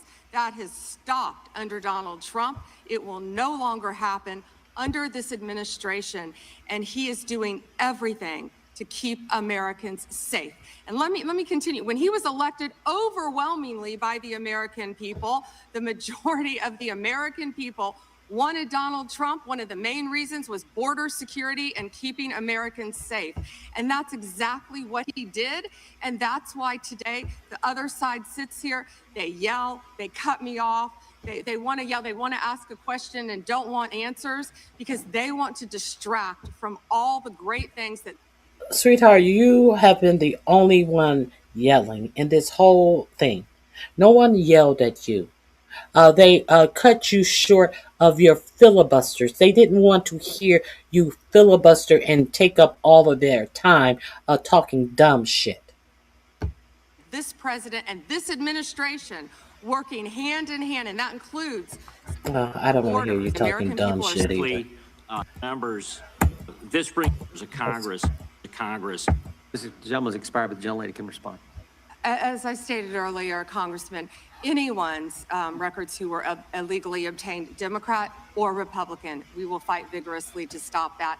Anything with Arctic frost, I can't discuss right now. And isn't it true, Madam Attorney General, the DOJ has changed their policy? You can't do that now. The DOJ is not going to go do that and ask the judge for an NDO. Absolutely. Yeah, good. That in and of itself tells you why how wrong it was. The chair now recognizes the gentleman from California.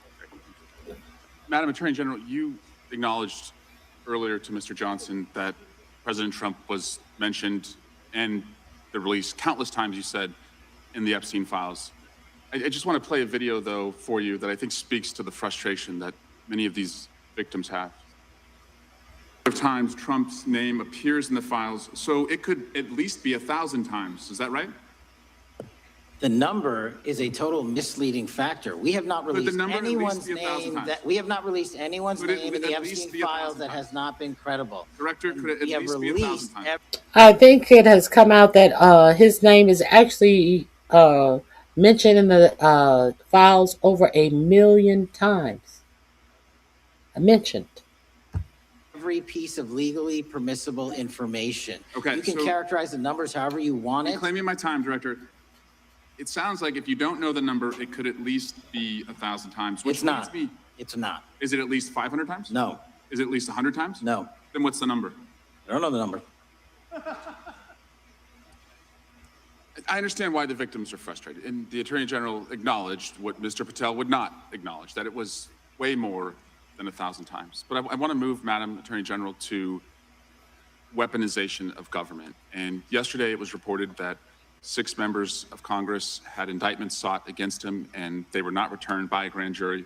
My colleagues have spoken about their frustration of being in subpoenas and having cell phone records combed through. Well, in 2017 and 2018, Adam Schiff and I had our cell phone records and email records combed through, not by you, but a different Department of Justice under the president. It was in retaliation for our role in the Russia interference campaign. An Inspector General report would find this improper and that the predicate for it was absurd.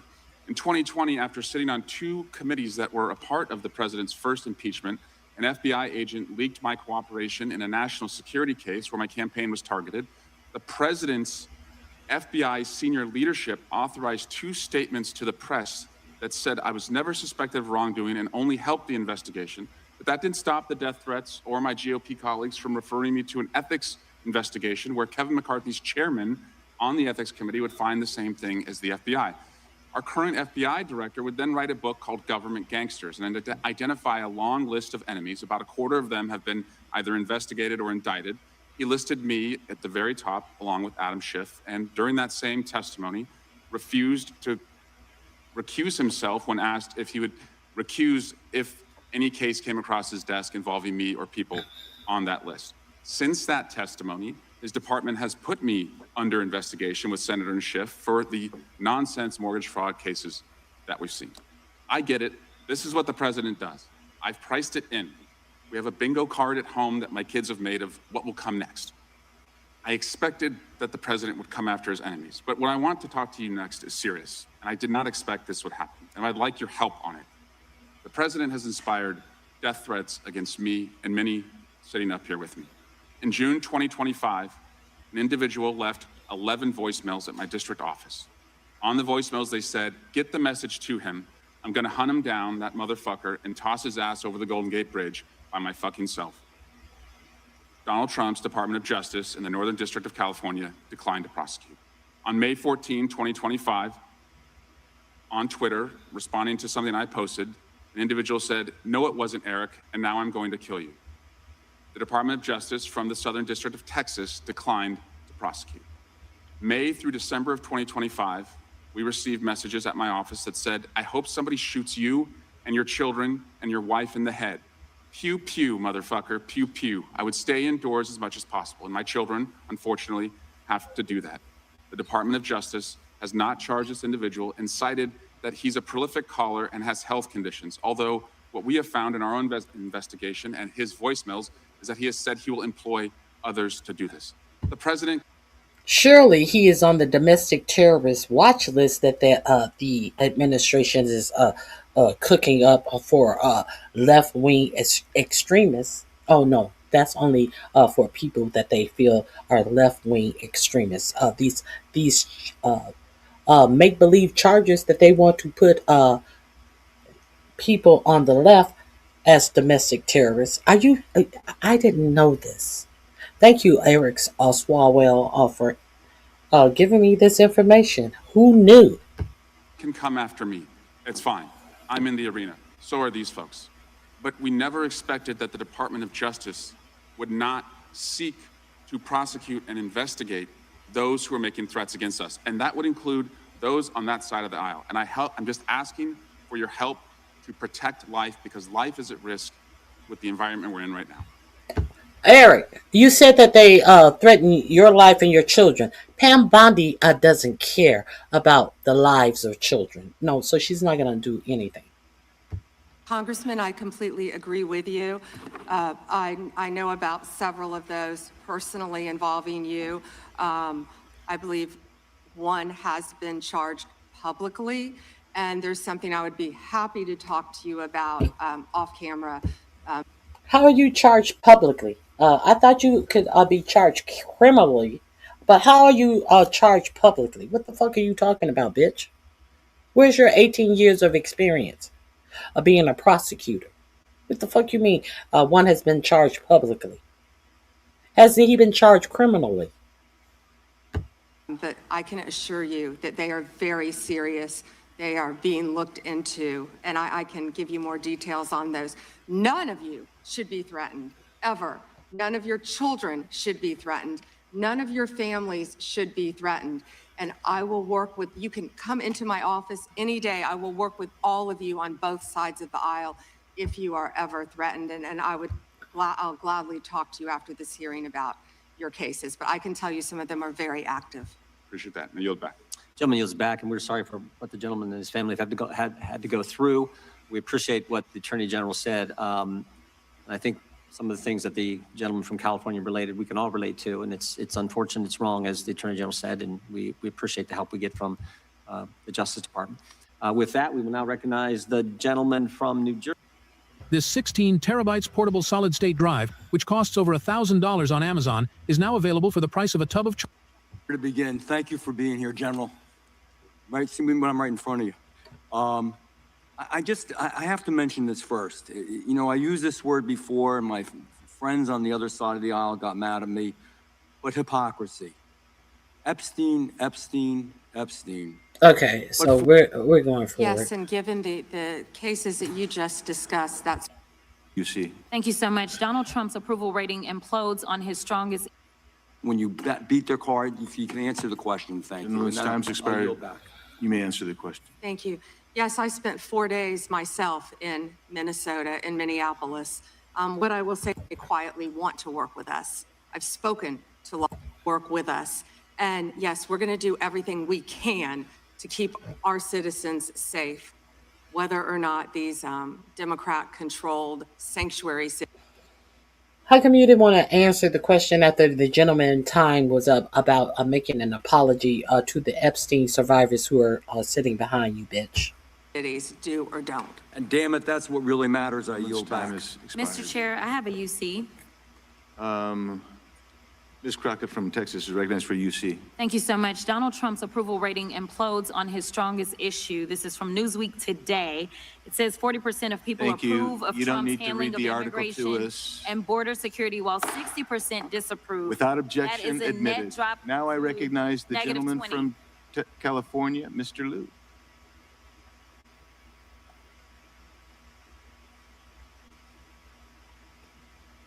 Thank you, Attorney General Bondi, for being here today.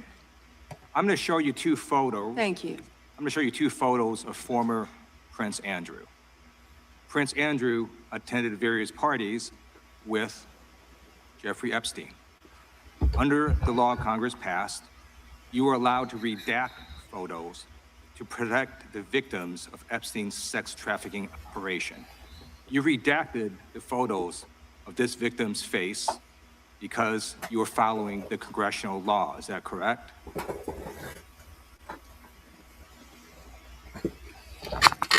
I'm sorry that we redacted the victim's Because you were face. following the congressional law, correct? Yes. Okay. You have now established that please put the photos back up, that we are looking at a sex trafficking victim. Under the Federal Victims Trafficking Protection Act, not only is Jeffrey Epstein guilty, but anyone who patronizes Epstein's sex operation is also guilty of a crime.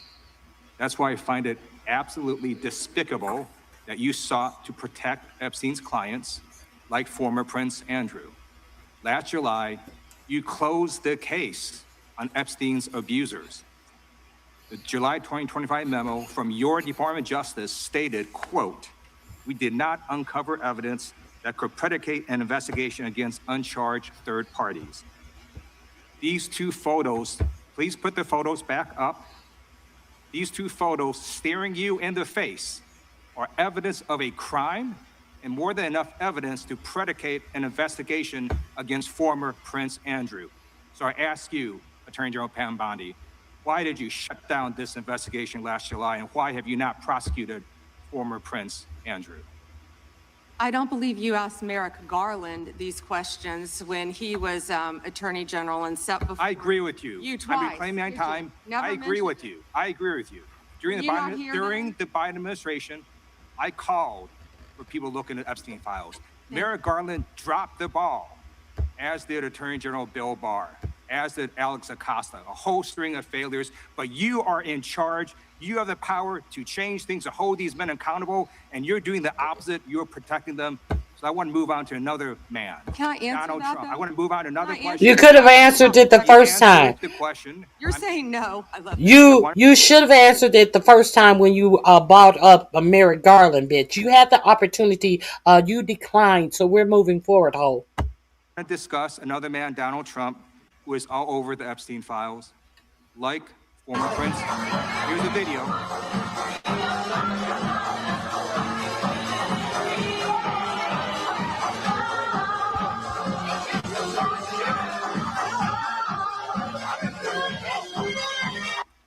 Like former Prince Andrew, Donald Trump attended various parties with Jeffrey Epstein. I want to know, were there any underage girls at that party or at any party that Trump attended with Jeffrey Epstein?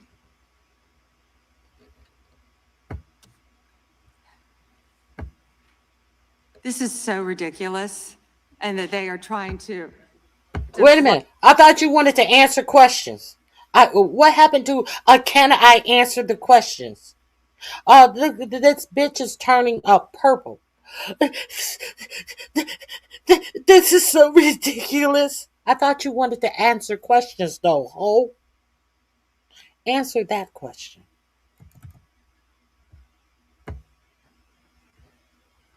Donald Trump attended various parties with Jeffrey Epstein. I want to know, were there any underage girls at that party or at any party that Trump attended with Jeffrey Epstein?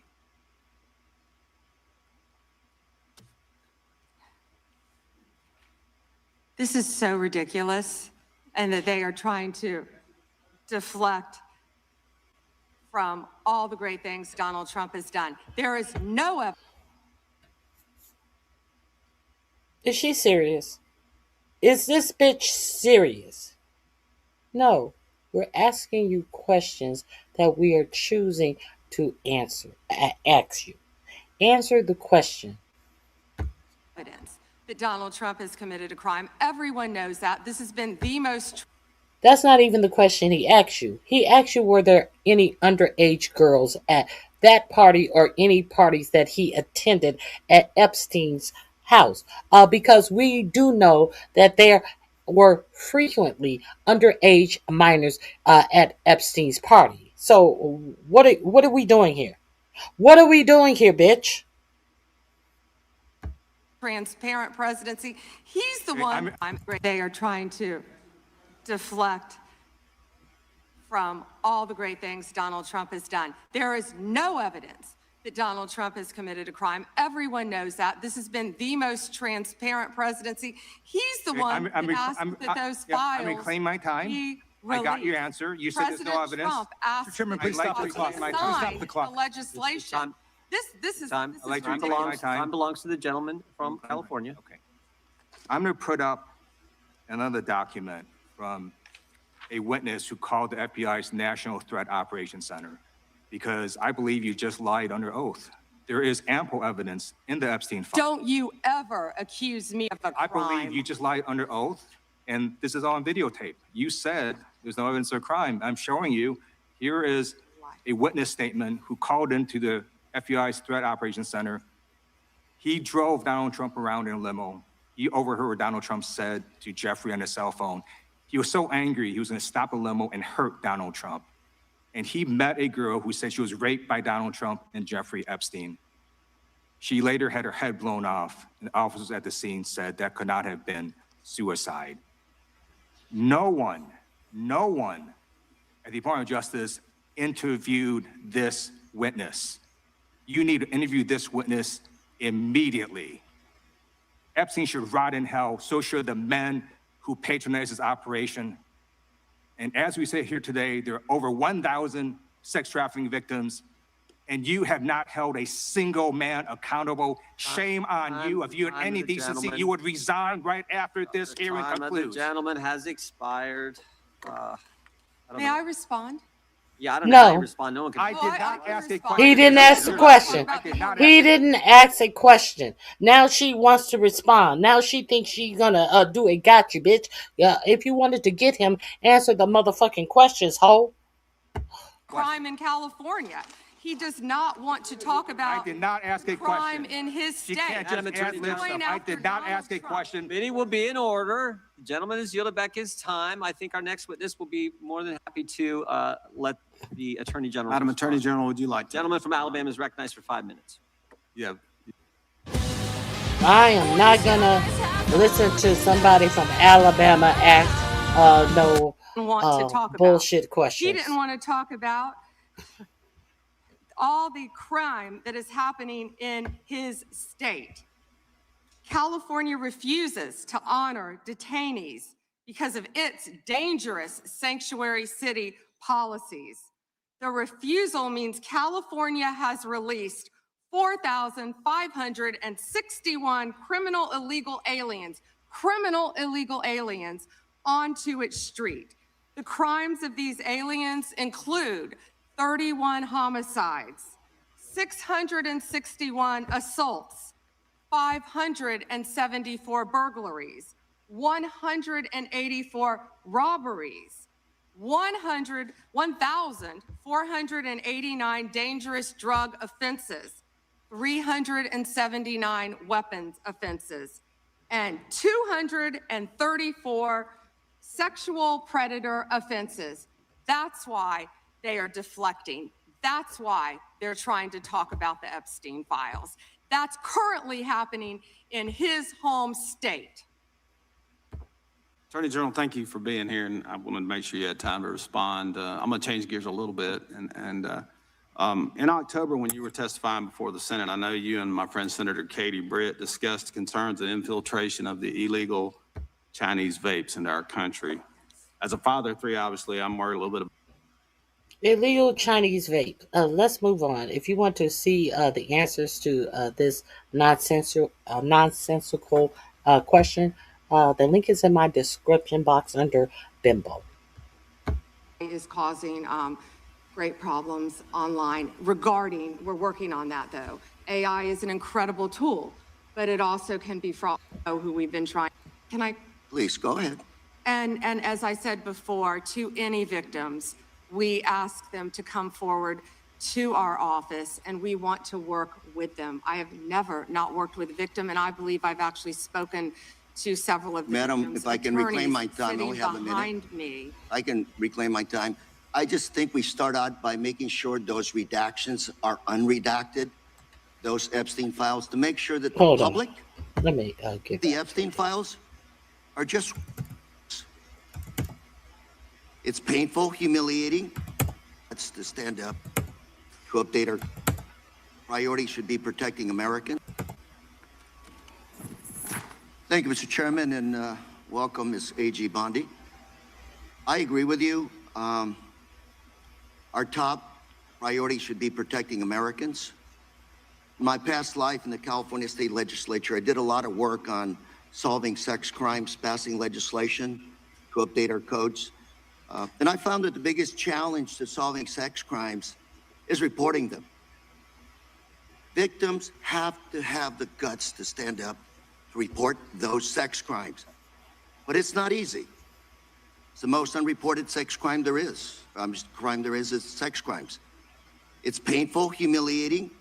A lot of time the victims don't think anything's gonna come out of their reporting these crimes. Then we have adults who as children were molested, boys and girls, who will live in silence for the rest of their life. I believe the Epstein files are just one of many sex rings, sex crimes taking place in our society today. I hear 1,200 Epstein victims, some additional victims as young as 9 to 10 years old.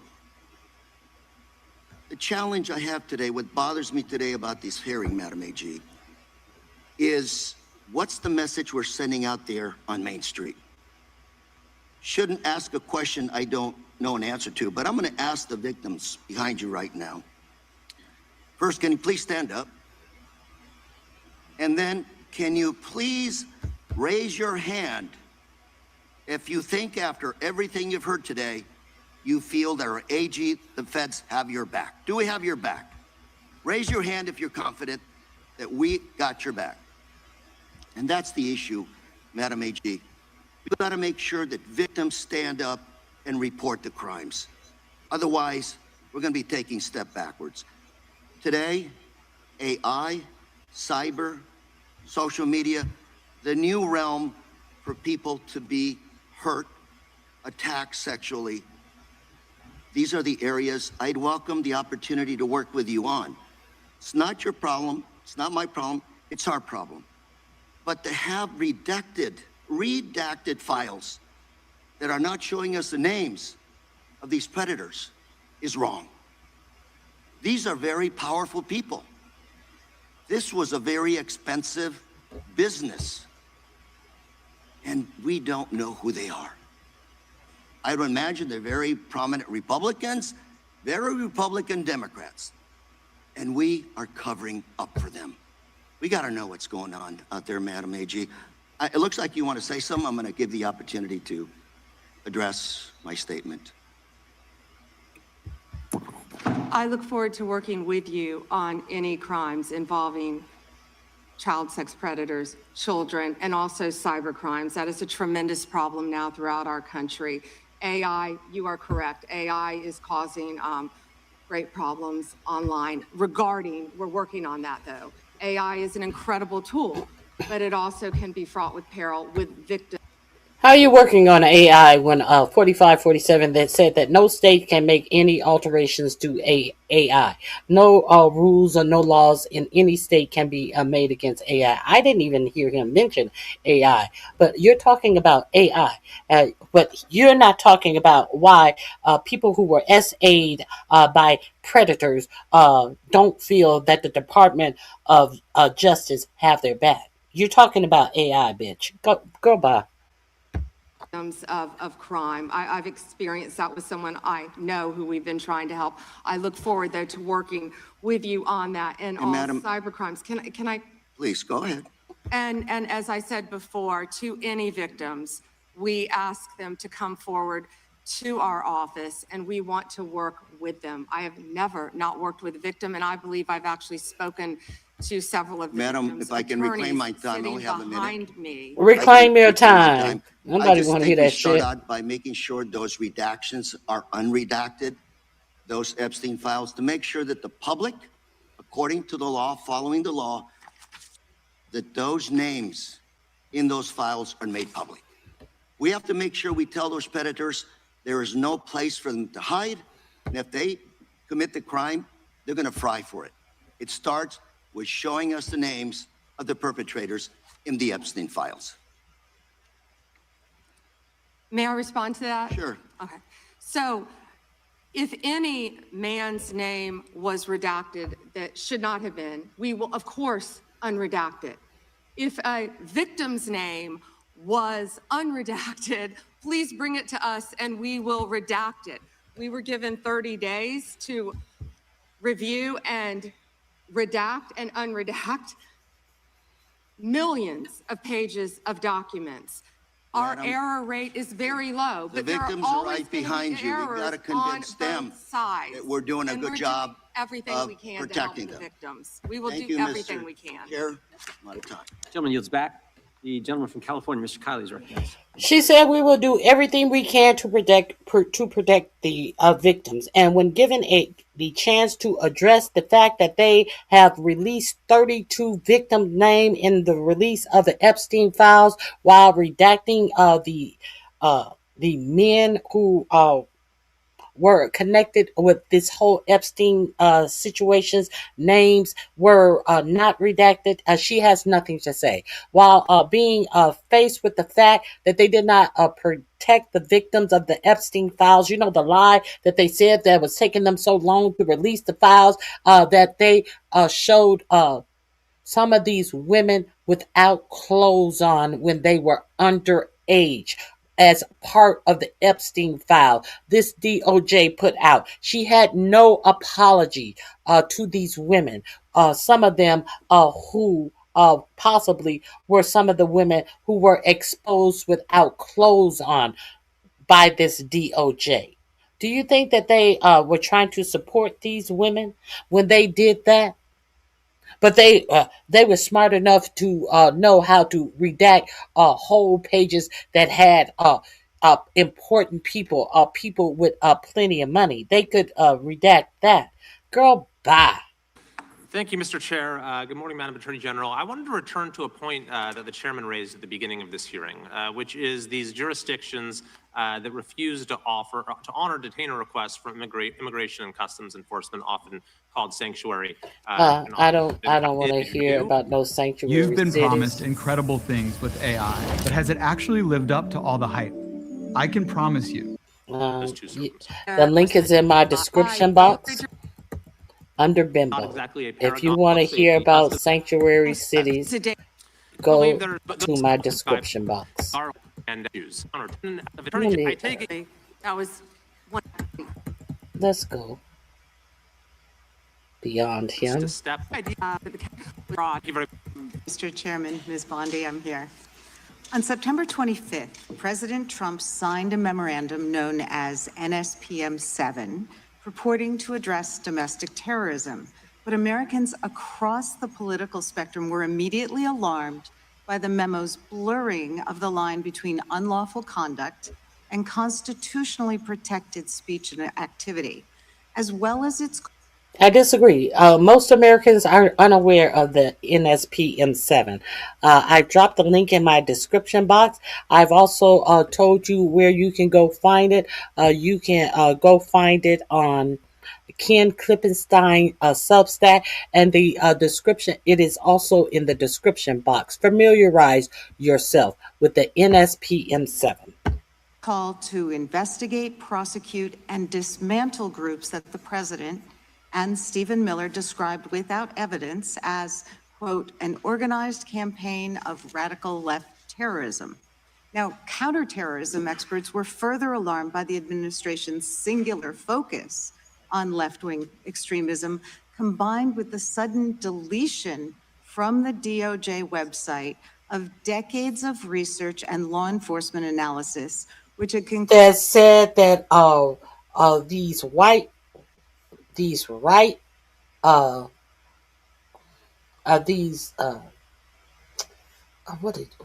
what should I say, right-leaning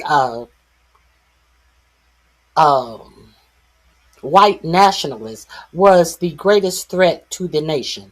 At the same time that they put out the NSPM7 that was supposed to hunt down leftist traitors to the country, they snuck that out of purview. They erased the pages that held for decades that these white nationalists were a threat to America. I forgot about that. I talked about it. I forgot to mention. concluded that right-wing extremism poses the greatest terrorism threat to Americans. The president's memo broadly and vaguely links violent conduct to ideologies, and it targeted specifically anti-American, anti-Christian, and anti-capitalist beliefs, as well as, quote, hostility to so-called traditional American views on family, religion, and morality, end quote. President Trump has repeatedly and openly, however falsely, tried to brand his political opponents with these sentiments listed in his memo. But as you know, as a lawyer, holding beliefs that the White House disagrees with is not a crime. And the statute defining domestic terrorism requires criminal acts, not just thoughts and ideas. That's why legal experts, nonprofit leaders, religious freedom, and civil rights advocates immediately raised the alarm that the new presidential directive was a politically motivated attack on civil society designed to silence those who disagree with the administration. So, Ms. Bondi, Section 3 of that memo directed you, as Attorney General, to submit to the President and Stephen Miller a list of groups or entities whose members are engaged in acts that meet the definition of domestic terrorism. And then on December 4th, you directed the FBI to work with a variety of law enforcement entities to compile a list of groups and entities engaged in such acts by January 3rd. Okay, so you heard me read that to you. You heard me read that verbatim to you. So I'm just not on here talking. I try to give you the source of where this stuff is actually happening, because your for-profit news organization have not detailed any of this information to you.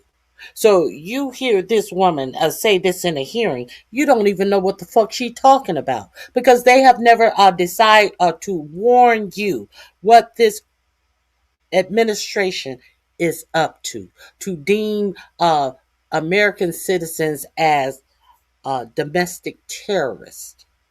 2026, and to update that report every entities to compile a list of groups and entities engaged in such acts by January 3rd, 2026, and to update that report every 30 days thereafter. So can we assume that you or persons under your direction at the Department of Justice have prepared that list of groups or entities who are designated as domestic terrorist organizations? And I just remind you, that's a yes or no question. Did you prepare I'm not the going to list? answer yes or no, but what I will say is I know Reclaim Antifa your is part time. of that. I will Reclaim your time. talk to you about I'm that. reclaiming And on my February time. I 5th, asked you 2025, Reclaim your time. She reclaimed her time, bitch. you an prepared Antifa member a was list. arrested in Minneapolis I'm federal court reclaiming for my cyber time. stalking. Did you they have ask a a question and list? don't want She reclaimed her time. an answer. The answer is yes or no. Time belongs to the gentlelady from Pennsylvania. Gentlelady can proceed. Okay. So will you commit to providing this committee with any list of organizations Sitting up here looking like a marshmallow thumb with a sad face on, you fucking idiot. Oh.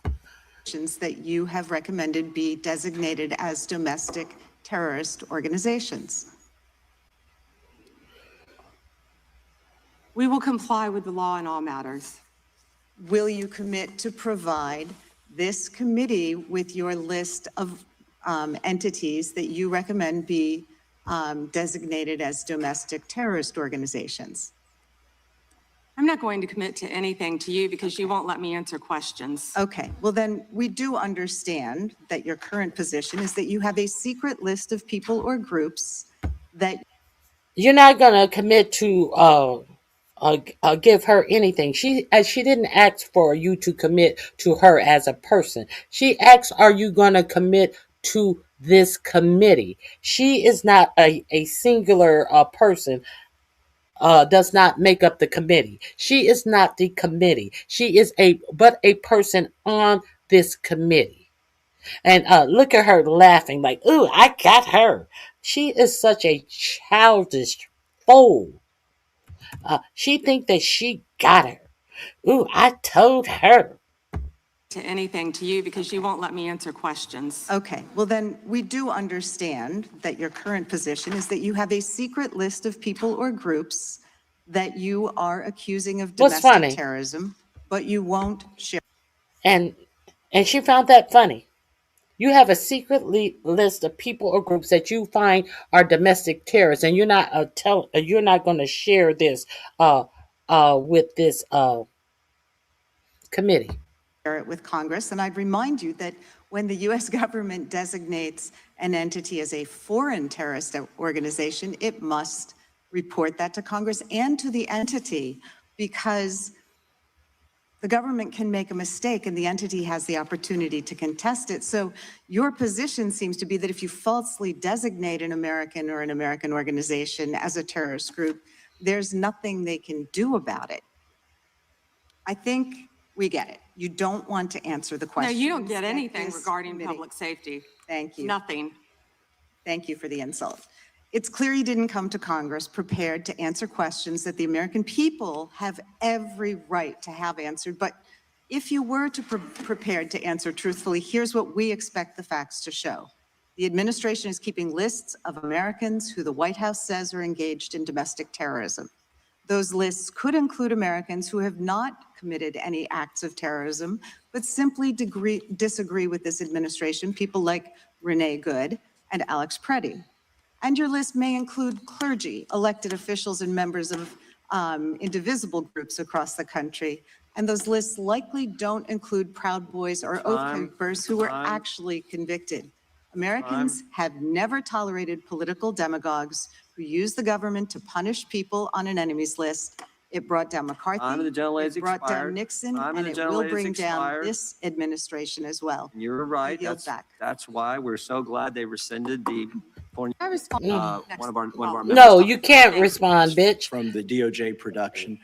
Thank you, Mr. Chairman. Behind me, I have 3 documents from the DOJ. Now let's get to Thomas Massey, the man who with the plan that has brought us here with the release of the Epstein files. Republican production that are emblematic of the massive I think he's from Kentucky. Failure of the DOJ to comply with the Epstein. Thank you. Thank you, Mr. Chairman. Behind me, I have 3 documents from the DOJ production that are emblematic of the massive failure of the DOJ to comply with the Epstein Files Transparency Act. To my right is an email that was sent by the victim's lawyers to the DOJ. It was a list of names not to redact, a list of names not to release. What did the DOJ do with this email? They released this email in the document production. Literally the worst thing you could do to the survivors, you did. And they're getting phone calls. A lot of these people didn't want to be known. And we know you touched the document because you redacted one name and you redacted the lawyer's name, but you left the survivor's name there. The next document I want to show you, that was in the title, the victims' survivors' names, all right? The title of this one is Child Sex Trafficking, Co-conspirators, fully redacted. And by the way, we don't unredact them here. Les Wexner is in this. Now your your deputy attorney general said, oh, well, he appears hundreds of times in the files, but he doesn't appear in this file until I forced you to release it, where he's listed as a co-conspirator, not to tax evasion, but to child sex trafficking. Oh, you remember I talked about this earlier when I talked about Wexner.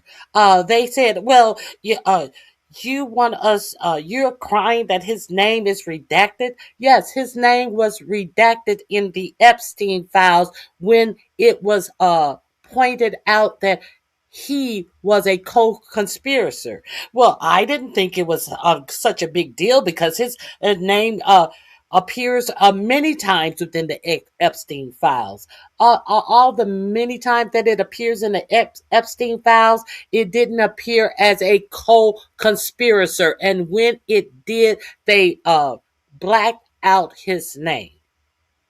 Let's be real clear on that. I said that earlier. And now Thomas Massey, the one who got the votes to have the Epstein files released if they wanted to or did not want to, is telling you the same thing I told you earlier. Let's go. Not the process. I forced you to release it. Attorney General said, oh, well, he appears hundreds of times in the files. But he doesn't appear in this file until I forced you to release it, where he's listed as a co-conspirator, not to tax evasion, but to child sex trafficking, not to prostitution, not to money laundering, child sex trafficking. And then finally, what we have here is the third. I tried a ton of AI workflows. Sorry, let me Then get through I the tried commercial. Monday.com. Game over. Monday.com. These are the documents. And then finally, what we have here is the third exhibit that I have is emblematic of the FD 302 release. These are the documents that we need that you're holding on to and over redacting because they have the names of the men who are implicated. How do we know? Because the survivors gave testimony to the FBI. And it's in there. And what happens when you go to the portal at the DOJ to look at what's behind this redaction? Another redaction. So we can't even see them. And then there's some of these files you've pulled down from the website that we will never see because we can't search the redactions. So I have several questions for you. Who's responsible? Are you able to track who in your organization made this massive failure and released the victims' names? Are you able Of to course track she who won't it be able was to. that obscured Les Wexner's name as a co-conspirator in an FBI document? Of course, I'll get back with you. I'll get back with you. Let's see if she's going to be indignant with this Republican. Now, let's see how indignant she's going to be. Do you have that kind of accountability? Accountability. I believe Wexner's name was listed more than 4,000 times. Yeah, I already told you that. This is where We already know that, but the one time that it was listed as a co-conspirator,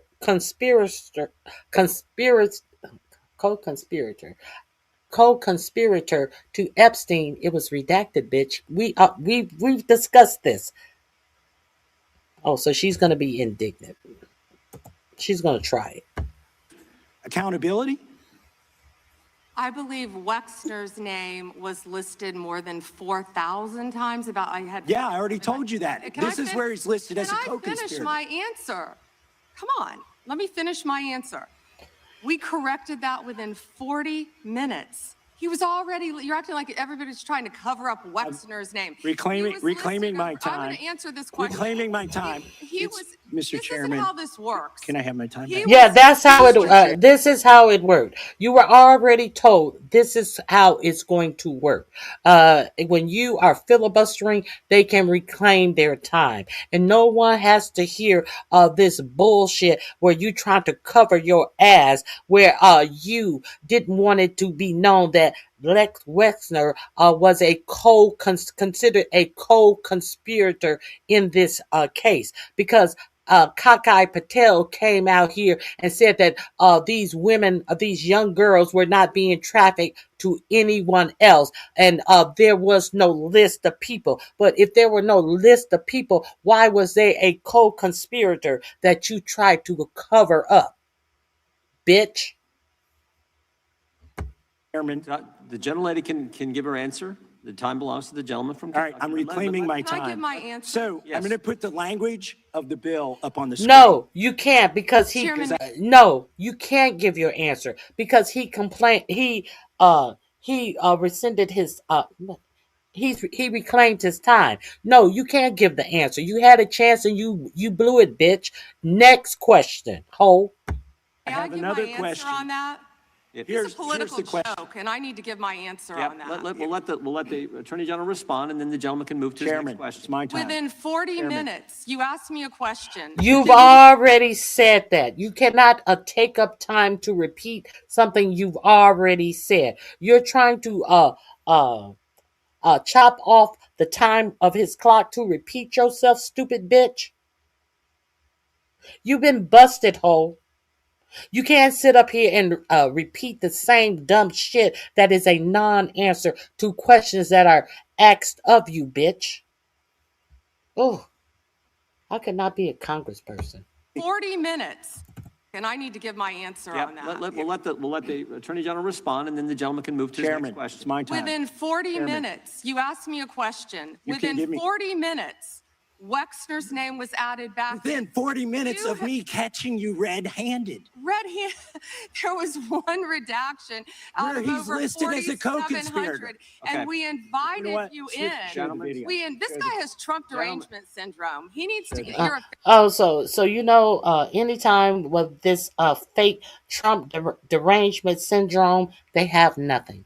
Anytime you see idiots, he has Trump derangement syndrome.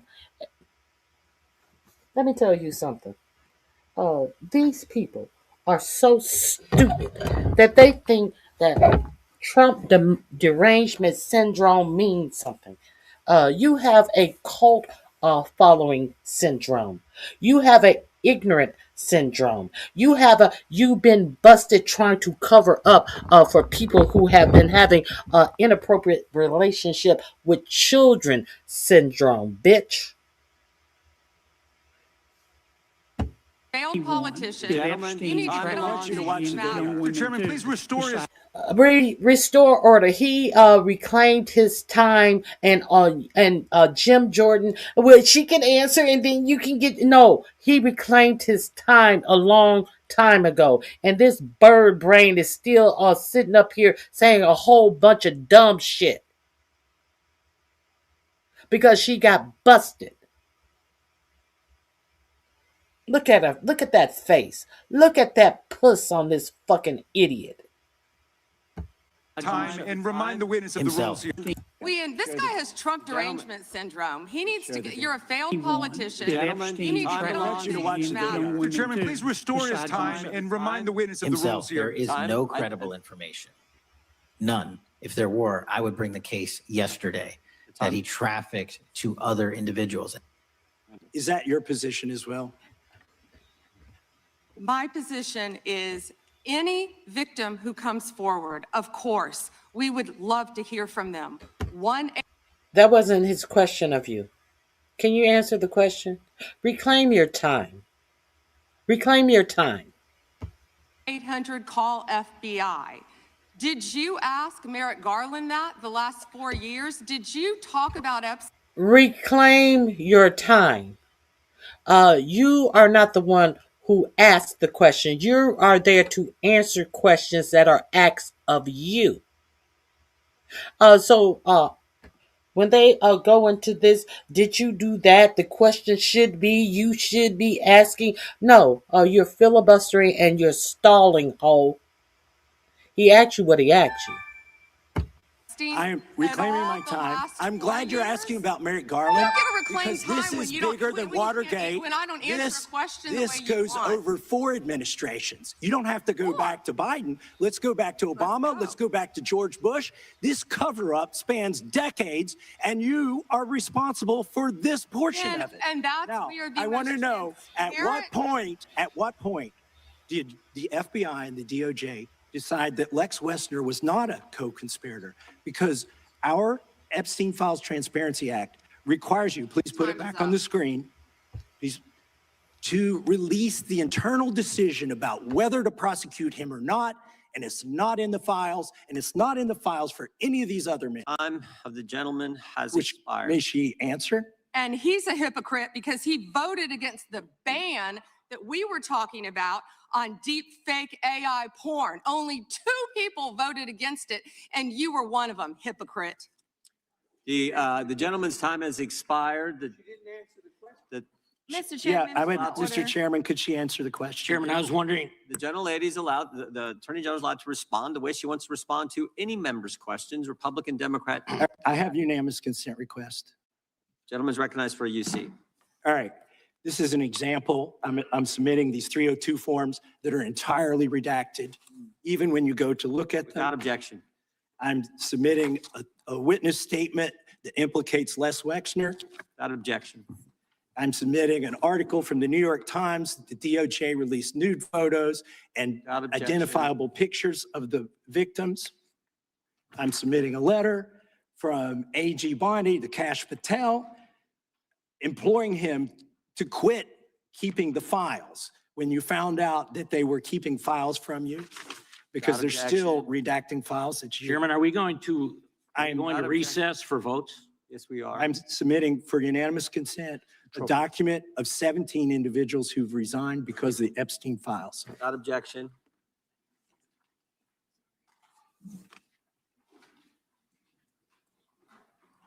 Just want to check on how much time we have left in votes, but one thing I've learned here of late that they'll wait on this.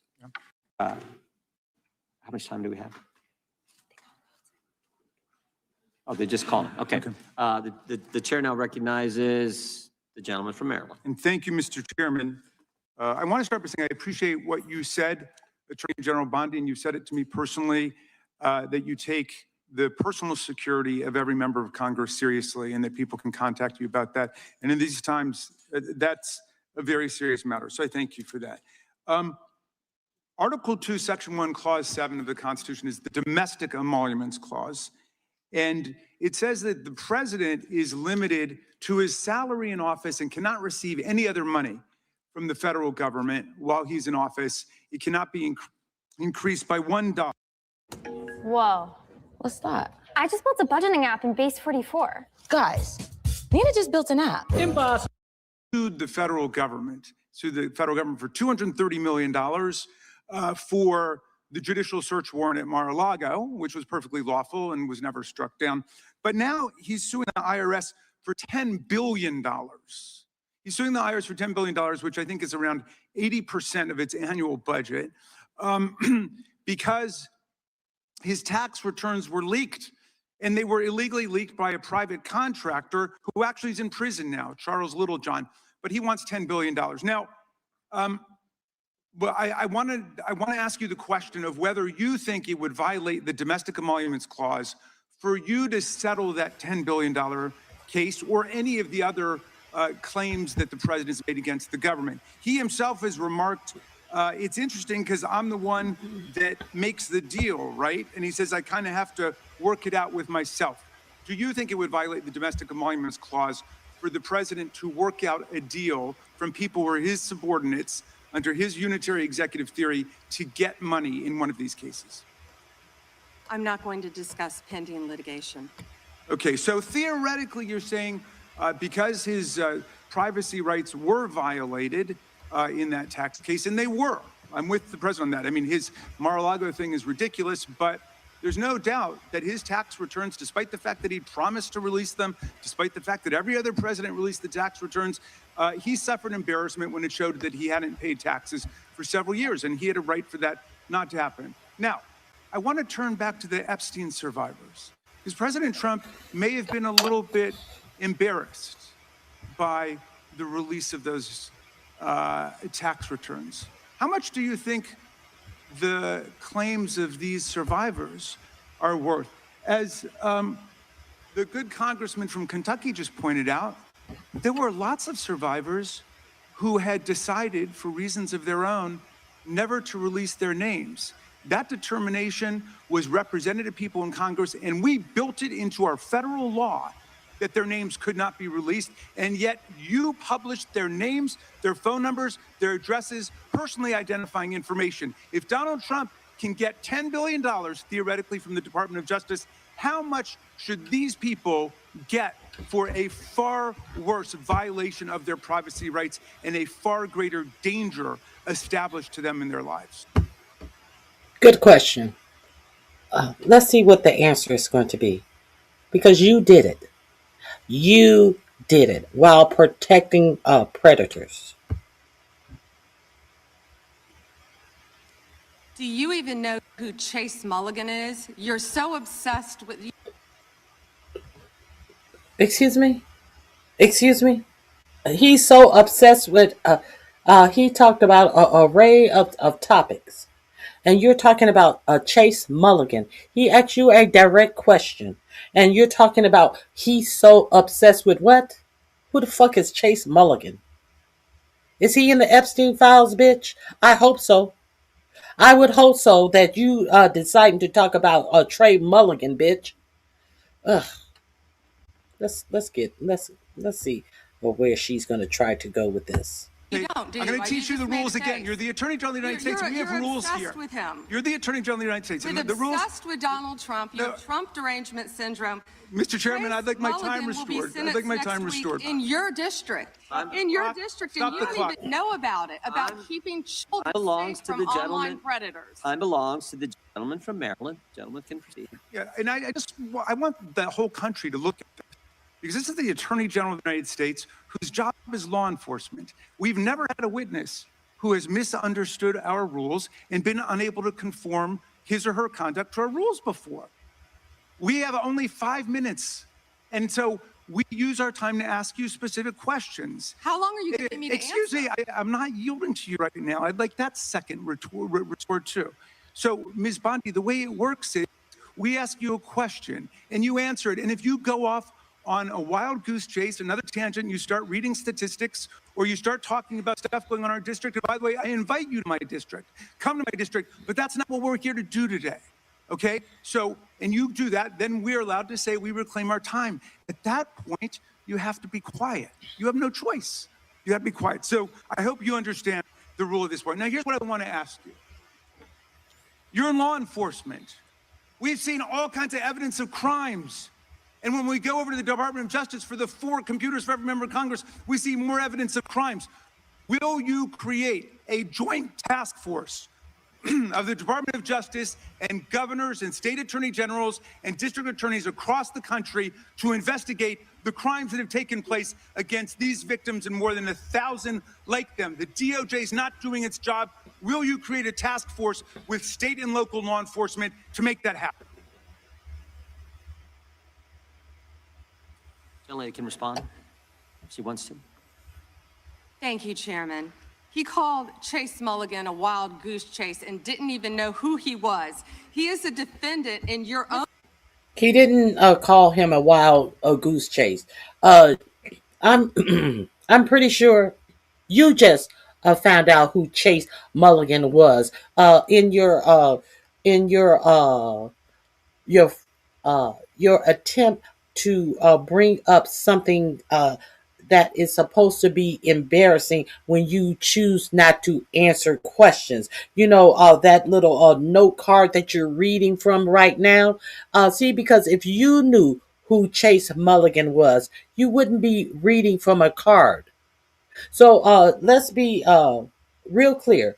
She comes up with talking points on the senators, but notice she has not answered the question. How much should these victims be paid? Because you gave up all of their identifying information, including nude pictures of them when they were underage. You notice she hasn't answered that question, and she's talking about Chase Mulligan, that she wants you to know that Jamie Raskin should surely know who this person is because he committed a crime in his district.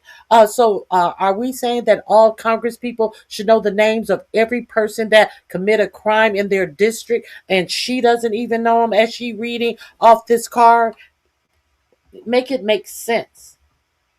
She's a whole charlatan. district who preyed on girls. Mr. Chairman. Well, you know what? If he were part of the Epstien investigation, you wouldn't do anything about it. Online chat rooms. and committed sextortion. Yet he didn't even know in your tiny little district who he Mr. Chairman, was. she's embarrassing you. He's about to be This is your committee, and she is embarrassing Shame you. on you. Time of the gentleman has expired. I would remind the committee that last Congress, Secretary Mayorkas was here numerous times, and he wouldn't answer our questions, even when we sent them to him ahead of time in writing. So that's what we've had to deal with. I think the Attorney General is doing just fine. We have votes shortly. I will go to the gentleman from Virginia, and then we will take a break to head to the floor. I thank the chairman, Attorney General Bondi. Thank you for being here. And I wanted to thank you for your work at DOJ in restoring the rule of law, encouraging transparency surrounding Jack Smith's partisan investigations into President Trump, declassified. Moving on. I hope he's not patting himself on the back. This is the first nonstick with no coating. Let's see if they're going to The come back. titanium always pans They had through. to leave to make a vote. Let's see if they will return. It looks like they may be returning. Gun assault down 22%. Ag assault, burglary, could go on and on. Trump has given up, protect the American. It seems like they're just repaying her Republicans, opening sir. statements. They asked These are opening statements. Criminal aliens, including this is a was replay. redacted. Okay. Email. Oh, so we're done here. We're done here. I thank you all for joining me for this arduous hearing. Now, let me. I think there is one or two more things I don't want to go without talking about today. Let me check. I told you about the church people. Let's talk about my favorite nemesis once again.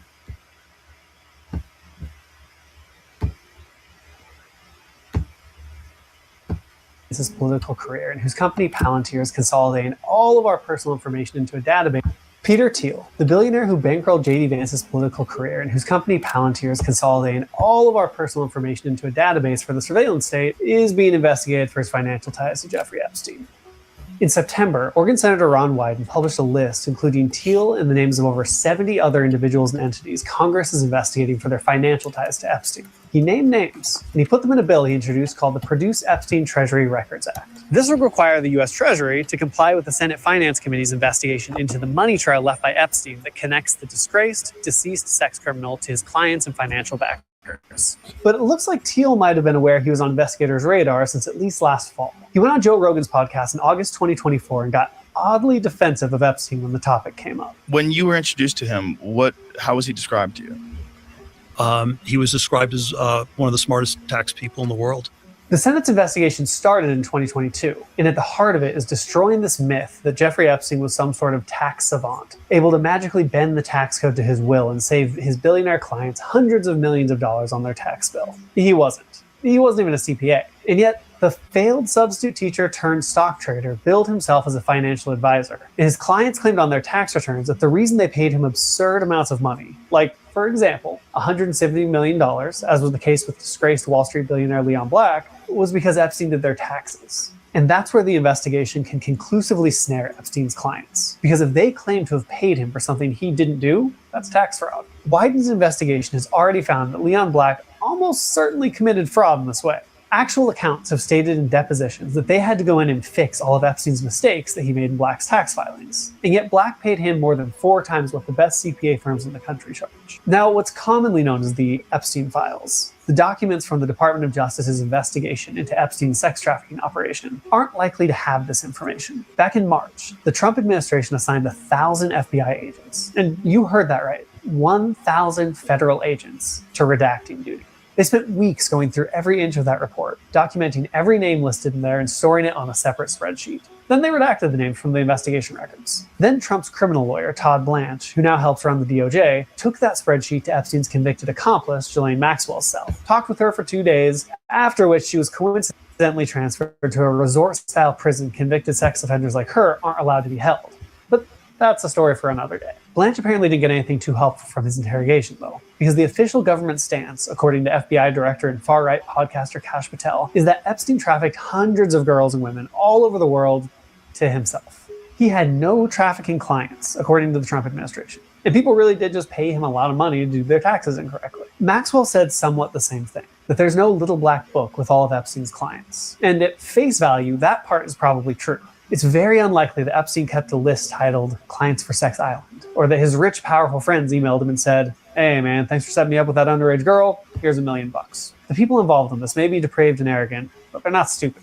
And after getting away with it for so long, to the point where Epstein was arrested, convicted, and still able to live his lascivious lifestyle again, the hubris of that success makes any sort of dead man switch unlikely. But money was exchanged, and it left a paper trail. Congressional investigators want those receipts, and have asked the Treasury for access to financial transactions between Epstein and Leon Black, his wife, his trust fund, and dozens of other people, including American oligarch Peter Thiel. Thiel is a Silicon Valley billionaire who believes democracy is a failed experiment, and has coincidentally become inexorably tied to the Trump administration through both his protege J.D. Vance and his surveillance state company Palantir. Palantir's been awarded billions in government contracts from Trump this year alone, including $10 billion from the U.S. Army to integrate AI into its processes, and $30 million from Immigration and Customs Enforcement to allow the government to more efficiently intimidate, abduct, and track immigrants. The company also seeks to consolidate citizen data across government agencies, a potential violation of the right to privacy guaranteed in the currently eroding Fourth Amendment. In 2015, Thiel started taking money from Epstein, invested in his venture capital firm Valar Ventures. Epstein invested $40 million with Thiel before he died, and his estate is still making money off it. And since Epstein's estate closed its victim payout fund, the $200 million and counting it's earned from investments into Thiel's company won't go to any of his victims. Instead, all future profit goes straight to the estate's co-executors. Darren Indyke, who now works at the law firm Trump uses so much he's almost filled out his punch card, and Richard Kahn, accountant to the alleged tax genius Jeffrey Epstein. Congressional investigators want to know if that $40 million was the only money exchanged between Thiel and Epstein, or if it's just the tip of the iceberg. And based on what they've uncovered from similar clues, as is the case with Leon Black, there's a decent chance there's more to see there than meets the eye. The Senate's investigation is being spearheaded by Ron Wyden, who was granted access to some of Epstein's financial documents held by the U.S. Treasury last year under the Biden administration. Senate Republicans, who control the committee, wouldn't sign off to a subpoena to get full access, so Biden gave them enough to gather more evidence, which could then be used to justify a subpoena.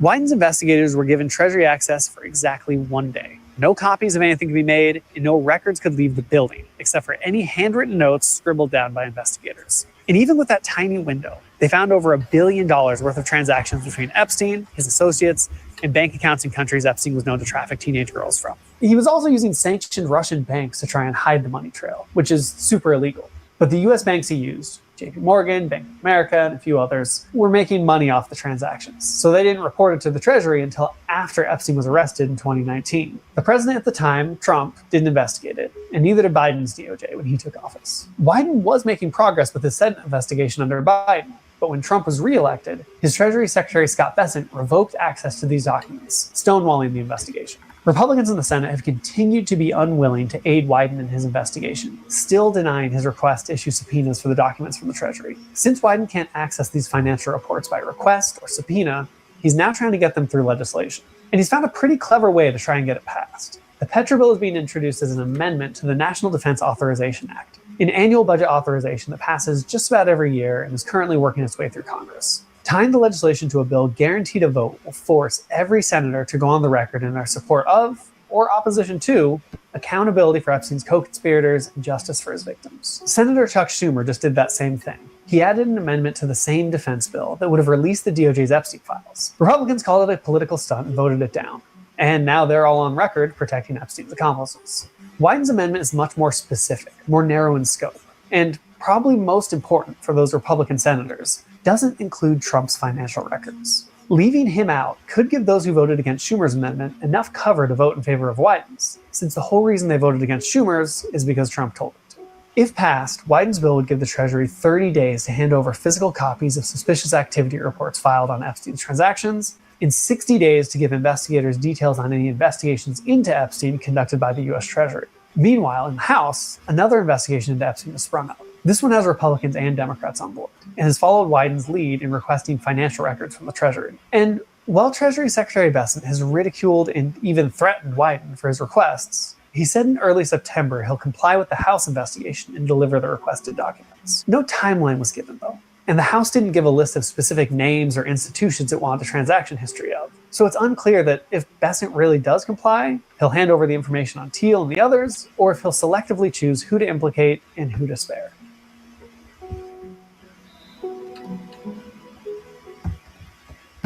And if you don't think that is your job, if you don't think that is a real thing, that these billionaires are thinking about choosing who to spare and who to eliminate. You didn't hear this interview with Peter Thiel a couple of months ago. Now, Elon Musk has come out with the new plan. He's no longer shooting for Mars. He's shooting for the moon. And because he will be able to colonize the moon and everybody can go. If you think that a billionaire is spending their money, getting their welfare from the taxpayer dollar, and you think that he's going to bring anyone who chooses to go, not is able to pay to go. If you think that any of these harebrained ideas are going to include you, I have another. Let me see. I have another thing for you. So let's get into Peter Thiel. If you did not see, this interview, that link that I just showed you is under Thiel and Epstien. I will put this under Thiel and Epstien as well. Let me show you that Peter Thiel doesn't want to have to win over people to his ideology. But he wants his ideology to shape the world. So that's why Peter Thiel and Palantir is so busy trying to create technology that will, in his own words, say will predict crime in people based on data that he has on people. And it will give you a score. The last time Peter Thiel technology gave people a score, it was over in Palestine. It was called a kill score. And it decided who was too close to Hamas in any type of way that they felt that you were too close to Hamas, and your score would go up, and then miraculously a drone would come by and it would be lights out for you. So now Peter Thiel think that it is too hard to convince people to come over to their side, and that democracy is not a good thing. And he said Greta Thunberg, she is, what did he call Greta Thunberg? He basically said that she was a very evil person. The reason why he think people are evil is because they reject technology. So this is where he is. If you reject technology, you are going to get a high number. Let me get into this Peter Thiel craziness. If you didn't see this interview, please avail yourself to this.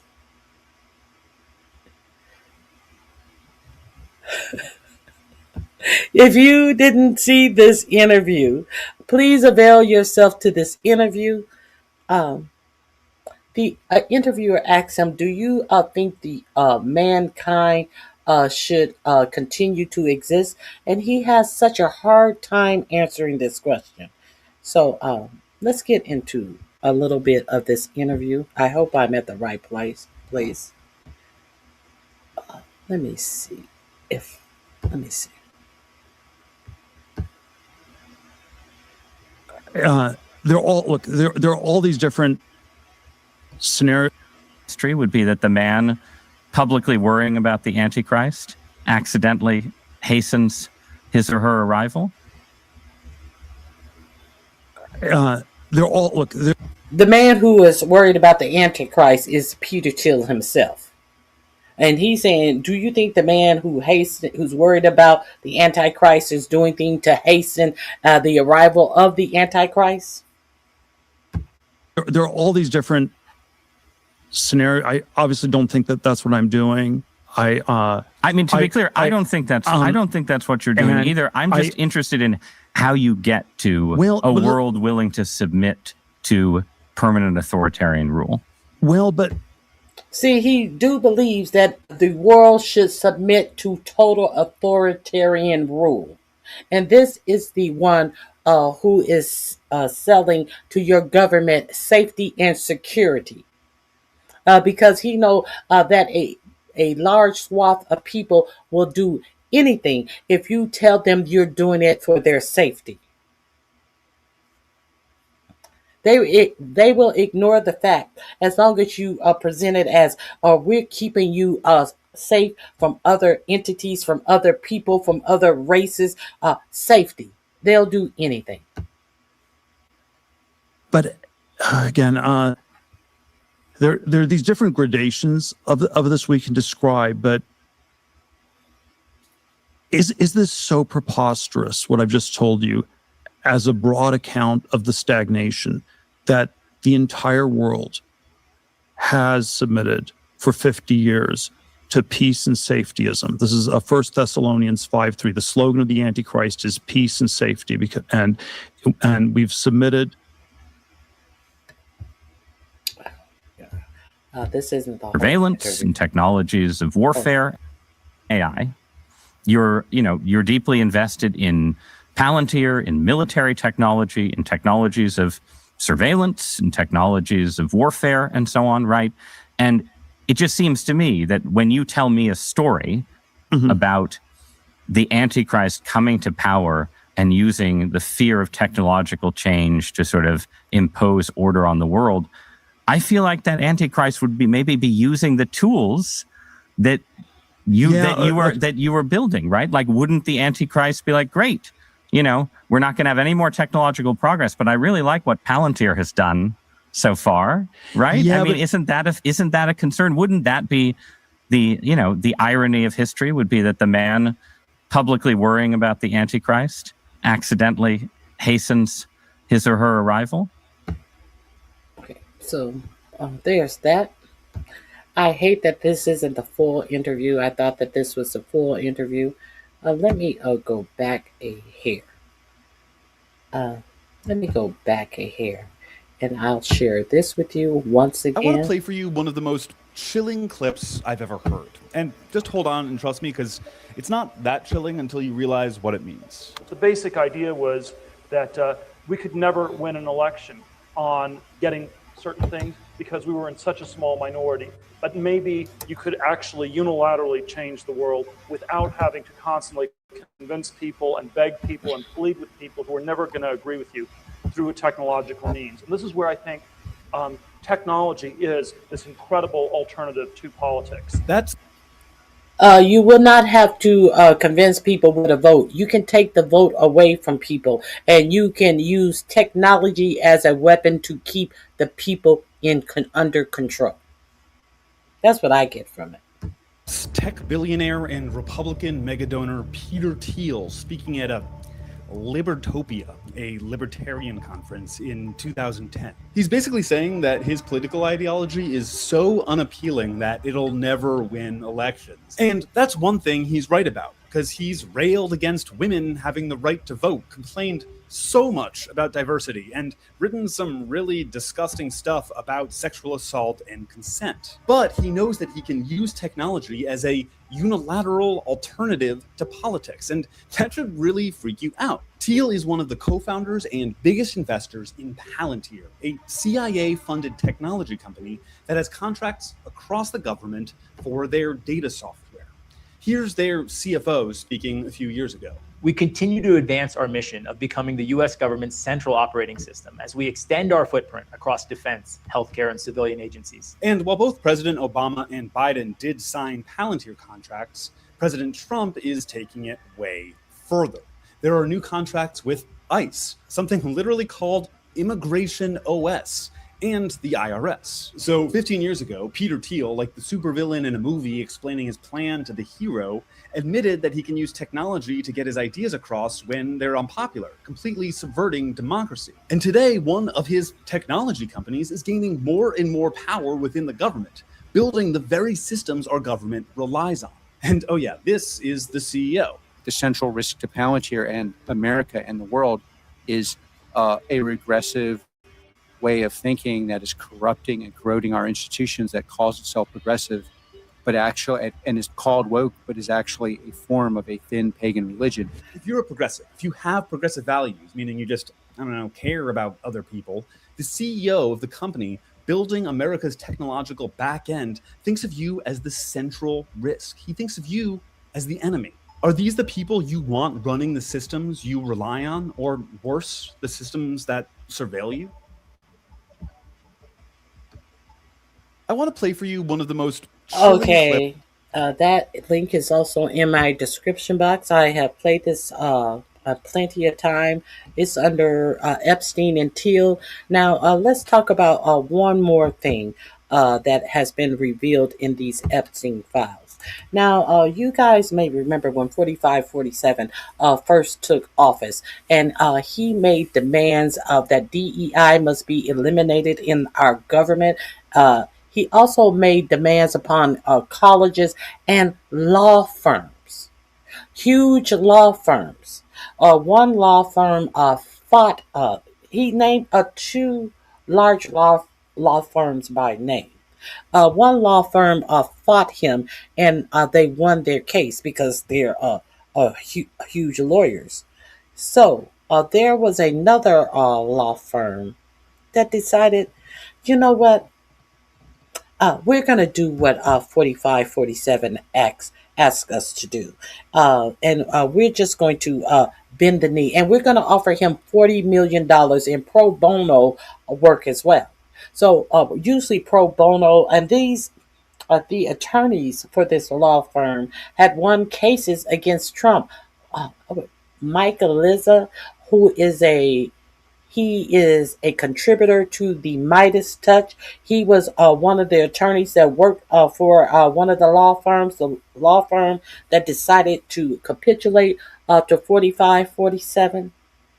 Now that the Epstein files have come out, you know what? Now, understand that a lot of left-leaning causes, a lot of pro bono work that would help people who cannot afford a great attorney are going to the wayside. A lot of DEI initiatives in law firms, in these private law firms, have gone to the wayside because this law firm decided to capitulate to 4547.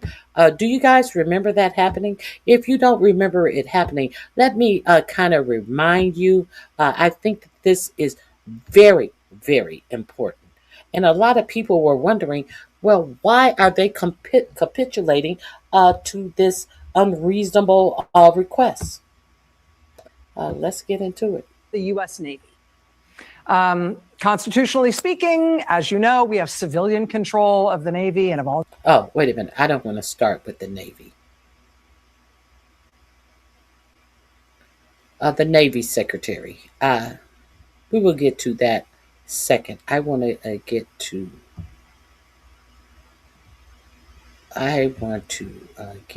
something different.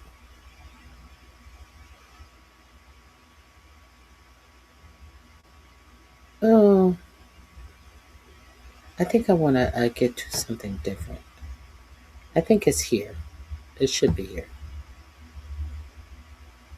They were not victims. Frustrated as ever about what the Trump administration is doing and continues to do. I have the wrong link. Maybe it is here. Yeah, here it is. If you're looking for ways to punch your moral dance card at the moment, if you're, say, Paul Weiss, with your radioactive Epstein files chairman stuffed into the back office where you hope no one notices him, where your firm is literally described now as the face of capitulation, right? When you're trying to avoid a picture of your firm appearing in the history books in the chapters on the shameful cowardice of the once vaunted and powerful American legal profession in the face of the tiniest nudge from a tin pot dictator. If you are Paul Weiss or you're another firm that's in that boat, you have the opportunity to have a very big and very important 2026. Because the very contingent, as yet undecided fight over whether or not America is going to let Donald Trump build a huge new constellation of black site prison camps in this country, that is a fight that needs legal firepower, that needs pro bono lawyers donating their time. There's representing people who are already in the existing camps. A record number of people being held right now in what we know are atrocious conditions. There's also representing people with habeas corpus petitions, right? Non-lawyers hearing that phrase don't know what I'm talking about, but lawyers instantly know what that is, right? The administration defying court orders was supposed to be such a bright red line for the vaunted American legal profession. Well, where is the administration defying court orders every day? Courts all over the country, from Minneapolis to Massachusetts, say that federal court orders are being violated every day, over and over and over again, specifically when it comes to the Trump administration arresting people and locking them up indefinitely without any chance to go to court to be heard, which of course is the basis of the writ of habeas corpus. They're not supposed to be able to lock you up in prison without putting your case before a court. In Massachusetts, one federal judge last week went so far as to order the Trump administration to advise every single person they arrested and locked up, to advise them in writing and in multiple languages, that every single person the Trump administration is locking up has the right to petition a federal court to review their case and potentially set them free. The judge ordered that the Trump administration needs to give every single person they lock up written notice of their right to a habeas corpus petition in a federal court. And then she ordered that within 3 hours of anybody being given that notice, they need to be given access to a telephone, quote, to call an attorney. Whereupon perhaps they could call Paul Weiss. Perhaps. So Paul Weiss is the firm. Thank you. That was the other firm that won, that fought them and won. Kirkland and Ellis. They were the ones who was like, oh no, we're not bending the knee. But strangely enough, Paul Weiss, they represented a lot of Democrat causes as well. They capitulated, and let's find out why. That Paul Weiss, if they want to redeem themselves, she is saying that there are plenty of cases. There are plenty of judges' rulings that are being ignored. So you can, by immigration alone, you can go in and do your pro bono work while you giving $40 million worth of pro bono to champion the causes of this administration, to work for free, to slave for this administration. And why would you give this administration $40 million worth of pro bono work? Because it seems like Weiss's name, it has appeared in the Epstein file. Do you not think that 4547 knew that his name was in the Epstein file and everything that it entailed about his name being in the Epstein files? So then all of a sudden, DEI attorneys, black attorneys who are getting the chance, black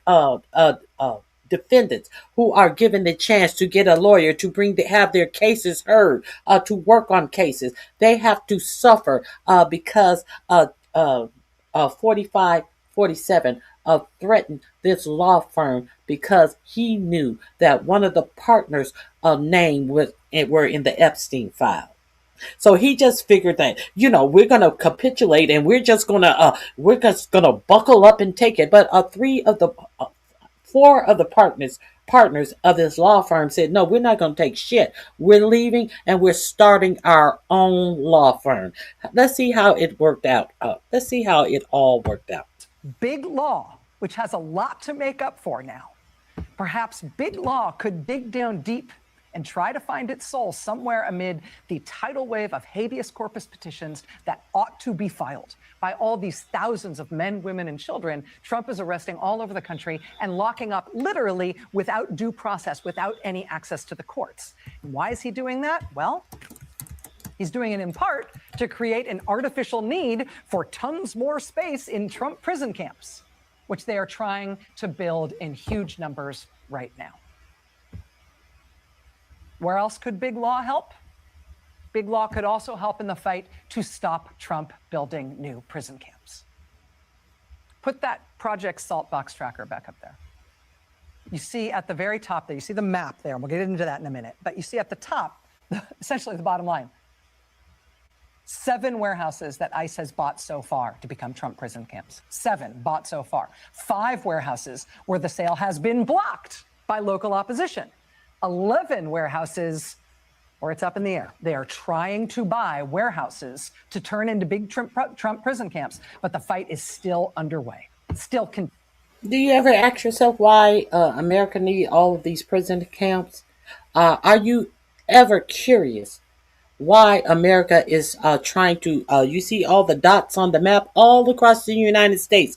They are purchasing warehouse for prisoners. Now, the last I heard that these people that they pick up on immigration are supposed to be sent back to their home nation, Africa, wherever the fuck. They are supposed to be sent out of the United States. And that's what deportation entails in its entirety, that they are flown out of the United States. So if deportation isn't the thing that we're going for, or if it is the thing we're going for, why is the Department of Homeland Security securing all of these houses for prisons in the United States? And they would be considered private prisons as well. So they would not have to be holded to any federal or state standards because they'd be private prisons. Let's continue. Contingent, still yet to be determined. Hey, American big law, you looking for your lost reputation? Because right now, the future size of Donald Trump's archipelago of massive black site prison camps is being determined by fights in tiny little towns, by individual local officials, by angry local residents, and tiny, no-resource local activist groups that are trying one by one to stop the next Trump prison camp from being built in their town. And they could use some help. And they're doing a good job fighting it in all sorts of ways. And it's the least partisan thing you can possibly imagine. I mean, one proposed Trump prison camp in Byhalia, Mississippi appears to be canceled now after local protests and after Mississippi Republican Senator Roger Wicker expressed his objections to it. One proposed Trump prison camp in Oklahoma City appears to be canceled now after local protests and after local officials leaned on the private company that was going to sell that warehouse there to ICE that they ought not do that.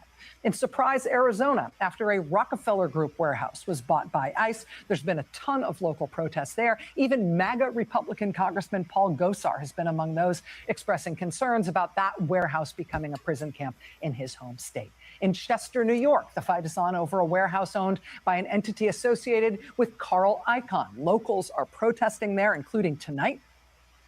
Local officials say the local sewer system, among other things, cannot handle anything like the size of that prison camp that Trump wants to put there in New York.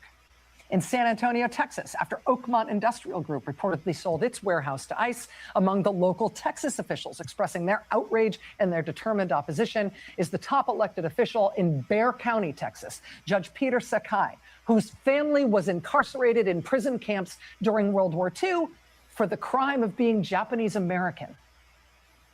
He says that is what led him to public service. He says he is absolutely opposed to there being a new ICE prison camp in Bexar County in San Antonio. In El Paso, Texas, the nonpartisan city council there unanimously approved an action plan to try to find a legal way to block another one of Trump's planned prison camps in Clint, Texas.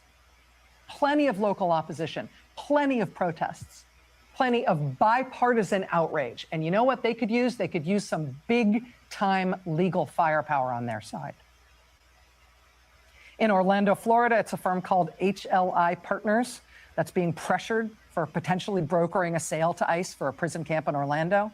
In New Hampshire, a member of Republican Governor Kelly Ayotte's cabinet resigned today in scandal after Governor Ayotte, again a Republican, said she didn't know that ICE was planning on building one of these prison camps in Merrimack, New Hampshire. And this cabinet official's agency apparently did know, but nobody told the governor. And so now that cabinet official is out. In Social Circle, Georgia, even a Republican congressman like Mike no to a prison camp in Social Circle that would potentially triple the local population there. That's a town of 5,000 people. They want a Trump prison camp there that would hold up to 10,000 people. We're going to talk with Democratic U.S. Senator John Ossoff about that and more in just a few minutes. Whether it is the Epstien moral disaster or the capitulating to a would-be dictator moral disaster, or any of the other moral disasters of 2025, of the first year of Donald Trump being back in office. This year, 2026, the second year of Trump being back in office, shows that his approval has never been lower, his party's electoral prospects have never been more dismal, the clarity with which the country views him and his administration and his intentions has never been more clear. Trump has never been less powerful. The agenda he's pursuing has never been more evident and more unpopular. What this means if you're a wuss, what this means if you were wrong in 2025, in the first year of Donald Trump being back in office, well, it means that 2026 is good news for you. 2026 is the easiest chance you'll ever have to rectify what you did wrong, to get on the right side of this thing. Now or never. I'm pretty sure it's going to be never. Let's make it clear. Welcome to Wix Harmony, where you and AI work together. Let's make it real clear what this law firm and why this law firm did what it did. Reporting this morning in the New York Times because it's so fascinating. So, Michael, let's talk a little bit more about your reporting this morning in the New York Times because it's so fascinating and it gets to the larger point you're just describing there, which is that Donald Trump is using these threats, these executive orders to extract concessions from private companies, from law firms, from news organizations. He dropped his executive order against this major law firm. Can you talk a little bit about the back and forth, why he first issued the executive order against that firm and others, and why now he's dropping it? So 2 days after a federal judge says that one of these executive orders against another firm had been basically unconstitutional, Trump signs this late Friday against a law firm called Paul Weiss. Now, most people probably haven't heard of Paul Weiss, but in the legal world, they're a really big deal. And something that distinguishes them is that they're made up of a lot of Democrats, a lot of Democratic donors. Chuck Schumer's brother is a partner there. A lot of former Obama administration officials work there. The person who prepared Kamala Harris for her debate is a law partner there. So a big D firm. And there had been a widespread expectation that this firm would go to court to fight this executive order. Legal experts say there's not a lot of legal merit to what Trump did. There was a clear sign from the courts that they would knock it down. But this firm did something differently. And the head of it, a guy named Brad Karp, goes and meets directly with Donald Trump. Now, Brad Karp is someone who in 2023 helped hold fundraisers for Joe Biden. He goes and he meets with Trump in the Oval Office and they cut a deal. And the deal basically says that the firm will commit to represent Democrats and Republicans and people of any political persuasion, and they will give $40 million in pro bono legal work to a range of causes that have been championed by Trump, including money to something that Trump last night on social media called the Presidential Task Force on Anti-Semitism. So this firm is not only agreeing to something that Trump wanted, but it's committing $40 million to these causes that mean something to Trump. But also mean a lot to a lot of Americans. $40 million in pro bono work for anti-Semitism, to fight anti-Semitism. $40 million in pro bono work for veterans as well. So tell me, though, also, there's an interesting twist at the end of your story, and that is that a law firm, a major law firm, and you said one of the few law firms that represented Donald Trump and people associated with Donald Trump, actually stepped into the fray after Paul Weiss got attacked and said, we will represent you against the president. And I'm wondering, did that get things moving towards a settlement after Donald Trump and his administration saw that the one huge law firm that No, this is what got him moving. Let me show you what actually got them moving. Let me share this with you. The movement. What got them moving? Here we go. Oh no, not that. Nope, not that. Okay. Let me share this with you. This is what got the movement.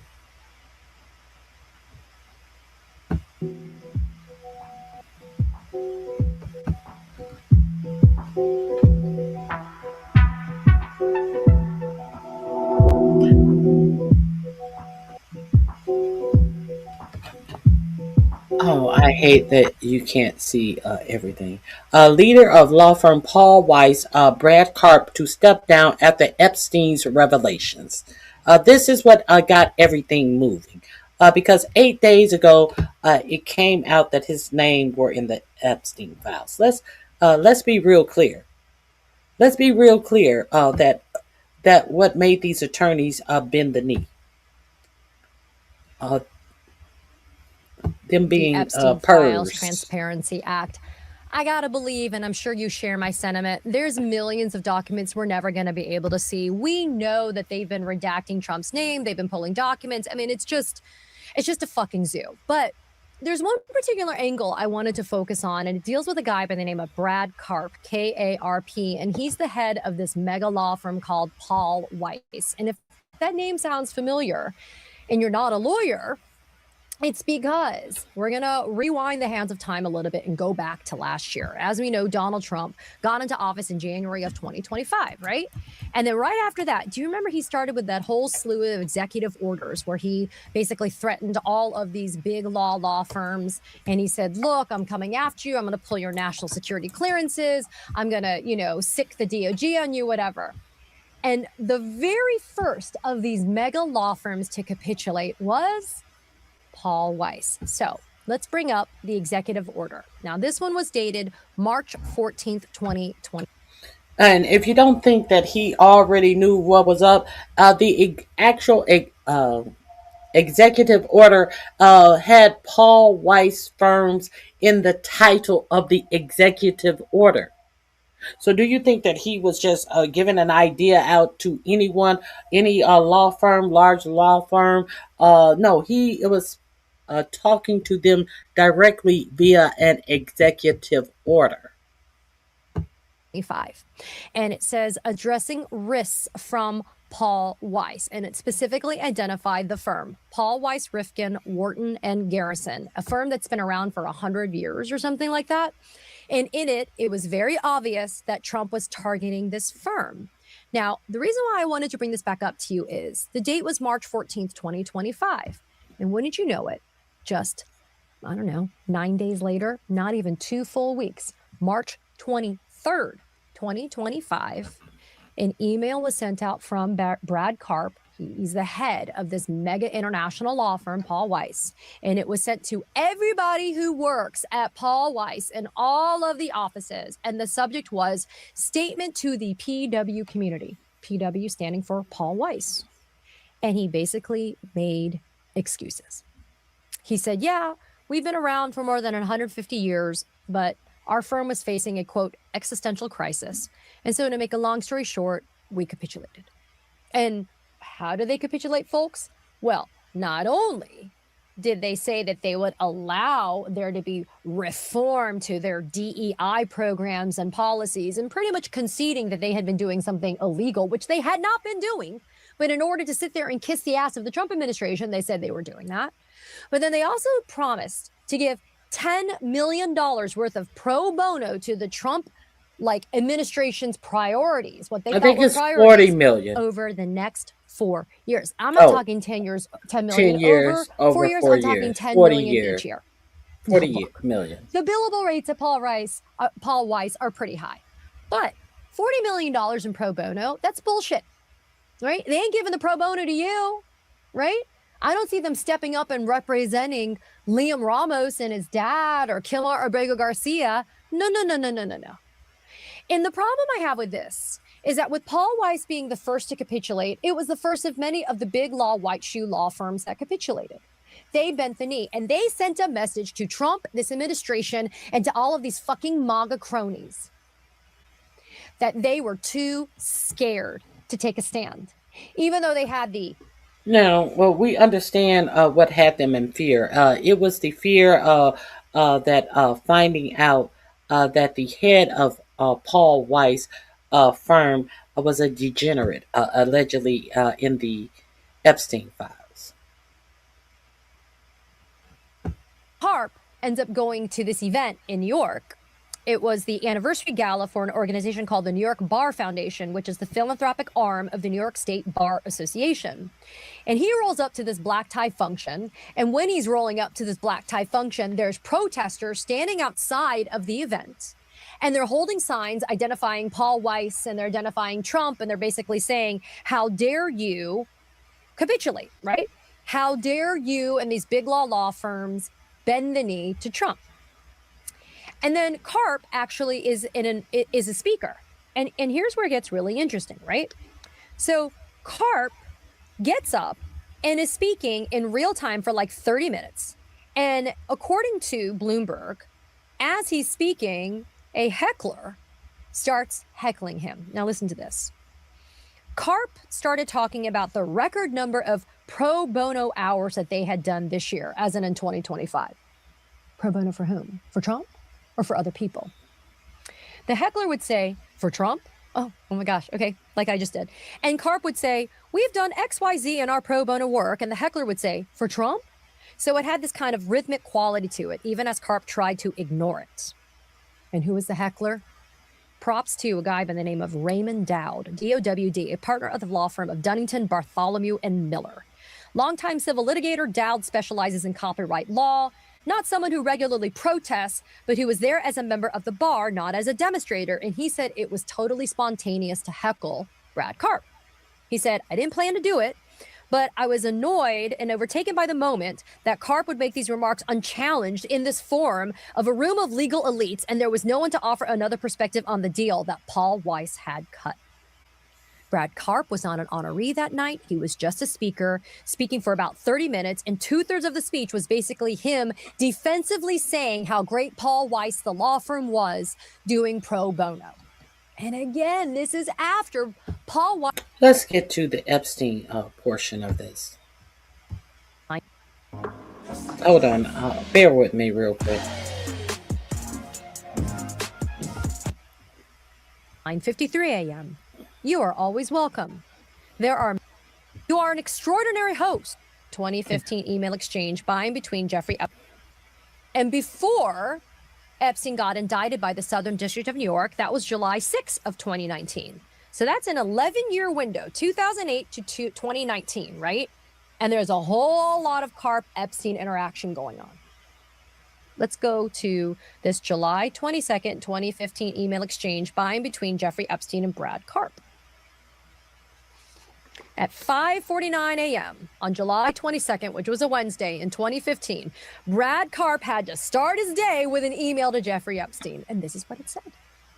Jeffrey, I can't thank you enough for including me in an evening I'll never forget. It was truly, quote, once in a lifetime, end quote, in every way, though I hope to be invited again. You are an extraordinary host, and your home, ... 3 exclamation points. Thanks again. See you soon, Brad. To which Epstein responds at 9:53 a.m. You are always welcome. There are many, many nights of unique talents. You will be invited often. I don't even want to speculate what Jeffrey Epstein meant by nights of unique talents. That in and of itself is disgusting. I'm sorry, but it just is. Okay? So the fact that you have this gushing happening, right, by Karp and Epstein, I'm not even done because I'm still going. Okay? Karp responds, quote, "You're amazing and thank you." And then Epstein says, "I was just talking to Larry Summers about you and telling him that he needs to meet you when I get back." He said that his wife, Lisa New, used an IP, an intellectual property attorney at your firm, and said that he definitely wanted to meet you in part to ask you to go easy on her fees. Parentheses, I merely transmit, end parentheses. He is really funny and warm. I think you will find him a treat. To which Brad Karp says, "Thanks so much, Jeffrey." So now Epstein's saying, "I want to introduce you to Larry Summers, and I want you to hook up his wife's fees so they're not so expensive for the lawyer she's been using." But he's also dangling in front of Brad Karp, what? More work for Paul Weiss, the law firm, which I'm telling you, as lawyers, we want big clients. We want big work, right? And so he, as an Epstein, is dangling this in front of Karp. But more disgustingly, he's dangling, quote, "many future nights of unique talents," about which Karp gushingly.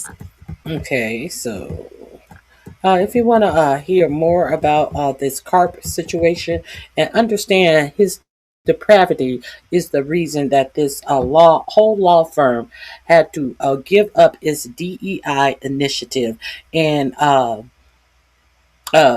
they also wanted to rein in what particular cases that they would or would not take. A whole kerfuffle out here behind the depravity of the leader of this firm. So I think that's all for me. Is there anything else from me? There's nothing else from me. Let me see. The prison tapes, the Epstein prison tapes. I think pretty soon we will find out that Epstein did not take his own life. Come to find out, the FBI totally wiped clean those prison tapes. Let's let me share this with you right quick.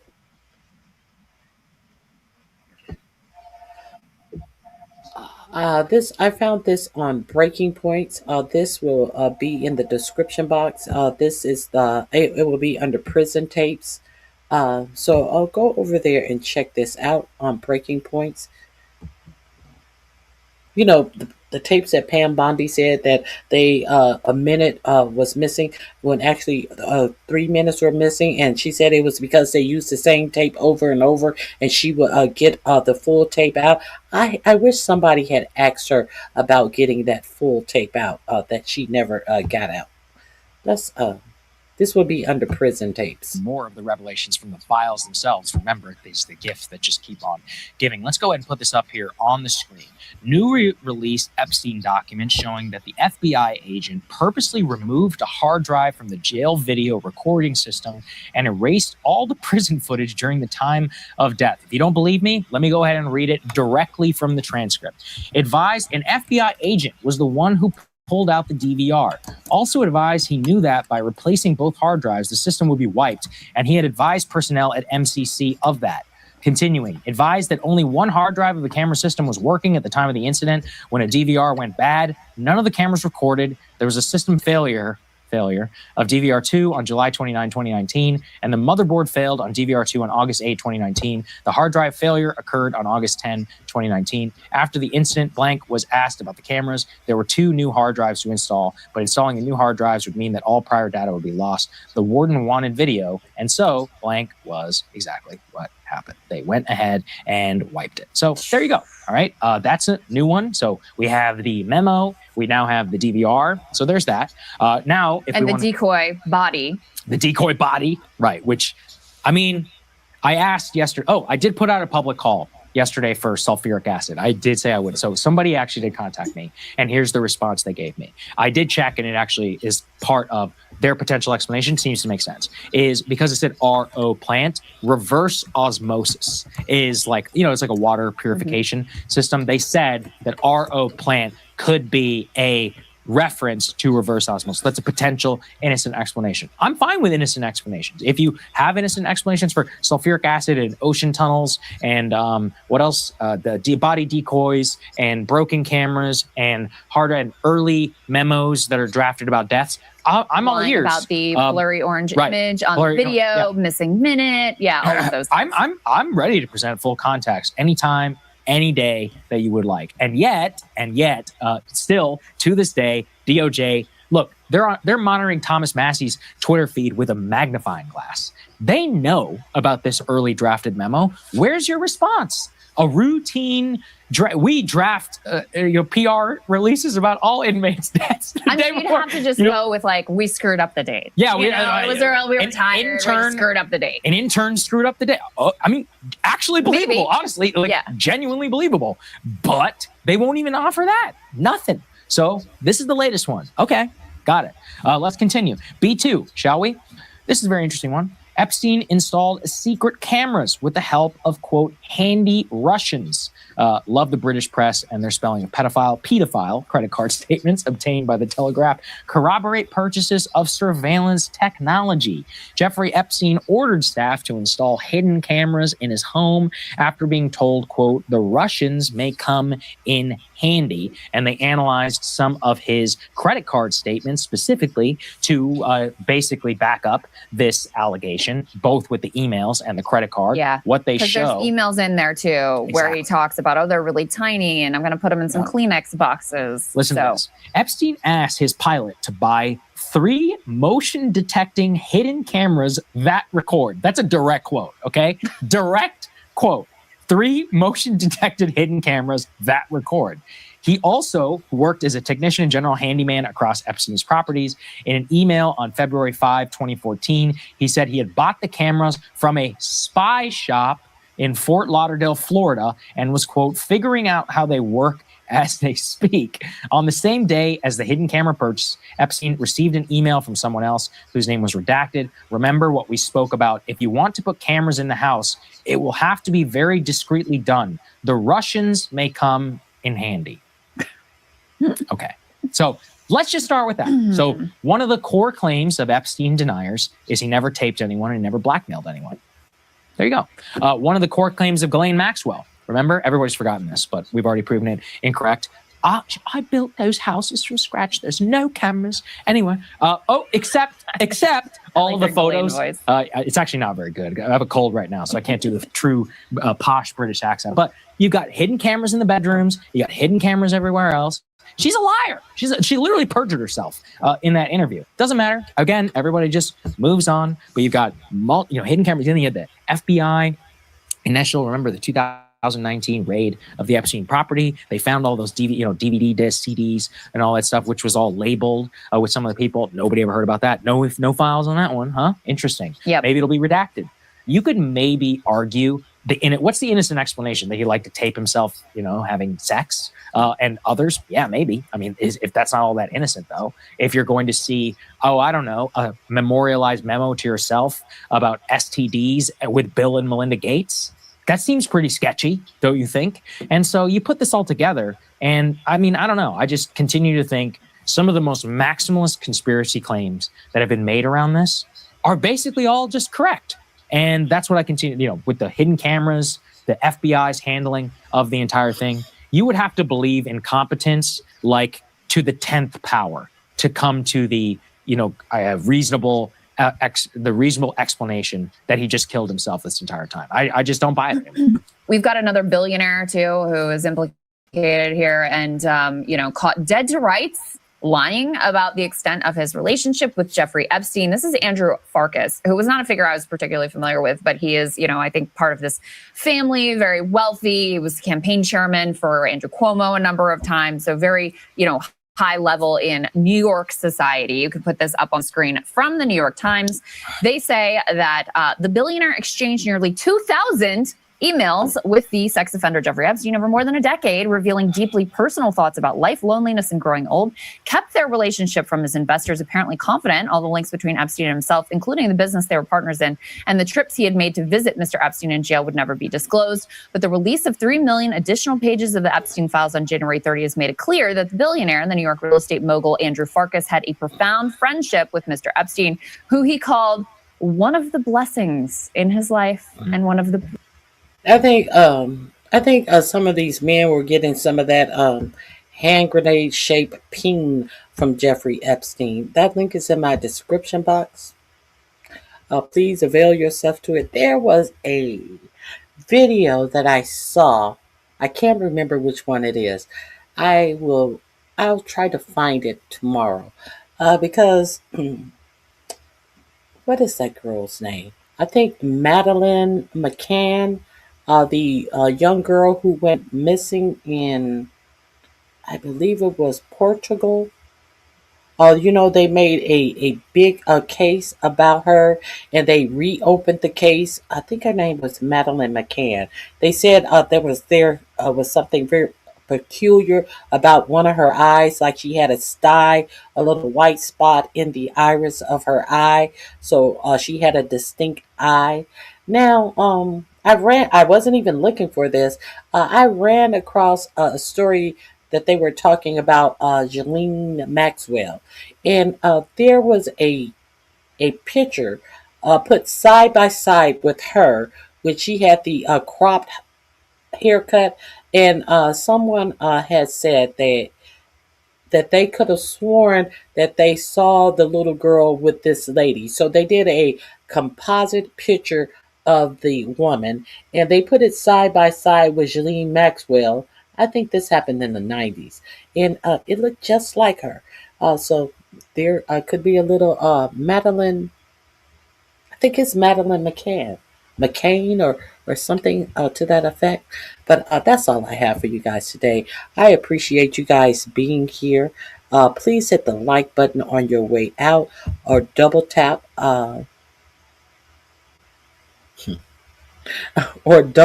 tap, and join me tomorrow, and hopefully I'll be able to find that video.